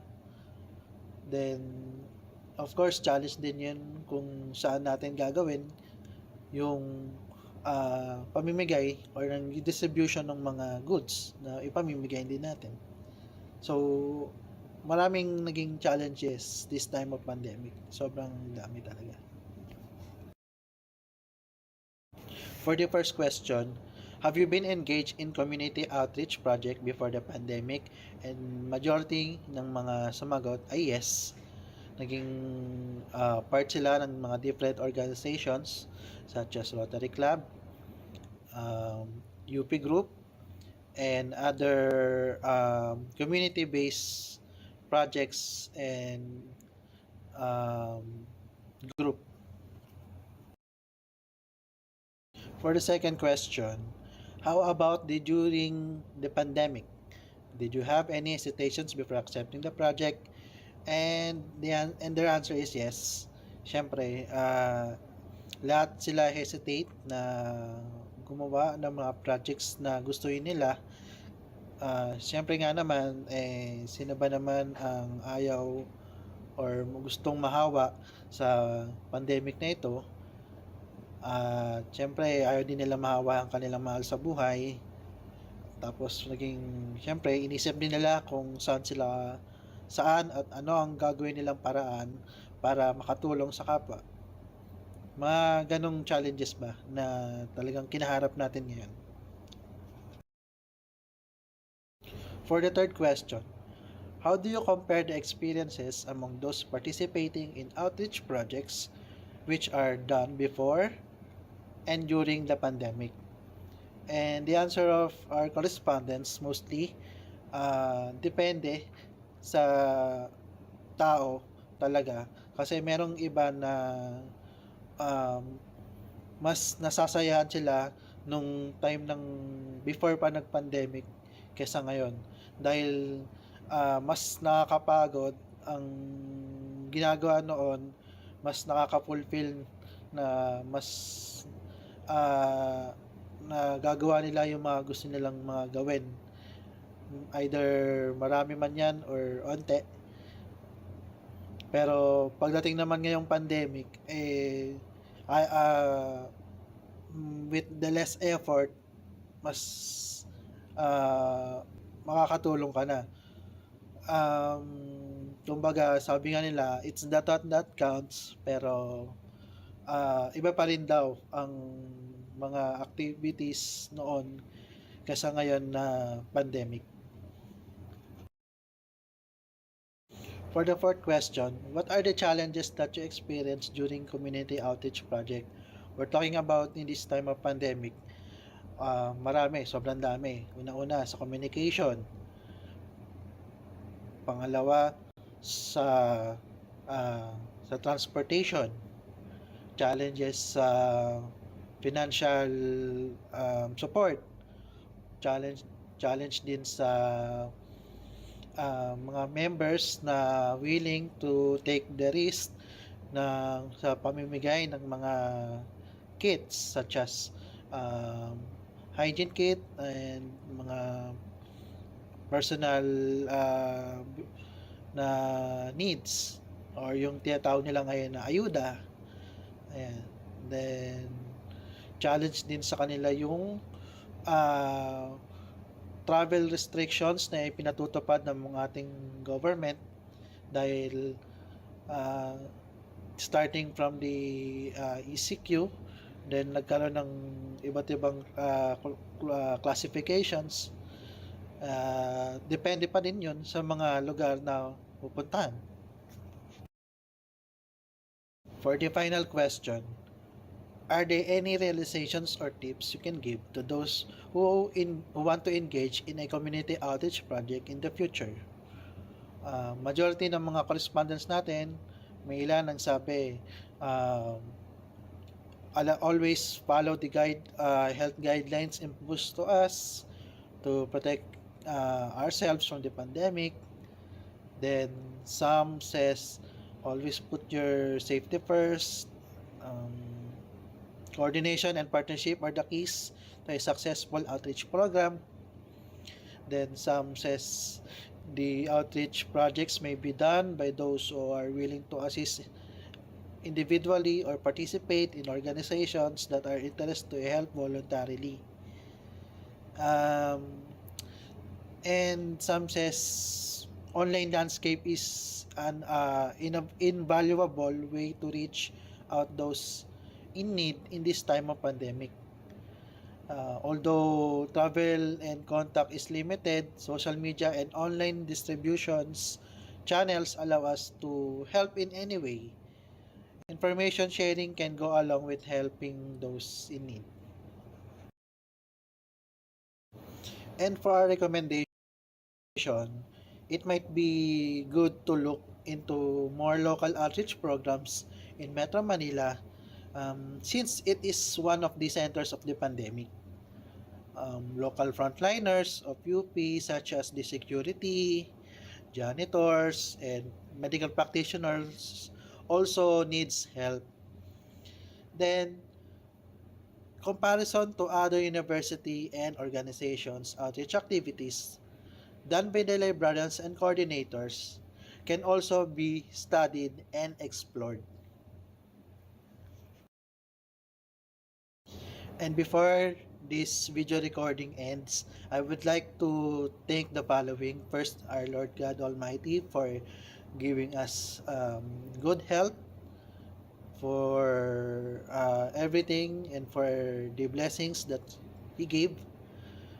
Then, the PLAI National Council for giving us this opportunity to share to you our research paper.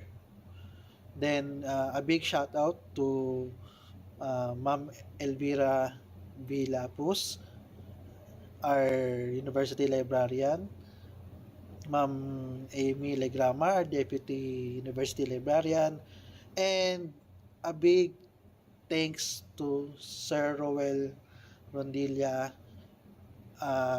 and his team lead for giving us the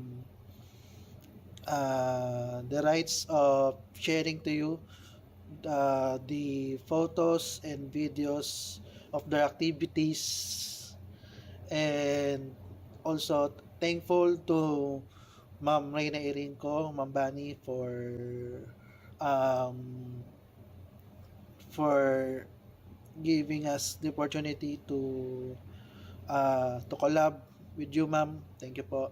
And to you guys, sa lahat ng bumubuo nitong PLAI Online Congress 2021, thank you. Mabuhay po tayong lahat. Stay safe and God bless. Padayon. Thank you very much for your presentation, Mr. Yuri. Like what our colleagues from the LSU stated earlier, several libraries are indeed still active in outreach activities as part of their values of social responsibility. More power din po sa ating mga kasamahan sa University Library ng UP Diliman at ang Librarians Empowerment and Action Diliman Committee nito. Maraming salamat po. And now we proceed with our open forum. This forum covers 3 presentations we heard earlier this afternoon. May we call on our paper presenters, Sir Roy, Ma'am Amor, Ma'am Heidi, Miss Kate, if Ma'am Georgie is here, and Sir Yuri and Miss Bunny, if you are here for our open forum. Una po sa lahat, maraming salamat po sa pag-join sa ating open forum ngayong hapon.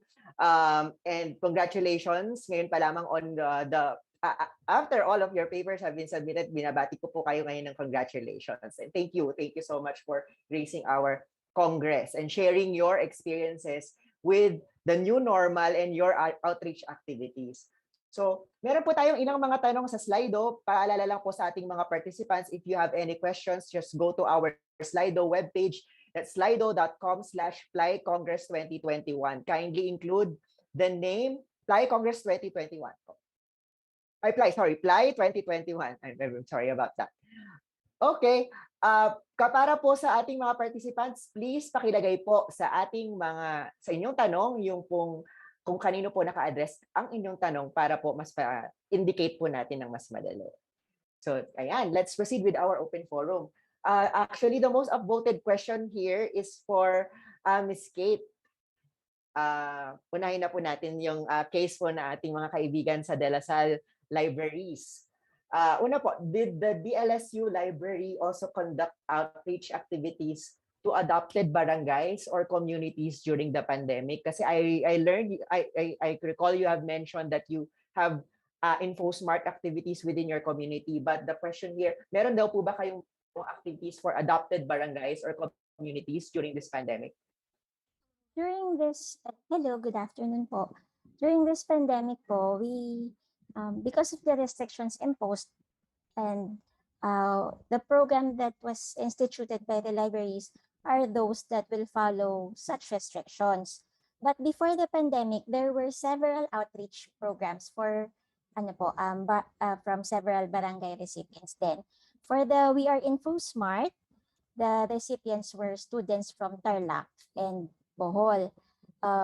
Fortunately, we were still able to conduct the program virtually. And that's great news po, no? Na hindi lang sa loob ng De La Salle community, kundi may naabot na rin ng mga from the outside of De La Salle ang ating mga kaibigan, mga librarians ng De La Salle Libraries. Follow-up question lang po, Ma'am Miss Kate. Meron po interesado na maging kabahagi o maging beneficiary ng inyong mga proyekto. So, the question here states, can anybody be a recipient of your outreach efforts? Like, for example, students from other regions? If yes, what is the process po? Usually po, ina-align po sa projected programs ng library's social engagement team yung kung ano yung outreach programs. Pero kinoconsider din naman po yung mga requests na nakukuha nila from communities for outreach activities. Invite ko na po kayo if you want to check ongoing and upcoming programs, and also para makipag-coordinate po sa chairman ng social engagement team. You may contact the LSU libraries via their contact details, and also by checking the social media accounts. Nandun po yung makokontak na po yung social engagement.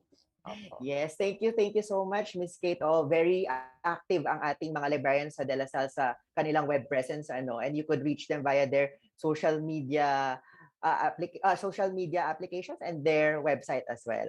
Sige, let's move forward with our friends from Pampanga.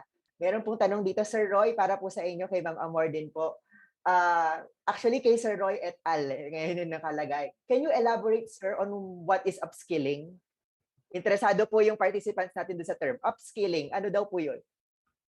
Upskilling means teaching someone additional skills to effectively perform his or her job. For example, attending workshop on how to host a webinar, how to write a proposal, how to facilitate a meeting, among others, are different phases of upskilling. Yan, maraming salamat po, sir, for that definition or explanation of the term. Para pa rin po sa inyong team, sir, meron po tayong tanong, what traditional services were retained and carried over to transform these libraries? Nung pong nag-shift tayo to the new normal, meron po bang mga traditional service tayong na-retain in your study? I think almost all traditional services have been retained. I mean, the very concept of the traditional library services, such as providing access to our clients, assisting clients, user education, among others, but have been converted only into online or virtual, such as borrowing of library materials through Google Form, providing library assistance, which becomes more accessible now through email, text messaging, and chatting. So that's a good point, no, sir? Kung ano naman talaga yung ginagawa natin before, kailangan lang nating i-shift towards the digital platform para maka-go through tayo at makapagtuloy tayo with our library services. So in essence, yes, there's still that librarian work, pero iba lang tayo ng kaharap. Hindi lang natin kaharap directly yung mga users, kundi may digital platform tayo na naharap. So sa inyo pa rin po team, I understand, nag-strike sa akin kanina yung nabanggit ninyo, sir, sa presentation ninyo na meron talagang nag-resign, parang ang sikip din sa dibdib na meron talaga tayong mga kasamahan na hindi kinakaya yung pag-transition from the traditional setup to this setup, that virtual setup that we have right now. There's a question here. Did the librarians experience yung experiences po na nabanggit niyo in your study, the data that you have gathered, meron din daw po bang kasama ukol sa crisis management? Ma'am Amor will answer that, sir. Di ba, Ma'am Amor? Thank you for the question, sir. Yes, sir. Actually, it was just implied. Per the responses and the right teams, the librarians address immediate concerns necessary to ensure continued library services by conducting planning with the library staff and by even consulting their administration for their guidance. Moreover, the following were also considered, like they design action plan, they modify or change their policies and procedures. Attendance to webinars also was was considered to upskill themselves on how to better design and deliver their services. Yes, thank you so much po, Ma'am Amor. Oo nga, na kailangan, ano no, talagang kailangan talaga natin ding i-plan out. Kailangan talaga natin ding matuto and upskill ourselves para po tayo ay maka-cope with the pandemic. Sige, doon naman po tayo kay na Miss Bunny tsaka po kay Sir Yuri. We have a question here. Actually, naka-address kay Sir Uriel, pero Ma'am Bunny could also answer if you would like to, ma'am. What are the practices that you may advise and may recommend to do by the library that will just start in doing outreach programs po? Yes, Yuri? I think, Ma'am Reyna, ikaw po muna. Ladies first. Sige, okay. Okay lang. Good afternoon. Long time no see, Eli. Okay. This time of pandemic, siguro marirecommend ko kung mag-start mag-outreach. Magkaroon muna ng plan. Ano ba yung gusto nilang target nilang beneficiary? Ano ba ang gusto nilang donation? In kind ba? Or in cash? Ano ba yung mga dapat nilang unahing bilhin? Sa tingin nila makakatulong. Kasi pandemic ngayon, so siguro mas maganda kung mga cleaning tools, cleaning materials, face mask. Tapos maghanap din sila ng ano ba yung target nilang organization or hospital na pwede nilang pagbigyan. Kung nagsimula pa lang naman. Kasi pandemic ngayon, syempre isip natin, makakatulong ba tayo? Kasi before pandemic, mga drives, book drives, di ba? Sa mga libraries, pencil drives or clothing. Pero ngayon kasi parang medyo may fear na mag-donate ng mga clothes, di ba? Or donate ng mga materials. So, yun lang muna masuggest ko, mga good for pandemic natin. Additional, Sir Yuri? In support ko lang po dun sa sagot ni Ma'am Reyna. Tama po 'yun. Kasi po yung nangyari po dun sa sa lead, yung immediate lang po na yung mga matutulungan po, such as yung mga na-stranded na students, yung mga nearest barangay near UP Diliman. So we need a plan talaga na para mas mapalawak pa yung mga matutulungan. So yun nga po. Thank you so much po, Miss Bunny and Yuri, no? At importanteng malinaw sa atin kung ano yung una nating gagawin before we actually start with our any program or any project that we have, including outreach activities. Sa mga nag-present po tungkol sa outreach program, so kay Miss Bunny, kay Sir Yuri, at kay Ma'am Kate po, we have a question here. Alin daw pong mga outreach programs are librarians most excited about? Or yung ano kaya din yung mga hindi masyado naman on the other hand? At bakit? Ano kaya yung tingin ninyo na which programs are librarians most excited and which ones are least? And why po kaya? Simulan po natin kay Miss Kate, kung okay lang po. This is interest-based kasi. Pero dun po sa in-offer namin na series ng trainings, we initially provided 30 seats and we went more than double that. Tapos mukha naman pong nag-enjoy sila kasi nag-submit naman sila, maganda rin yung evaluation. So I think lahat ng ino-offer na webinars, depende sa interest mo, are interesting and exciting. Yung less like, hindi ko po ako sigurado. Kasi parang lahat ng webinars are interesting. So, let's see. That's nice to know, Miss Kate. Oo nga. Baka naman wala talagang less like, kundi lahat ng mga inorganize ng ating mga librarians from De La Salle ay nag-enjoy naman din sila. Sa inyo po, sa UP Diliman, Miss Bunny and Sir Yuri. Yeah, muna. Based dun sa study namin, yung mga nag-respond, meron silang mga book drives, pencil drives, mugs, ganyan. Yan yung mga interesado yung mga librarians dito sa amin. Siguro yung least likely, parang wala naman akong marinig na ayaw nila. Sana kung required, diba? Minsan kasi may mga required sa college, kailangan nung sumali sa mga outreach. So hindi naman siguro, wala naman siguro ayawin yung mga librarians. Yes, would you like to add to that, Sir Yuri? Yes po. Tama po yun yung sinabi ni Ma'am Reyna. Pero kung ako man po, personal ko po na opinion ko lang po ito. Dahil marami ang nagkakaroon ng mental illness and mental breakdown, why not to have an online human library? Yun yung mga tipong parang out of nowhere, pwedeng sino man ang pwedeng kumausap sa ating mga librarian. Just like parang as a librarian, pero parang mag-share lang sila ng kanilang mga thoughts and yung mga kanilang mga nararamdaman sa buhay para at least kahit papaano man lang maibsan yung mga dinadaan nilang sa isip nila, sa damdamin nila. In that, sa maliit na paraan sa tingin nila, pero sa atin malaking bagay na tulong.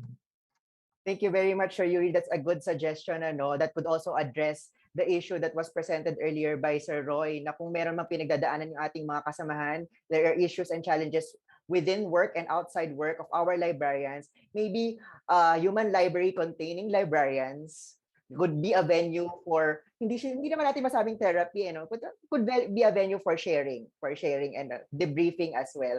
And para rin sa wellness at well-being ng ating mga librarians. So I believe that's all the time we have for today for our open forum for our 3 presenters. To our presenters, Sir Roy, Ma'am Amor, Ma'am Heidi, si Ma'am Heidi, binabati din po natin. Si Ma'am Kate and Miss Georgie, kanyang co-author, Miss Bunny and Sir Yuri, maraming salamat po for your time. And I do hope that your programs and your projects in your respective libraries would still be fruitful and be successful in the future. Maraming salamat po. Thank you. And that ends our open forum for the 3 paper presenters. Again, thank you very much to our paper presenters for entertaining the questions in this open forum. By the way, I failed to acknowledge yung last question natin on the well-like and the less-like outreach activities. We're from Sir Roderick Ramos from Batanes State College. Hi, sir. Sige, an important reminder lang po. Have you meron pa kayong best picture while watching our PLAI Congress 2021? I-post mo na yan with the hashtag PLAI Congress 2021. All our participants who post their photos with the PLAI Congress 2021 hashtag on your Facebook timeline shall be included in the raffle draw on Friday. Bukas po yan. You have the chance to win cash prizes for lucky participants. We have 30 winners of 200 pesos, 5 winners of 300 pesos, 6 winners of 500 pesos. At syempre yung grand prize natin, meron tayong 3 mananalo ng 1,000 piso each. Syempre po, the more posts you have, the more chances of winning. Reminder lang po to join our raffle. Kahit hindi na po kayo mag-post sa chat, i-post nyo na lang po yan sa inyong Facebook timeline with the hashtag PLAI Congress 2021. At make sure po na nakapublic po ang inyong mga posts para po madaanan po ito ng ating mga organizers. Sali na po kayo. And this is PLAI Congress 2021 with the theme Outcomes, Outreach, Outstanding. This event is in partnership with the National Commission for Culture and the Arts, NCCA, through the National Committee on Libraries and Information Services, NCLIS, and the National Library of the Philippines. At this point, magbe-break po muna tayo. We will be having a 15-minute health break to give you some time to re-energize. Pwede po mag-stretch, mag-relax, away from keyboard muna kayo, pwede ring mag-snacks, or just pumikit at mag-relax sa inyong mga kinauupuan. Let's have our 15-minute break. We will see you again after 15 minutes. Enjoy!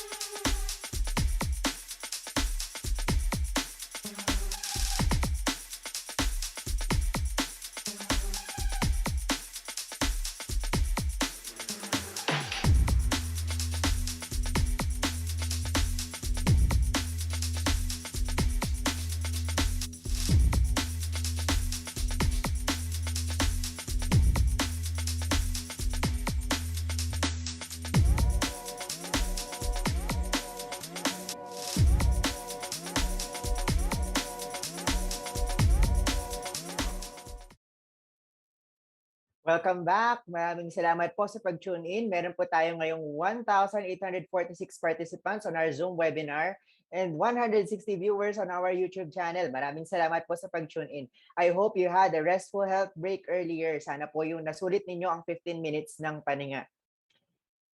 This is PLAI Congress 2021 with the theme Outcomes, Outreach, Outstanding. This event is in partnership with the National Commission for Culture and the Arts, NCCA, through the National Committee on Libraries and Information Services, or NCLIS, and the National Library of the Philippines. Maraming salamat pong muli sa pag-join ngayong hapon, and we're very glad to have you in our PLAI Congress. Important reminder lang pong uli, got the best picture while watching our PLAI Congress 2021? I-post mo na yan with the hashtag PLAI Congress 2021 sa iyong FB timeline. All our participants who can post their photos with the hashtag PLAI Congress 2021 on their Facebook timeline shall be included in the raffle draw tomorrow. That's Friday, November 26, 2021. You can get a chance to win cash prizes for lucky participants. 30 winners of 200 pesos, 5 winners of 300 pesos, and 6 winners of 500 pesos. Our grand prize ay meron tayong 3 mananalo ng 1,000 pesos each. I-post nyo lang po ito sa inyong Facebook timeline. Siyempre po, the more posts you have, the more chances of winning. Kahit hindi nyo na po i-post sa chat ng ating Zoom webinar at ang ating live stream, ang hashtag, i-post nyo na lang po ito sa inyong Facebook timeline. To join our raffle at maging valid po ang entry, make sure lang po na nakapublic ang inyong post para makita po ng ating mga organizers. Abang po tayo bukas sa raffle draw at sali na po kayo. Now we will be proceeding with our final set of paper presentations for day 3. At any time during their presentations, you can post your questions by going to slido.com/plai2021. That's slido.com/PLAI2021 to enter your questions. At Slido, you can also view the earlier questions posted by your co-participants. Pwede niyo pong i-upvote para malaman ko po kung na ipaprioritize natin ang tanong na yon. Our 3 presentations are all about moving forward in anticipation of the new normal after the COVID-19 pandemic. And our first of this set is centered around the new normal in academic libraries. It will be delivered by an experienced academic head librarian, Ms. Paulette Manalaysay. She is the chief librarian of Dr. Carlos S. Lanting College for almost 15 years. She is also a part-time English teacher for the senior high school department in the same institution. She obtained her Master of Arts in Education, major in Administration and Supervision in 2017. Meanwhile, she obtained her second master's degree in Master of Education in Library Science in 2011 and a Bachelor in Library and Information Science in 2004 at the Philippine Normal University. She is an active member and officer of the Quezon City Library Consortium Incorporated. To present the paper entitled Journey Ahead, the Experiences of Philippine Academic Libraries from New Normal to Post-COVID Era, may we call on Ms. Paulette Manalaysay. Everyone, I am Paulette Manalaysay. My paper is entitled Journey Ahead, the Experiences of Philippine Academic Libraries from New Normal to Post-COVID Era.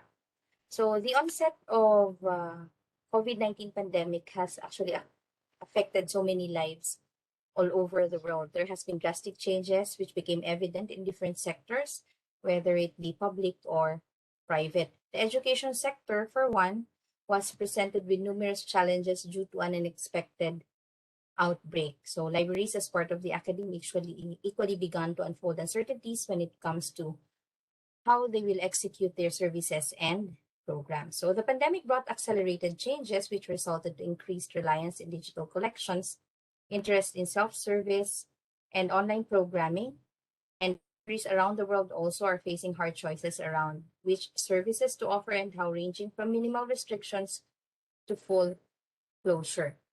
Academic libraries first and foremost highly experienced challenges in delivering programs and services in the onset of the pandemic. So whether public or private libraries, academic or school libraries, all of them confronted the long-term prospect of this era. So the objectives of this study, number one, is to determine the experiences of the academic libraries during the pandemic in terms of how they responded, the challenges they encountered, and the coping strategies they have employed. Number two is to identify future prospect of academic libraries in the post-COVID era as to their programs, services, and overall operations.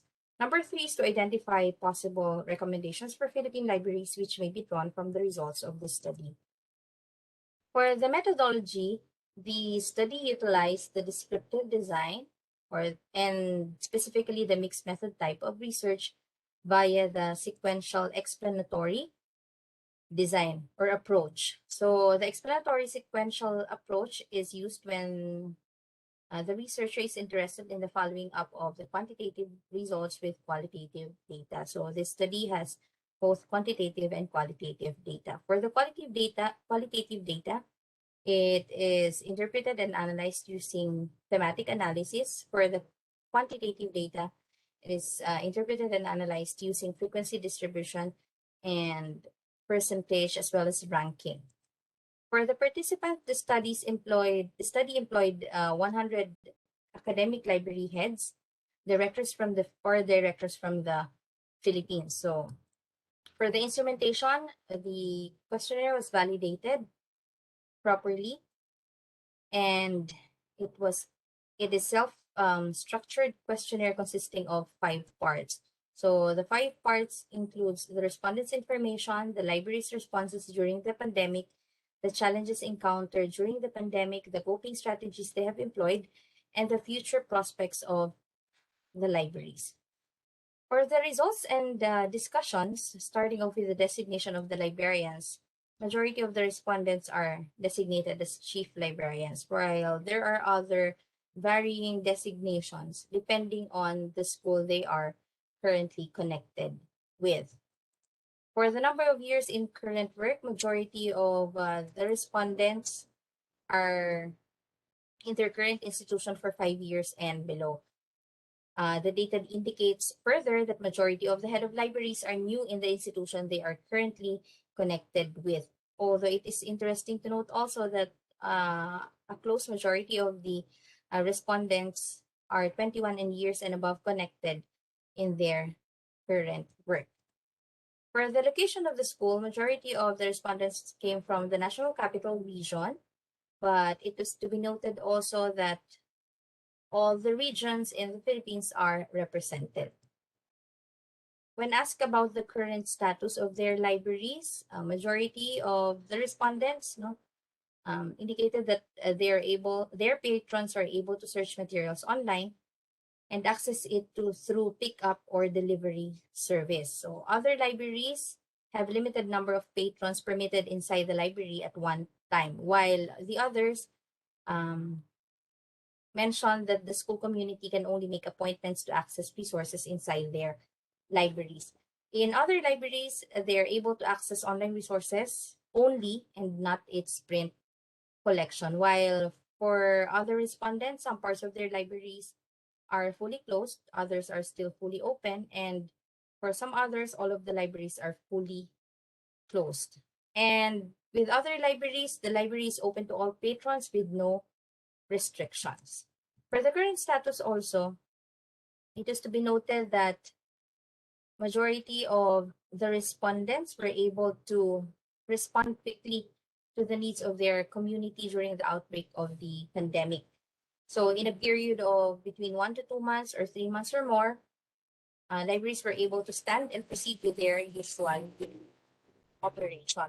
As to the crisis-related processes and policies in place, as shown in this table, the majority of the respondents primarily considered the establishment of health and safety protocols both for staff and library patrons. They also created continuity plans specifically focusing on modifying library programs, as well as the implementation of social distancing requirements for library patrons, sanitation, quarantine of library materials, and regular cleaning of library spaces, among others. Okay?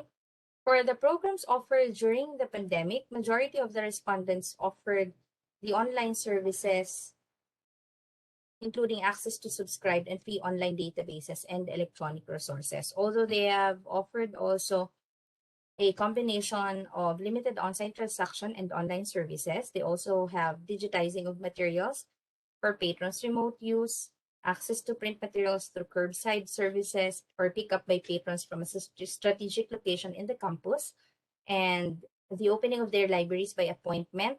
Some others have access to print materials through delivery to patrons, while others have full opening of the library while observing the health protocols. Others have established their institutional repositories and provided access also to their laptops, tablets, even the library spaces and equipment.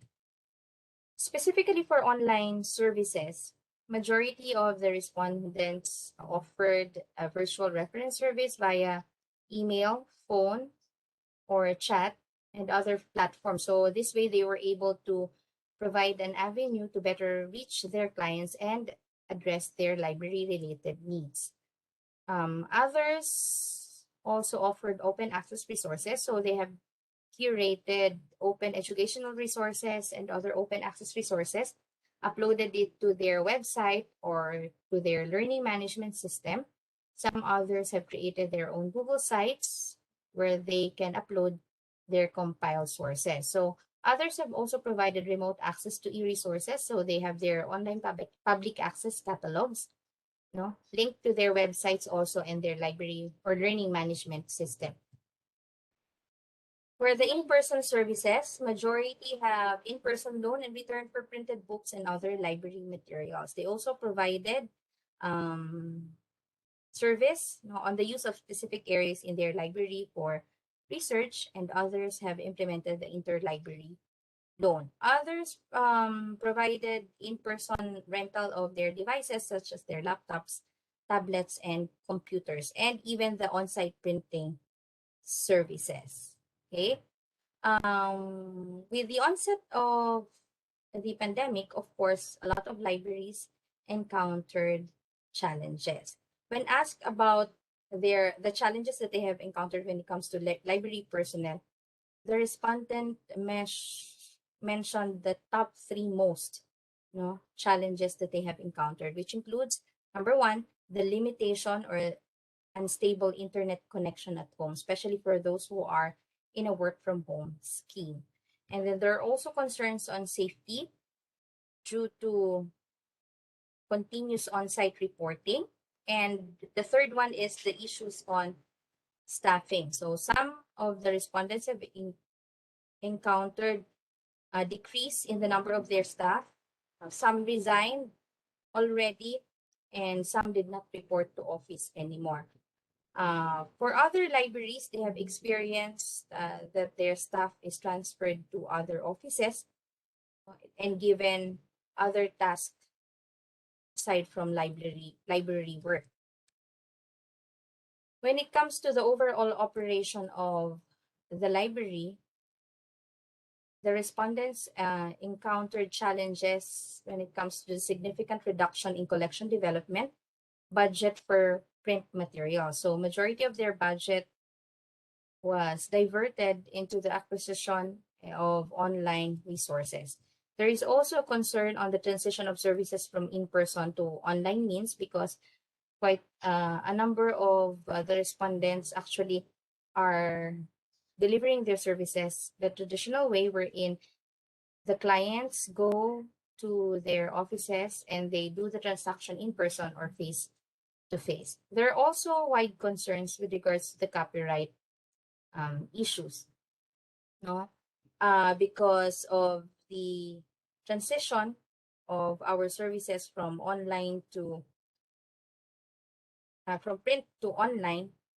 Majority of the libraries and librarians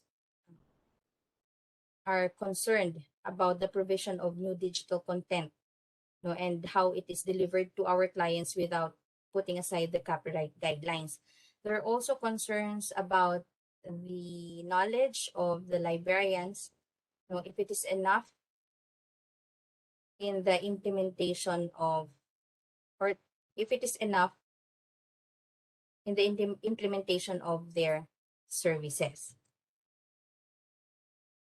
With all the challenges that they have encountered, the librarians or the respondents also employed various coping strategies so that they can survive in this pandemic period. So it was divided in 4 themes. Number 1, regarding the overall operation of the library.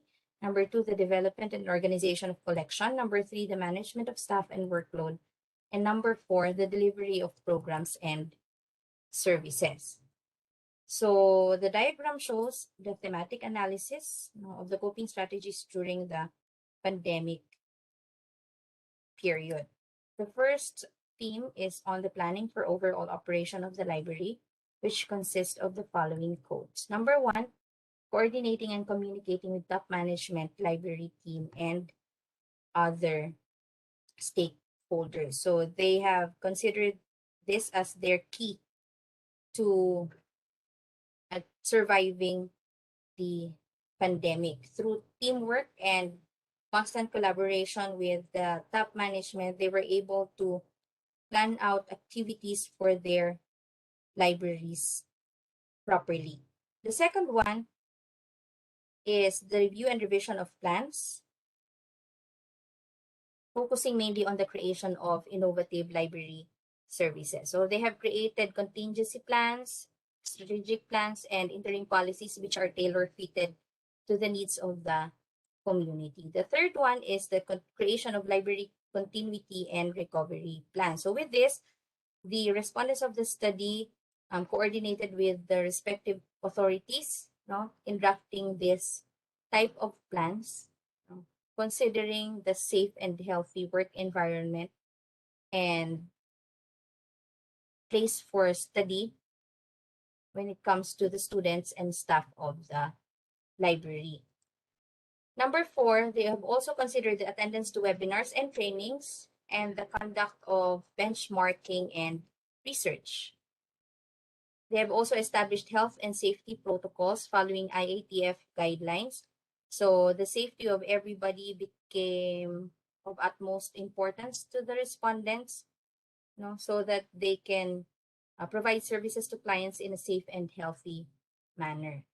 For some other libraries, planning was not made, because they do not offer services at the moment, and some respondents indicated that they are waiting for the reopening of their schools for face-to-face classes so they can also resume library operation. The second theme is the development and organization of collection, under which are the following codes. Number one, they maximize the use of available materials and acquire only what is needed. So because some experience budget cuts, they maximize whatever it is in their library. So some others acquired only what is needed or what is based only on the requirements, and then they have revised their policies, so that they can offer other services that are within their means.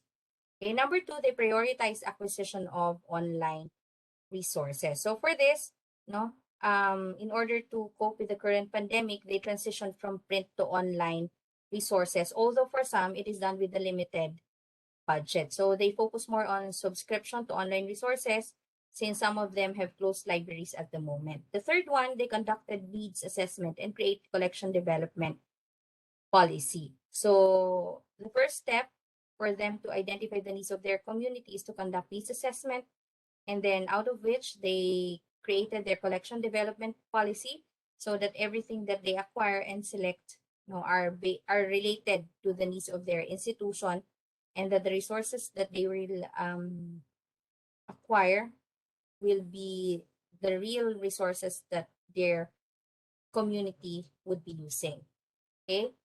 Code 4 is the adoption of other collection development methods. So other than acquiring online resources, the others ventured on the digitization of their existing collection through scanning.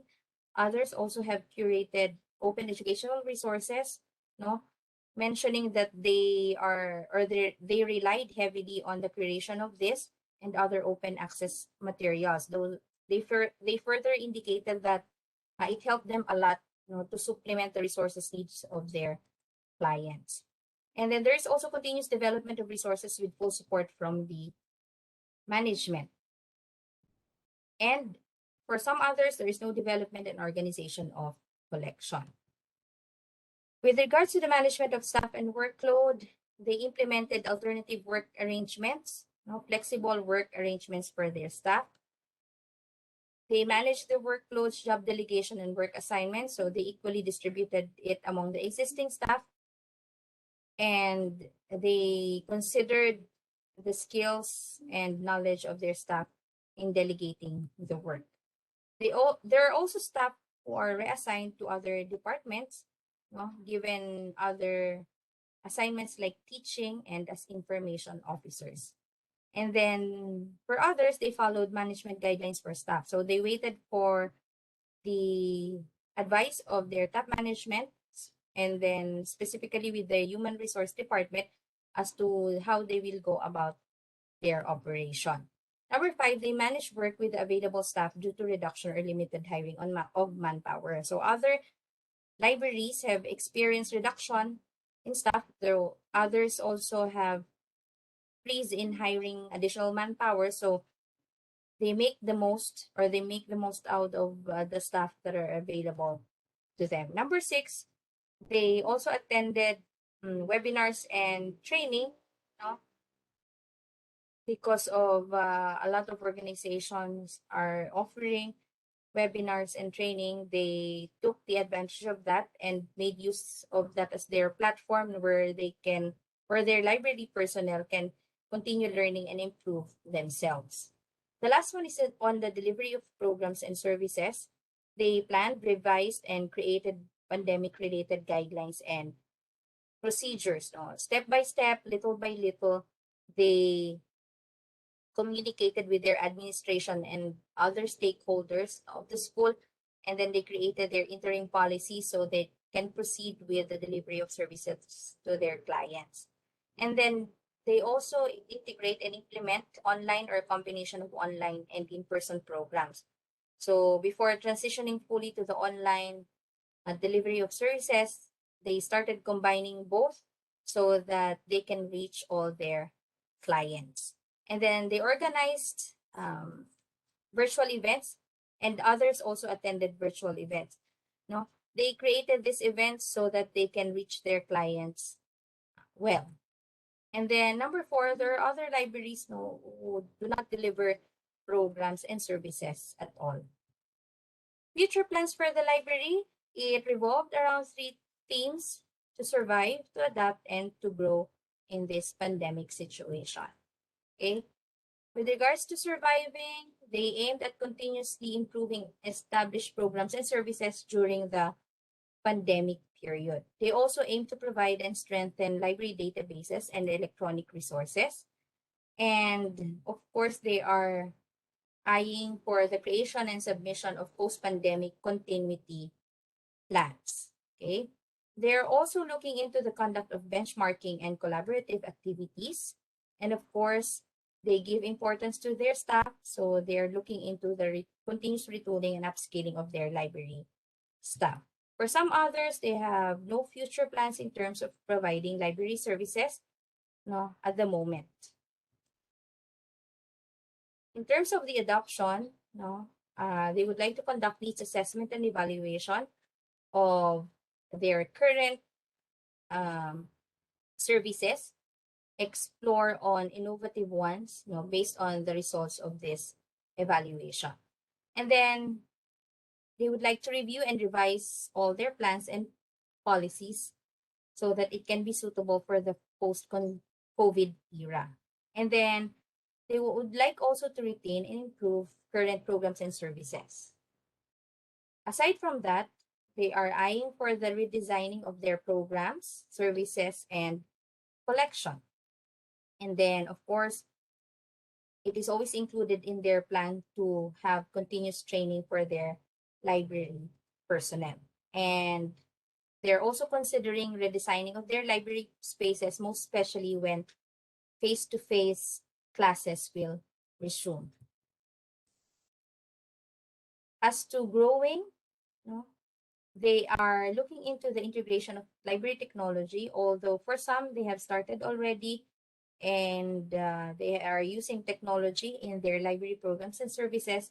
But for others, they would like to embark on the use of other technology-based services so they can improve the delivery system in their institution. Okay? They would like to develop more the library resources that they have for those who have not acquired online resources yet. So they would like to venture on that also. And then they would like to implement other innovative library services other than what they are offering during the pandemic. They would like also to conduct collaborative activities within and outside the school so that they can be assisted on how they can properly provide the services that they are currently providing to their clients. Number 5, of course, they would like to conduct continuous planning activities, no, to make plans for the future, and then continuously upskill and retool their library personnel so that they can be more technology-oriented librarians. As to conclusion, with regards to the current library status, the majority allows their patrons to search materials online and access it through pickup or delivery service. They were able to stand and proceed with their usual operation within 2 to 3 months or more. And then they prioritize the establishment of health and safety protocols both for staff and library patrons as their crisis-related response during the pandemic. And then respondents also offer online services, including access to subscribed and free online databases and electronic resources. In addition, now for online services, they established primarily virtual reference assistants using email, phone, chat, and other platforms. For in-person, on the other hand, they offered in-person loan and return for printed books and other library materials during the pandemic period. As to the challenges they have encountered with regards to their library personnel, majority have limited or unstable internet connection. They have concerns on safety due to continued on-site reporting. They have issues on staffing. With regards to the overall operation, they have concerns about the transition of services from in-person to online means, as well as the significant reduction in collection development for print materials, and finally, the concern about copyright. So coping strategies employed included strategies for overall operation of the library, the development and organization of the collection, the management of staff and workload, and the delivery of programs and services. And for future plans, they have plans for surviving, for adapting, and growing in this pandemic situation. For the recommendations, this study would like to recommend the continuous review and revision of existing policies and procedures that the library programs and services can functionally be provided in the next normal. So we can also recommend the prioritization of realignment of budgets, thus making it more flexible, considering having allotments for updated collection, technologies, infrastructure, or system, as well as the retooling and upskilling of staff. Library associations may also look into the development of prototype guidelines or protocol which could guide the libraries in running their operations during the time of pandemic. In addition, library heads being at the forefront of managing the overall operation of the library, they can make a stand in proposing for a wider support in terms of technology, especially if work from home scheme will still be adopted by library personnel.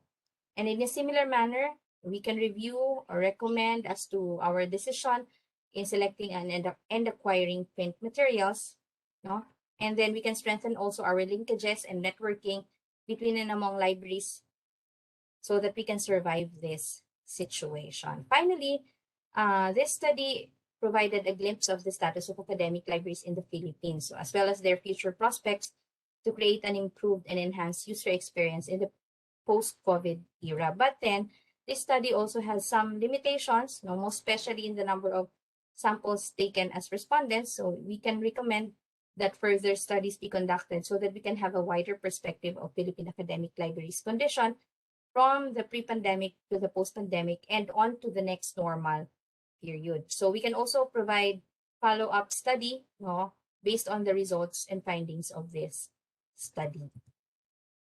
Finally, before I end, let me just share with you the quote I got, the lines I got from Shoemaker in 2021. They say that every cloud has a silver lining.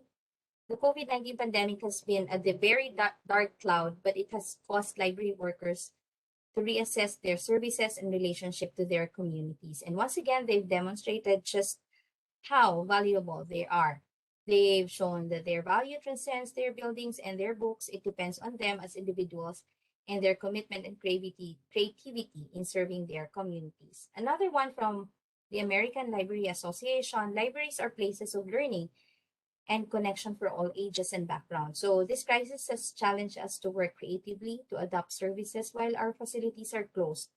From bridging the digital divide to addressing learning loss to aiding job seekers and small businesses, we know library services are essential to campus and community recovery and resilience. And finally, libraries and librarians have the resilience, unwavering commitment, and determination to continue to provide services to the user. So our mindset, the mindset of libraries should be in a long-term basis, and the plan should be forward thinking. So thank you very much everyone for listening at isang mapagpalang umaga po sa ating lahat. Thank you very much for your presentation, Ms. Paulette. A few points mentioned are consistent with the earlier papers presented. Challenges in academic libraries are also consistent with those faced by college professors and students, such as internet connection and access to online resources. Still, it is important for us, our library organizations, to cope, look beyond, and adequately plan to survive the post-COVID era. Our second paper explores the alternative services that libraries can offer in the new normal. This paper will be presented by our colleagues from Southern Christian College in Midsayap, North Cotabato. Ms. Fides Hope Camille Armaido is a licensed librarian and is currently with the Southern Christian College as the coordinator for quality assurance and accreditation. She finished 2 bachelor's degrees, Bachelor of Arts in Biology in 2006 and Bachelor of Library and Information Science in 2013 at Southern Christian College, with both degrees having undergraduate thesis. She is currently taking up her master's degree in Library and Information Science at the University of San Jose Recoletos in Cebu City. Her co-authors, Ms. Kesa Marie C. Antona, is from Upper Bolanan, Midsayap, North Cotabato. She graduated with a degree of Bachelor of Library and Information Science at Southern Christian College in 2021, and she currently works as a library staff at General Santos Academy Incorporated in Polomolok, South Cotabato. Lastly, Ms. Janice Pio Bacanto is also a graduate of BLIS from Southern Christian College this July 2021. With their paper, Alternative Library Services in the Context of the New Normal, let us welcome Ms. Maido, Ms. Antona, and Ms. Bacanto. Ladies and gentlemen, to the organizers and participating researchers, good morning. It is a great privilege for us to join in this online congress of the Philippine Librarians Association with the theme Outcomes, Outreach, Outstanding. Before I proceed further, I would like to thank the following individuals. They are the authors in our co-authors in this study. So we have Janice P. Bacanto together with our advisor, Ma'am Fides Hope Camille Armaido. And this is the title of our study.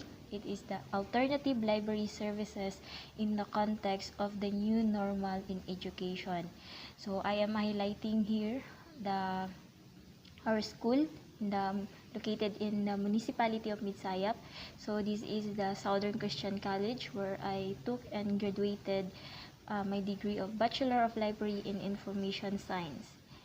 And to proceed with the background of the study, we have here that this year 2020 is plagued with unprecedented problems that challenge the current global and educational landscapes.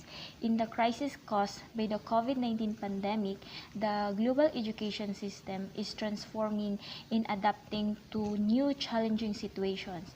And this situation challenged the educators to shift from the usual face-to-face learning to online teaching learning. And many of the schools in the municipality of Midsayap have different learning conditions since the new normal began. So we have this blended, distance, and flexible method of learning.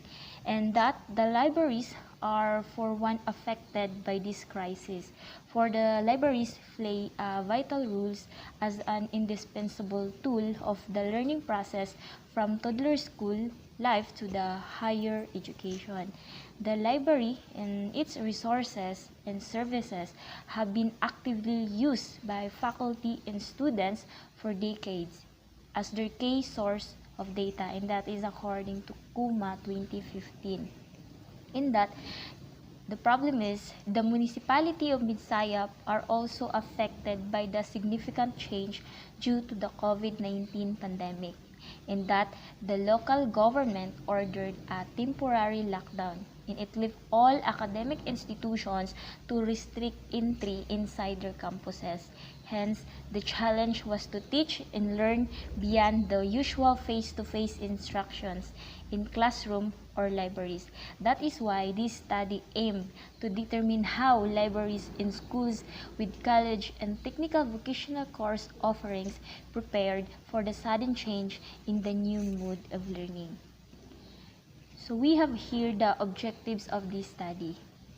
So this study aimed to identify the changes made in the services of libraries and determine the rules of library personnel in the delivery of the alternative library services, and also to determine the challenges encountered by the library personnel in the delivery of the alternative library services.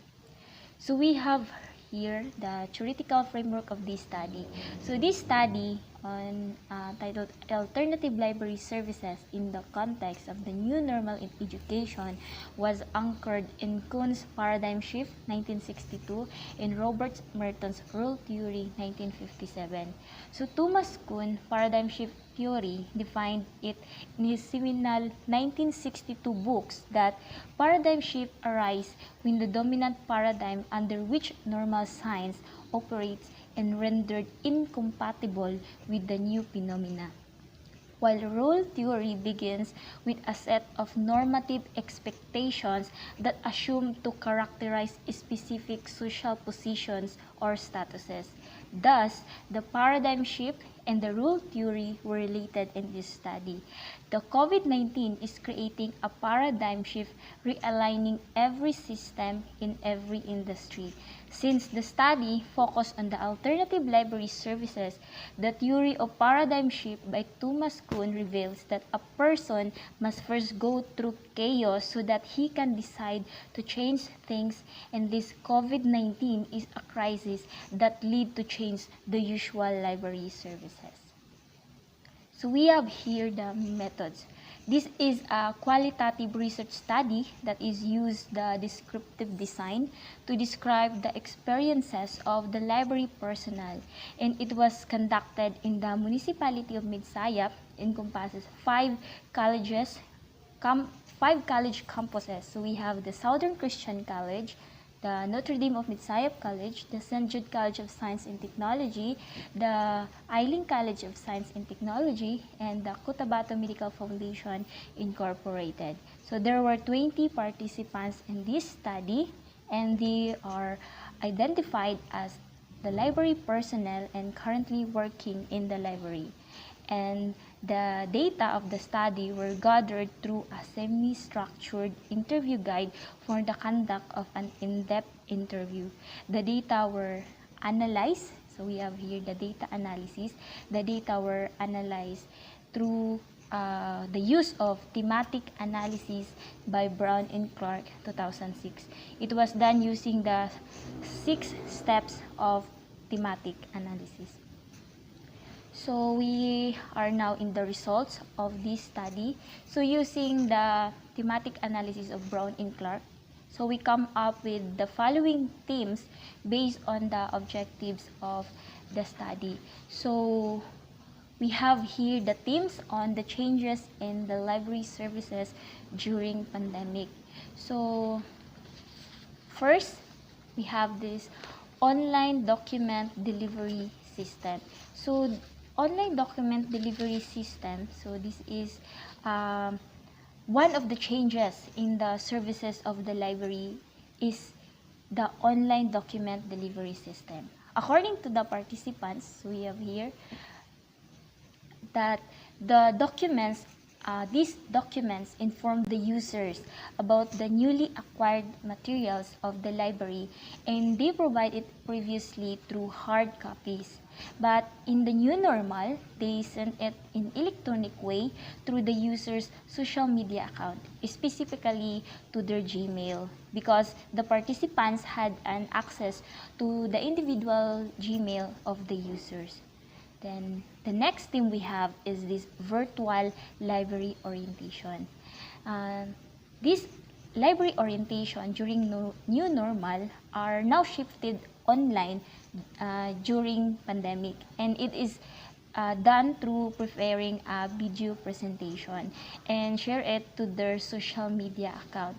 Other participants also stated that library orientation is done differently for weekday students from the weekend ones. It is presented online for the weekday students and face-to-face for the weekend, but only the parents may join. But some of their library orientation was presented through video presentation. The next theme we have is this disinfecting borrowed library books. So these services was only offered during the pandemic for the safety of the possible virus transmissions for the participants. So that is why they are doing this kind of services, the disinfection of books. And they disinfect the books through quarantine for 72 hours to 1 week, and by providing a book drop box with the use of UV disinfection lamp. So these are their way to disinfect their borrowed library books. The next theme we have is this participative online activities.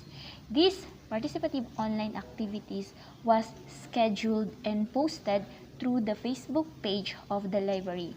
According to the participants, that the first Monday of the month was online video presentation. So this was being scheduled. So on Monday, the post was about this is the video reflection from the pastor. Then on Tuesday is a knowledge resource collection from Bangko Sentral ng Pilipinas, while Wednesday is an online trivia, and Thursday is a feature of newly acquired library materials, while on Friday was storytelling, particularly for elementary pupils. And also, the participants shared about the celebrating their National Book Week. So this celebration was done through online. So they prepared some online activities for this event. The next theme we have is this scanning of pages from books for remote users. So according to the participant, this service was not really allowed before the pandemic, because when the users have something to look in the library, they simply visit the library and look for it physically. But now, the participants offering these services in order to stay connected with the distance learners, but they scan not the entirety of the book, only the part that was needed by the users. Then the participants send it to the social media account of the users. So just a particular topic, not really the entire book that they are scanning when the users ask it in the library.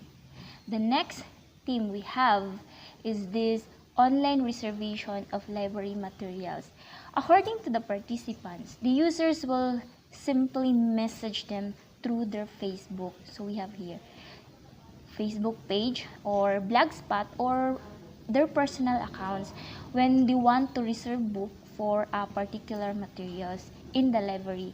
If it is available, the librarian can check it out and users can pick it up in the library. So the library are now offering this online reservation during the new normal. The next theme we have is this renewing borrowed library materials through barcode and title scanning. According to the participants, they use various social media networks to borrow library materials. And these services was now allowed by the participants, particularly during new normal. This is an ideal way to maintain the safety of the users. They don't need to go to the library when they want to renew their borrowed library materials, because through the use of some social media platforms, they can ask the library personnel to renew it for them.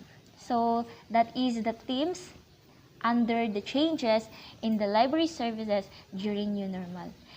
Then we may proceed now to the themes on the rules played by the library personnel. According to the participants, in the new normal, they became an advertiser of library resources and services. So advertisement is an effective way to reach the patrons. And through the use of some social media platforms, the participants promote the resources and services that is available in the library, and for the users to be aware of it even they are just in their respective homes. So this is the one of the effective way to introduce the services and resources available in the libraries, and this is through advertisement, through promotion of the resources and services of the library. The next rules is this online services administrator. So the participants became an online services administrator, and for them, the effective way to deliver the services in the new normal is through online, and the participants done this through uploading updates like in Facebook, so that the participants help the users for their information needs. The participants also created a group chat in the messenger so that they can easily forward the information available in the library blogspot, and other participants are also use the Schoology as their school platform and the way of communicating the users. The next theme under the rules was this information broker. According to the participants, they became an information broker because they provide the essential knowledge that the user should have using that various method such as the internet, and it is the responsibility also for the participants to provide all information that the user can access even they are in their respective homes, because the so-called information explosion is now widespread. So it is really important rules for the library personnel to really provide the reliable information to the user so that this can be used in their learning, in their researches or their study. So this is the one of the rules that they are really played in the new normal. Then we have the deliverer of online services. And for the participants, they have access to users' individual email so that it is where they send updates to the library. The Facebook page is where the participants posted like the list of books or newly acquired library materials, including other announcements. The participants also prepare these online basic inquiries like contact librarians link and literature search. A library's functions has always included directing users to information and providing resources for truthful inquiry. So that is the one rule played by the library personnel. And for that, Corbett and Brown 2015 stated that librarians must be able to use new technologies as they are implemented and introduced in the real world, particularly as they are incorporated into distance learning environment. So it is really a necessary way for the library personnel to really to gain knowledge, enough knowledge in using technology in order to improve the resources and services of the library. The next theme we have on the challenges encountered by the library personnel. So according to the participants, this slow internet connection was really the most popular issue in their online activities. And according to them, that this there are chances that the internet connections are weak and so many of their tasks cannot be completed. It is difficult also to cater meetings like webinars in the library if the internet connection is weak. This is really the major problem that the library personnel facing, this slow internet connection. Then the next theme we have here, the limited budget. This is really the serious problem that facing many of the library, particularly this declining budget. For the participants, during the new normal, many of their library needs cannot be purchased right away because of this limited budget. And some other participants stated that they have not been able to acquire new resources due to the problems related to the budget. They are not able to purchase books because of a short budget during the pandemic. So this is really one of their challenges that they encountered. The next theme is this difficulty in satisfying the needs of the users. So we have here, Mita and Wang stated that since the library's access to their users is limited and face-to-face interactions are virtually impossible due to shelter-in-place and related rules, the only way to provide library resources involves a virtual format. And before the pandemic, face-to-face that the library personnel catered to the needs of users so they could meet their needs more easily and quickly. But it has been challenging for participants since users' access to the library has been limited and the only way to keep them connected is through online.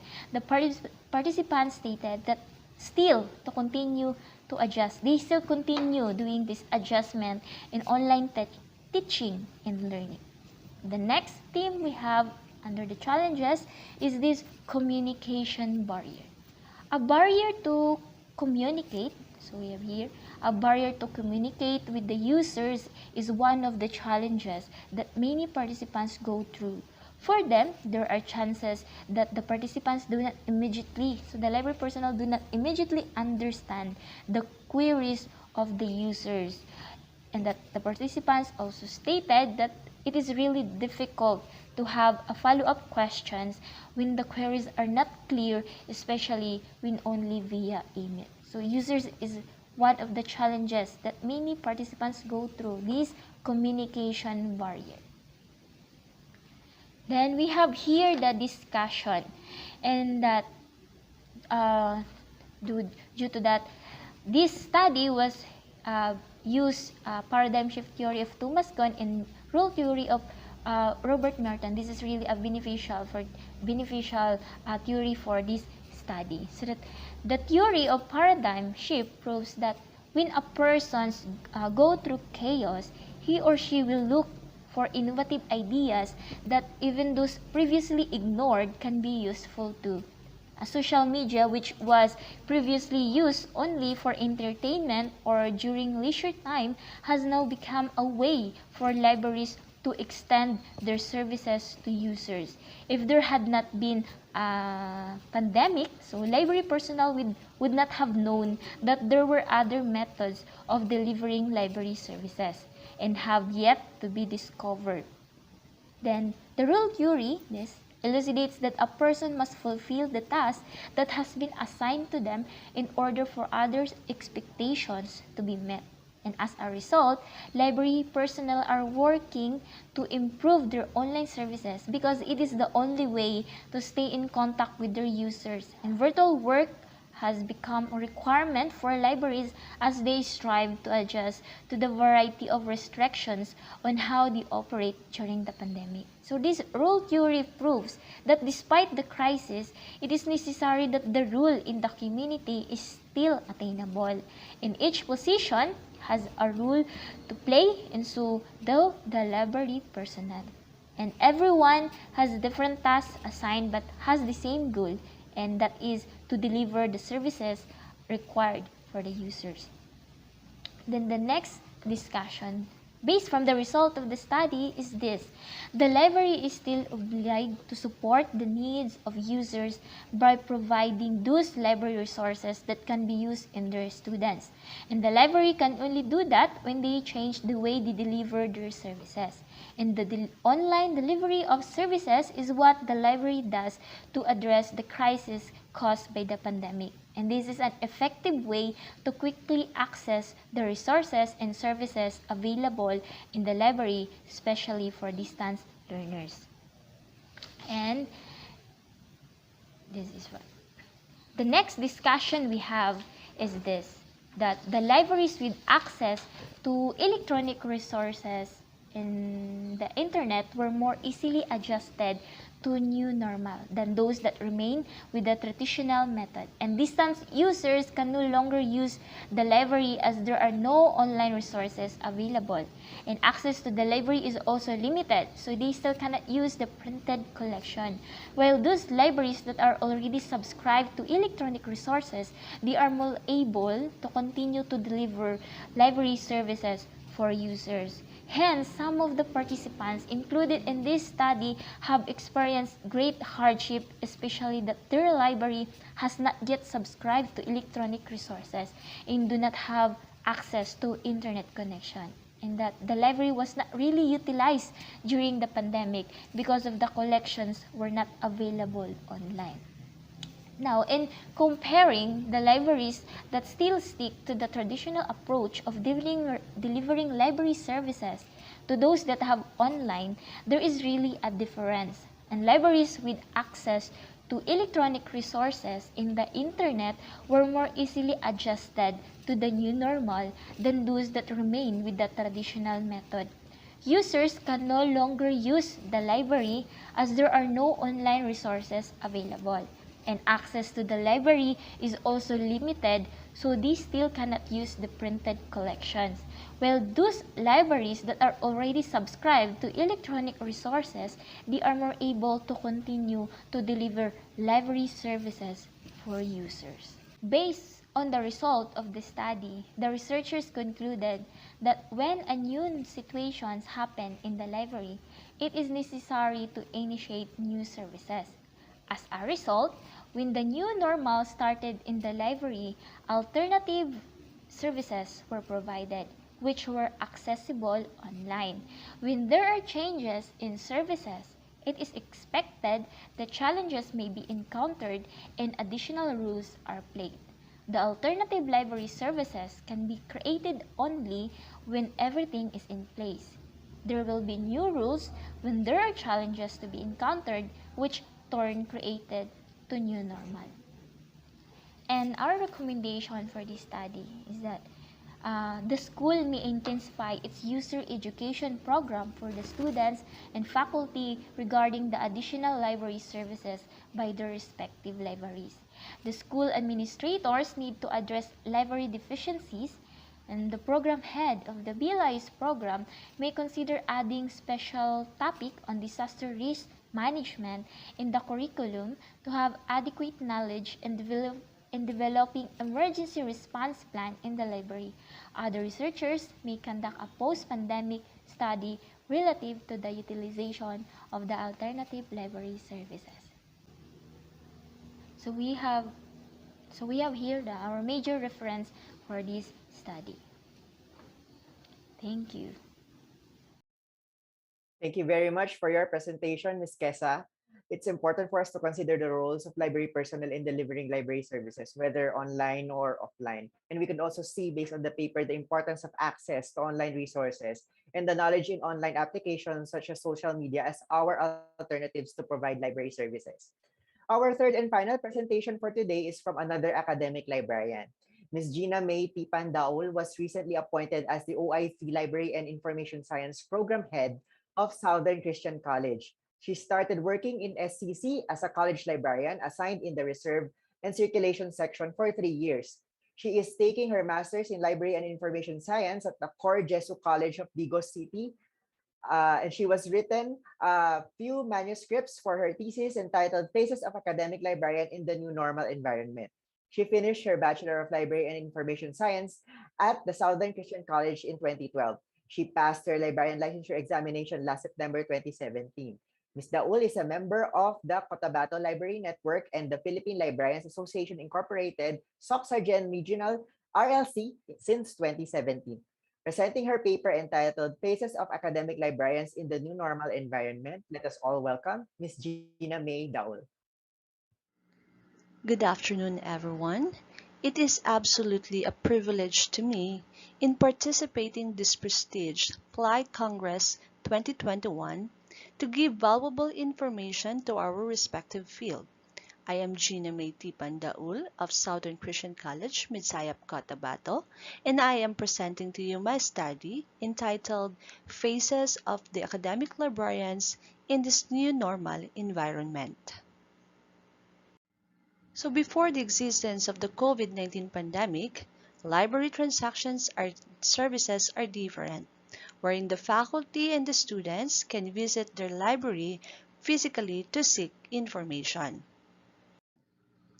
But the virus impulsive ignition that forces the library professional to plan and decide alternative ways to ensure that their library resources and services will still be delivered to its patrons via online or in virtual forms. It is true to say that librarians in all sectors of an academic library wear many different hats and provide numerous services to patrons. During the pandemic, librarians serve as educators and trainers as they provide the latest trends, research, and literature with information. Also, librarians provide various types of virtual and online services, services through email, text messages, and social media, information literacy, and online document delivery services. But due to the COVID-19 pandemic, several library services are delivered in a different medium, facing different challenges, including the staff readiness, resource availability, connectivity, and encouragement for learners. In the Philippine context, as I conduct a preliminary research through interviews and search different library websites about the innovation of different library services and librarians' new normal rules, the following are the services rendered in this new normal as posted on their websites: the remote access to electronic resources, virtual online referencing, research support services, and electronic document delivery services. While there are studies and findings globally about the librarians' rules and challenges during the pandemic, as observed that there is a limited publication and formal study in the Philippine context, specifically in the SOC Sargent region. Hence, it is an opportunity to discover what would be the faces of academic librarians working in the new normal environment regarding on their emerging rules and challenges encountered. The purpose of this phenomenological study was to describe the different phases of the academic librarians and their challenges in the new normal environment in the SOC Sargent region. The following are the research questions. Number 1, what are the emerging rules of the academic librarians in the new normal? What are the challenges encountered by the academic librarians in the new normal environment?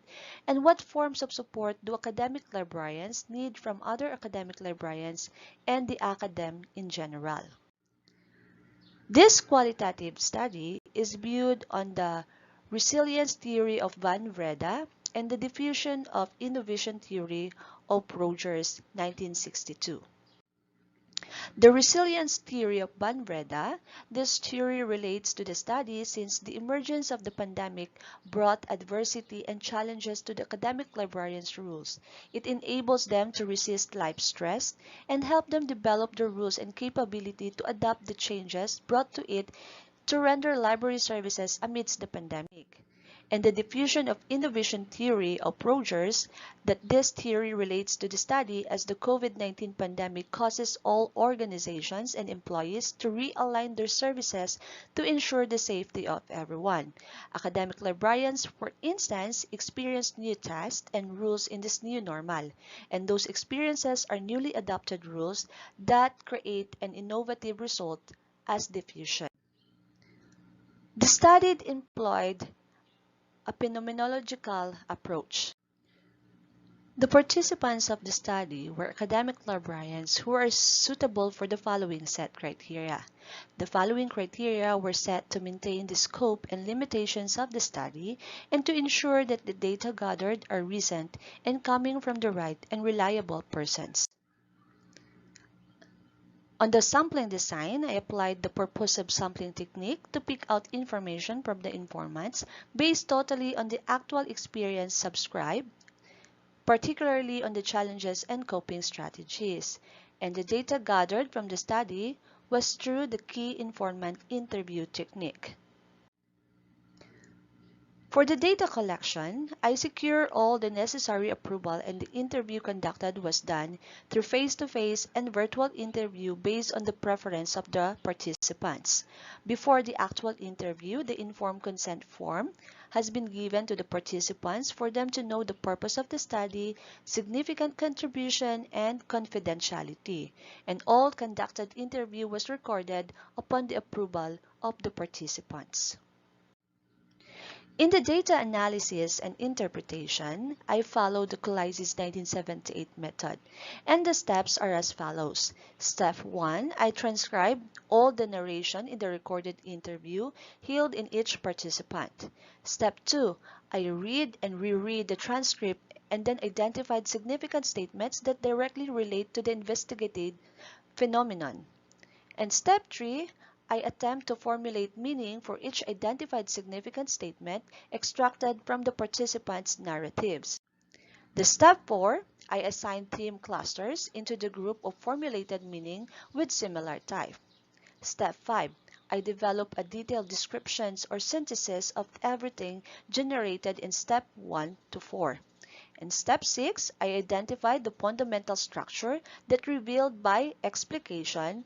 And the last step, 7, I reached out all the participants and sought verification by sending them the letter of member checking with an attachment of the transcribed recorded interview and secured verification form as the validations of the data gathered. In this context, the informants were invited to share, recount, and reflect on their experiences upon their own words and terms. When the participants were asked about their emerging rules in the new normal environment, 3 themes emerged. Number 1, online library programs or service administrators. Number 2, research support or instructional partners. And number 3, enforcers of health and safety measures. The study found that academic librarians in the Soc-Sargent region employed innovative library services to render new normal library services effectively. As a result, academic librarians manage social media accounts, specifically the Facebook application, and their institutional learning management system to answer online queries, post library updates, and deliver online library services like online book queries, and reservation. Furthermore, the rule of becoming research support or instructional partners remains functional among academic librarians in this new normal environment. They rendered library services that support users' research and instructional materials for online classes. They even help students by giving them reliable information through electronic resources, and they intensify their support by focusing on students' research by providing online library instructions. In delivering library services effectively during the pandemic, which takes a lot of extra precautions to be followed, so as the result of the study, the third themes, which is enforcers of health and safety measures, had been described also as one of their emerging terms during this pandemic. where proper health and safety protocol has been implemented and followed in their libraries, such as the foot bathing, observing social distancing, wearing of face masks, and face shields. In the research question number 2, changes in the library also include challenges encountered by the academic librarian in this new normal environment. Academic librarians made adjustments, especially in rendering the so-called new normal library services. So based on the participants' responses, the themes on the challenges encountered by the academic librarians were identified. Number 1, problems on the accessibility.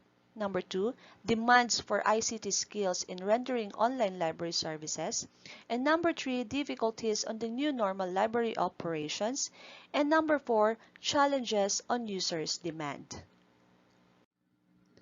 So participants described the problems encountered in the accessibility of their internet connection. So since most of the participants rendered online library services nowadays, they rely on their internet connections in their workplace, which became a challenge to them. The slow to no internet connections causes delays in delivering online library services, such as the delays in the queries responses.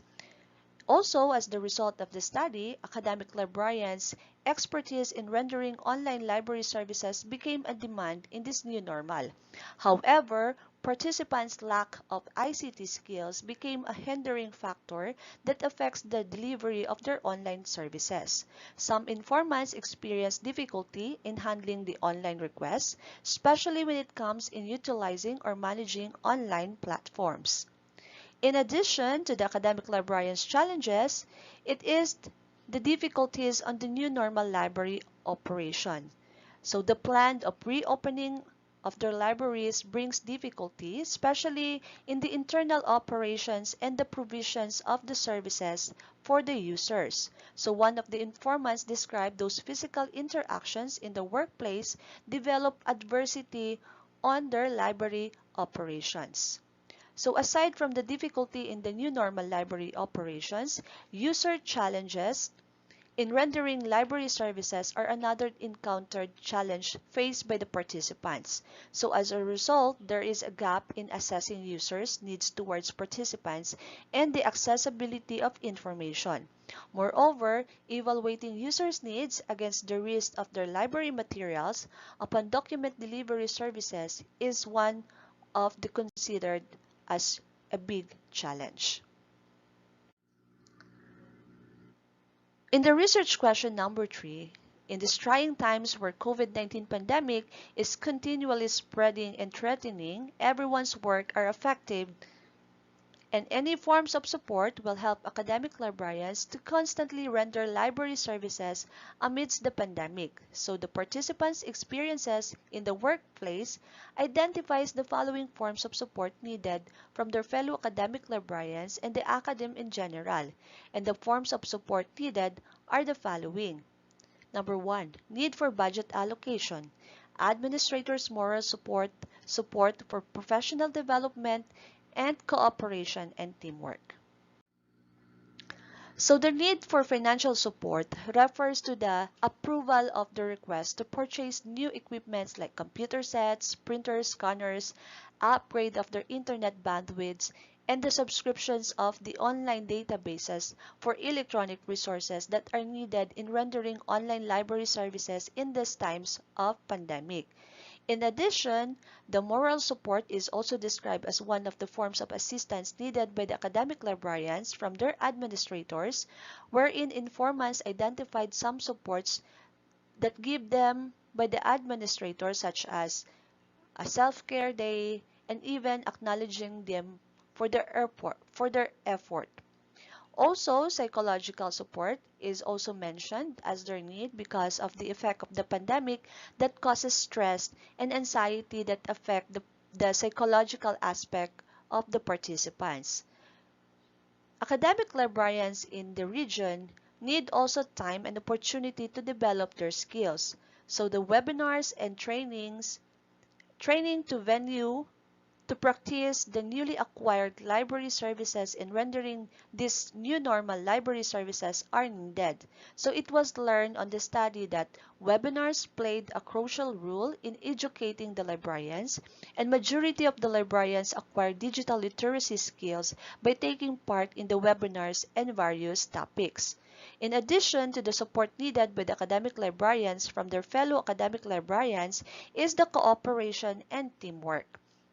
It was found that there is a need among academic librarians for teamwork and cooperation from their colleagues. Moreover, the mechanism of academic librarians to help, like sharing their knowledge and expertise in the ICT, helps them improve their competence of being effective academic librarians.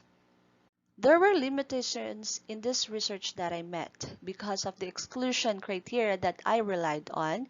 The research focused only on the experiences of 11 licensed academic librarians in an accredited higher educational institutions that operates during the pandemic, and their experiences in rendering library services were purely in the context of their function in this new normal environment. As much as I would want to gather data from all the libraries that rendered services during this pandemic, the following are the limitations that I encountered. Moreover, the data gathered did not verify the truthfulness by observation because I did not really visit their library and just relied on the interview. And only the verification of the participants through the letter of member checking was done to validate its truthfulness and accuracy. Suggestions in response to the study were also made to benefit academic librarians in their valuable effort and to aid their challenges encountered. So for the school administrators and library director, it is called for them to prioritize the requests of their academic librarians to give bigger budget allocations, especially in the purchase of the needed equipments for rendering online services, upgrading of the internet connections and bandwidths, and subscriptions of the different online databases. Also, it called for sustainable support in their professional development by helping them register in webinars or trainings, giving them financial support or scholarship for the continuations of their studies in a higher program to uplift their competence, and by providing them also moral and psychological support to have emotional and psychological stability and well-being. As to the professional organizations or association, it called for support in their professional development by conducting webinars that could enhance their rules in rendering library services, especially during a pandemic, or activities that would help to ease the stress, anxiety, and other psychological aspects that they encountered during this pandemic. They could even impose policies and guidelines that are adaptable in all academic libraries to give directions, especially for those who plan to reopen their libraries physically. And my study did not offer all the necessary information needed in describing academic librarians' emerging rules, challenges, and the forms of support they needed, especially working in this new normal environment. And surely, for the future researcher, scholars, critics, and other researchers can see other interesting perspectives that revolve around the experiences of the academic librarians that are worthy of studying, other research opportunities that would look at their competence and best practices. For the concluding remarks, the study provided a different perspective on the emerging roles of the academic librarians in this new normal environment. So despite the challenges encountered, there is a need for information, and providing information access to users is a social responsibility of the libraries and academic librarians. However, there are challenges they faced as they continually render library services in this new normal. Maintaining positive image became innovative, creative, and effective in delivering library services. Thus, this could also help other library professionals working in private and government institutions by adopting their emerging rules and taking steps in all the adversities of becoming effective and academic librarians. Eventually, academic librarians strive to develop a sense of flexibility and enhance their adaptability to change due to the pandemic, and their different phases as academic librarians were labeled as a reflection of what kind of a library a higher education institution has. A blessed day to everyone, and once again, thank you.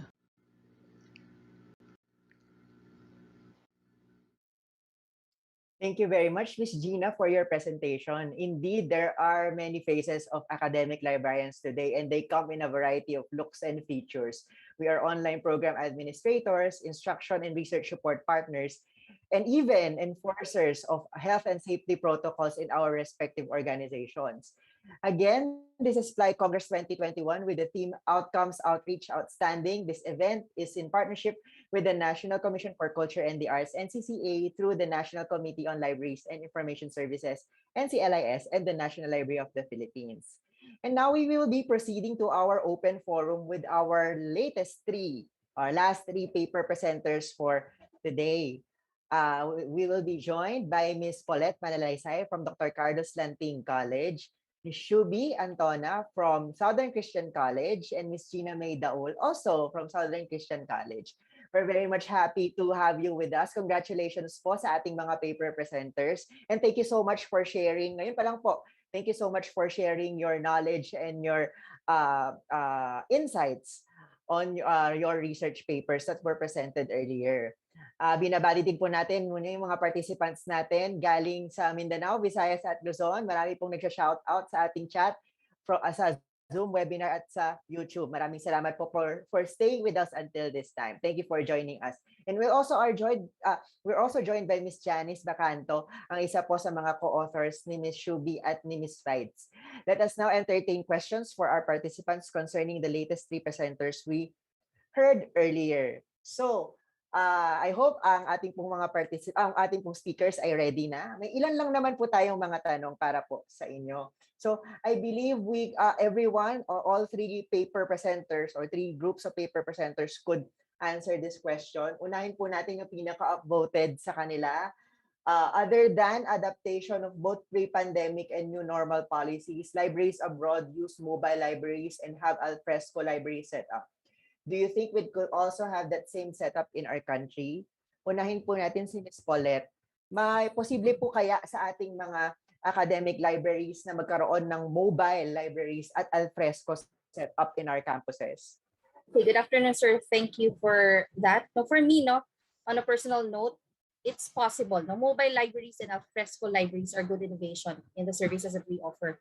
But for a librarian like me who's working in a school, there's a lot of considerations. Number one, we need to check if it is needed by the community that we serve. Number two, of course, it's within the approval of the top management. But it is very possible with the capabilities of the Filipino librarians. It's really possible. Thank you, sir. That's a good outlook po. Thank you so much, Ma'am Paulette. Nun po tayo kay Shubi at kay Janice. What do you think? Would alfresco and mobile libraries be part of our new normal sa setting natin as academic librarians? Good afternoon, sir. Yes. Yes, Shubi, naririnig ka namin. Oo. Pares. Pardon, sir. Pakiulit ang sir, question. Ang question ng participant natin ay meron kasing mobile libraries tsaka alfresco like outside of the library rooms or library facility, parang walang air conditioning, nasa labas siya. So, posible kaya na magkaroon tayo ng mga ganitong setup sa ating mga libraries? What do you think? For me, sir, it is also possible to have that kind of services in the library. One way to enhance the library services is, I think that will be the best method to enhance the services because of course, nowadays there's a restriction on a face-to-face contact. So it is an initiative for the librarians or the library personnel na i-deliver na lang yung services sa library, that yung parang ikaw yung mag-spoon feed ng services sa library, due to that fact na talagang we have now the restrictions for the users to come out from their homes, na syempre may yung takot na baka madapuan sila ng sakit. So initiative bilang ng library to how to enhance that services. And for me, I think that will be the best method for as one of the services na ma-offer sa library in this new normal. Yes, I would agree with you, Shubi, na dapat maganda rin siyang tingnan. It's a great idea. Pwede natin siyang i-adapt. Pero, and then, I also believe... Yes, sir. Yung safety protocol, dapat Yes. Thank you so much for bringing that up, kasi hindi naman talaga lahat tayo. I mean, sa bansa ngayon, iba-iba pa rin tayo ng mga alert levels. Kaya kailangan natin din yung i-consider in the future. Kung magre-relax na o bababa na yung alert levels natin, maaari natin itong i-consider. And also, going back to Ma'am Paulette, what Ma'am Paulette said earlier, na kailangan din natin talagang pagplanuhan itong mabuti. Hindi porket na andyan yung idea ay automatically i-embrace natin agad. Thank you so much for those insights. Now, proceed tayo with our next question. Kay Miss Paulette ulit. This is from Sir Roderick Ramos from Batanes State College. Yes. To Miss Paulette, how are the library staff who have comorbidities being handled by the library management with the varied library services offered pre and post COVID times? Okay, sir, speaking of with the results of my study in relation to that, it was not clearly mentioned as to how they handled personnel who have comorbidities. But bearing on the result, on the crisis management or process that they initially or primarily considered, which is the health and safety of their staff and even the students as well, I would like to believe that they also considered their personnel who have comorbidities. And they also implemented flexible working arrangements. So that may be a part of their consideration specifically for their personnel who have comorbidities. Oo Yun, nga. sir. Tama po. Dapat po ay hindi natin parang isasantabi. Dapat isinasang-alang-alang din natin yung mga kasamahan natin sa aklatan na may mga comorbidities, and we should also, kumbaga, handle them with equity, equally to those na mga walang comorbidities. Hindi porket may comorbidity at nagsistay sa bahay, tatamba ka na ng trabaho or otherwise, no? Yeah. Thank Sir, can I add? Sorry. Sureness. On a personal note, kasi Sige I'm po. in a work from home arrangement, I would like to thank the management of my school, for allowing me, because I am one of those personnel who has comorbidities. So they really consider those things when it comes to their personnel. Okay, maraming salamat po, Ma'am Paulette, for that additional insight. Actually, sa inyo po, ma'am, maraming yung tatanong sa inyo. So, next question po ay our participant would like to ask, how do you consider library fees during this pandemic, because we decreased the amount, in this case po, yung nagtatanong po natin sa atin, dinecrease daw po nila yung amount of their library fees to 50% or less. What do you think po? What are your insights regarding the decrease in library fees? Okay. So regarding that, I with my library, we actually experienced decrease in library fee, but it's management prerogative. It's management prerogative. If they deem it necessary to decrease the library fee, pinag-aaralan naman po yan eh. They actually plan it out, review everything if it is really needed. Hindi naman po siguro sila magpa-plan na something na totally mawawalan ang mga libraries, because libraries, they are one of the important departments in schools, most specifically. Pero as librarians, if we think that sobra naman yung decrease, my take to that is we are there, no, we voice out our concern. If we think that it is sobra, no, yung pag-decrease, then we can probably defend our libraries and then state the need of why we should not decrease our library fee. Ayun. Yeah. Sige, thank you so much po, ma'am. Meron pa po isang tanong din po na naka-address po sa inyo. Miss Paulette, I would like, sorry, meron akong na-skip. Okay. There. Okay, na-address na pala. So, this question is for everyone na lang po. Just, this is the last question for everyone. In your region or area, do you think librarians are ready to adapt? Or are we adapting positively to the digital shift happening in our libraries and information centers? Just your insight lang po. Are we ready or are we okay as we adapt to this digital shift? Siguro let's start with Shubi. Can you share your thoughts? Ready ba tayo? Are we ready with, or are we adapting positively with the digital shift? Yung kakailangan natin sa online platform. For me, sir, I think not yet ready for that, because when we talk about improving in the way of the services to digital way, it talks about budget. So kailangan talaga yung sir, yung may budget allocation para na isa din sa mga factor is may mga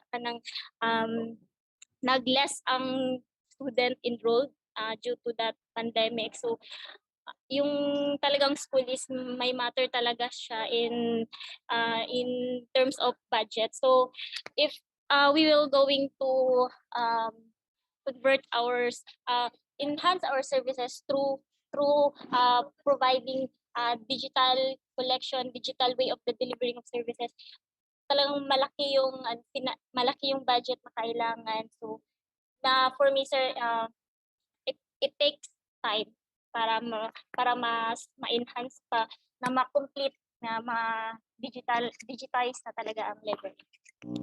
Thank you so much, Shubi. May we ask Ma'am Gina, what do you think? Are we ready or positively nakaka-cope ba tayo with the digital shift that we are in right now? Okay, thank you, sir. In terms of the librarians' capability, of course, we are ready because we are professionally developed, and we cannot deny the fact that as of now, we are living in an IT era, and infusions of the technologies are fast arises, and we are a best learners as of that. But there are some considerations that we need to reconsider. Like for example, sa sinabi ni Ma'am Kesa, as one of the challenges also that encountered as the result of my research, na we have really a problem in terms of the budget allocations. But in terms of the capability of the librarians, yes, of course, we are ready about that. That would be all. Thank you. Thank you so much, Ma'am Gina. Si Ma'am Paulette naman po, what do you think about our readiness po? I would actually like to take both sides, no. I with Miss Gina, with what she mentioned, no, it's true. Librarians are ready. We actually have survived. No, we are in the pandemic and we are ready to go to the next normal. No, basing on the results of my study, they are ready because they have innovated a lot of services already. But true enough, now with what Miss Kesa said, no, there's a lot of considerations. Primarily the budget, no, with the decline in the enrollment and other things, no, lalo na sa school. So talagang ang dami natin kailangan i-consider before we can be fully ready, no, in the digital shift. Yun, sir. Thank you po. Thank you so much po for your insights. Maraming salamat po din sa inyong mga presentations earlier. And we wish you all the best pa po sa inyong mga endeavors as we cope and as we plan sa ating new normal. Maraming salamat po. Now, just a few reminders before we end our day. That's day 3 of PLAI Congress 2021. The certificates of participation will be sent to all participants after you have filled out the evaluation form and answered the questions. Yun pong evaluation form, ibibigay po yan bukas para po ma-fill out ninyo. So please, antabayanan po ninyo yung announcement po tomorrow as to how you can go through the evaluation link and request for your certificates of attendance. You can also watch the recordings of all sessions of our PLAI Congress through our PLAI YouTube channel kung kailangan nyo pong balikan uli. Please watch out for the link to the evaluation to be announced tomorrow. And ayan, that concludes day 3 of PLAI Congress 2021. Thank you so much to our speakers who shared their time and knowledge with us. Magkita-kita po tayo bukas on day 4 of our AM session. We'll be joined by Ms. Donna Labangon of the Libraries of De La Salle University as our host and moderator for day 4 AM session. We will also have our PLAI General Assembly in the afternoon session. So if you are a registered librarian, please do not miss it. Wag po kayong mawawala sa ating GA. In the meantime, I hope you enjoyed and had meaningful takeaways from our sessions. May you enjoy the rest of your day. See you po tomorrow. Paalala lang po, you can still join our i-post mo na yan sa inyo pong mga Facebook timelines that's #PLAI Congress 2021. This is Elijah Darjuan, faculty member from UPSLIS signing off. Paalam po, magandang hapon pong muli sa inyong lahat.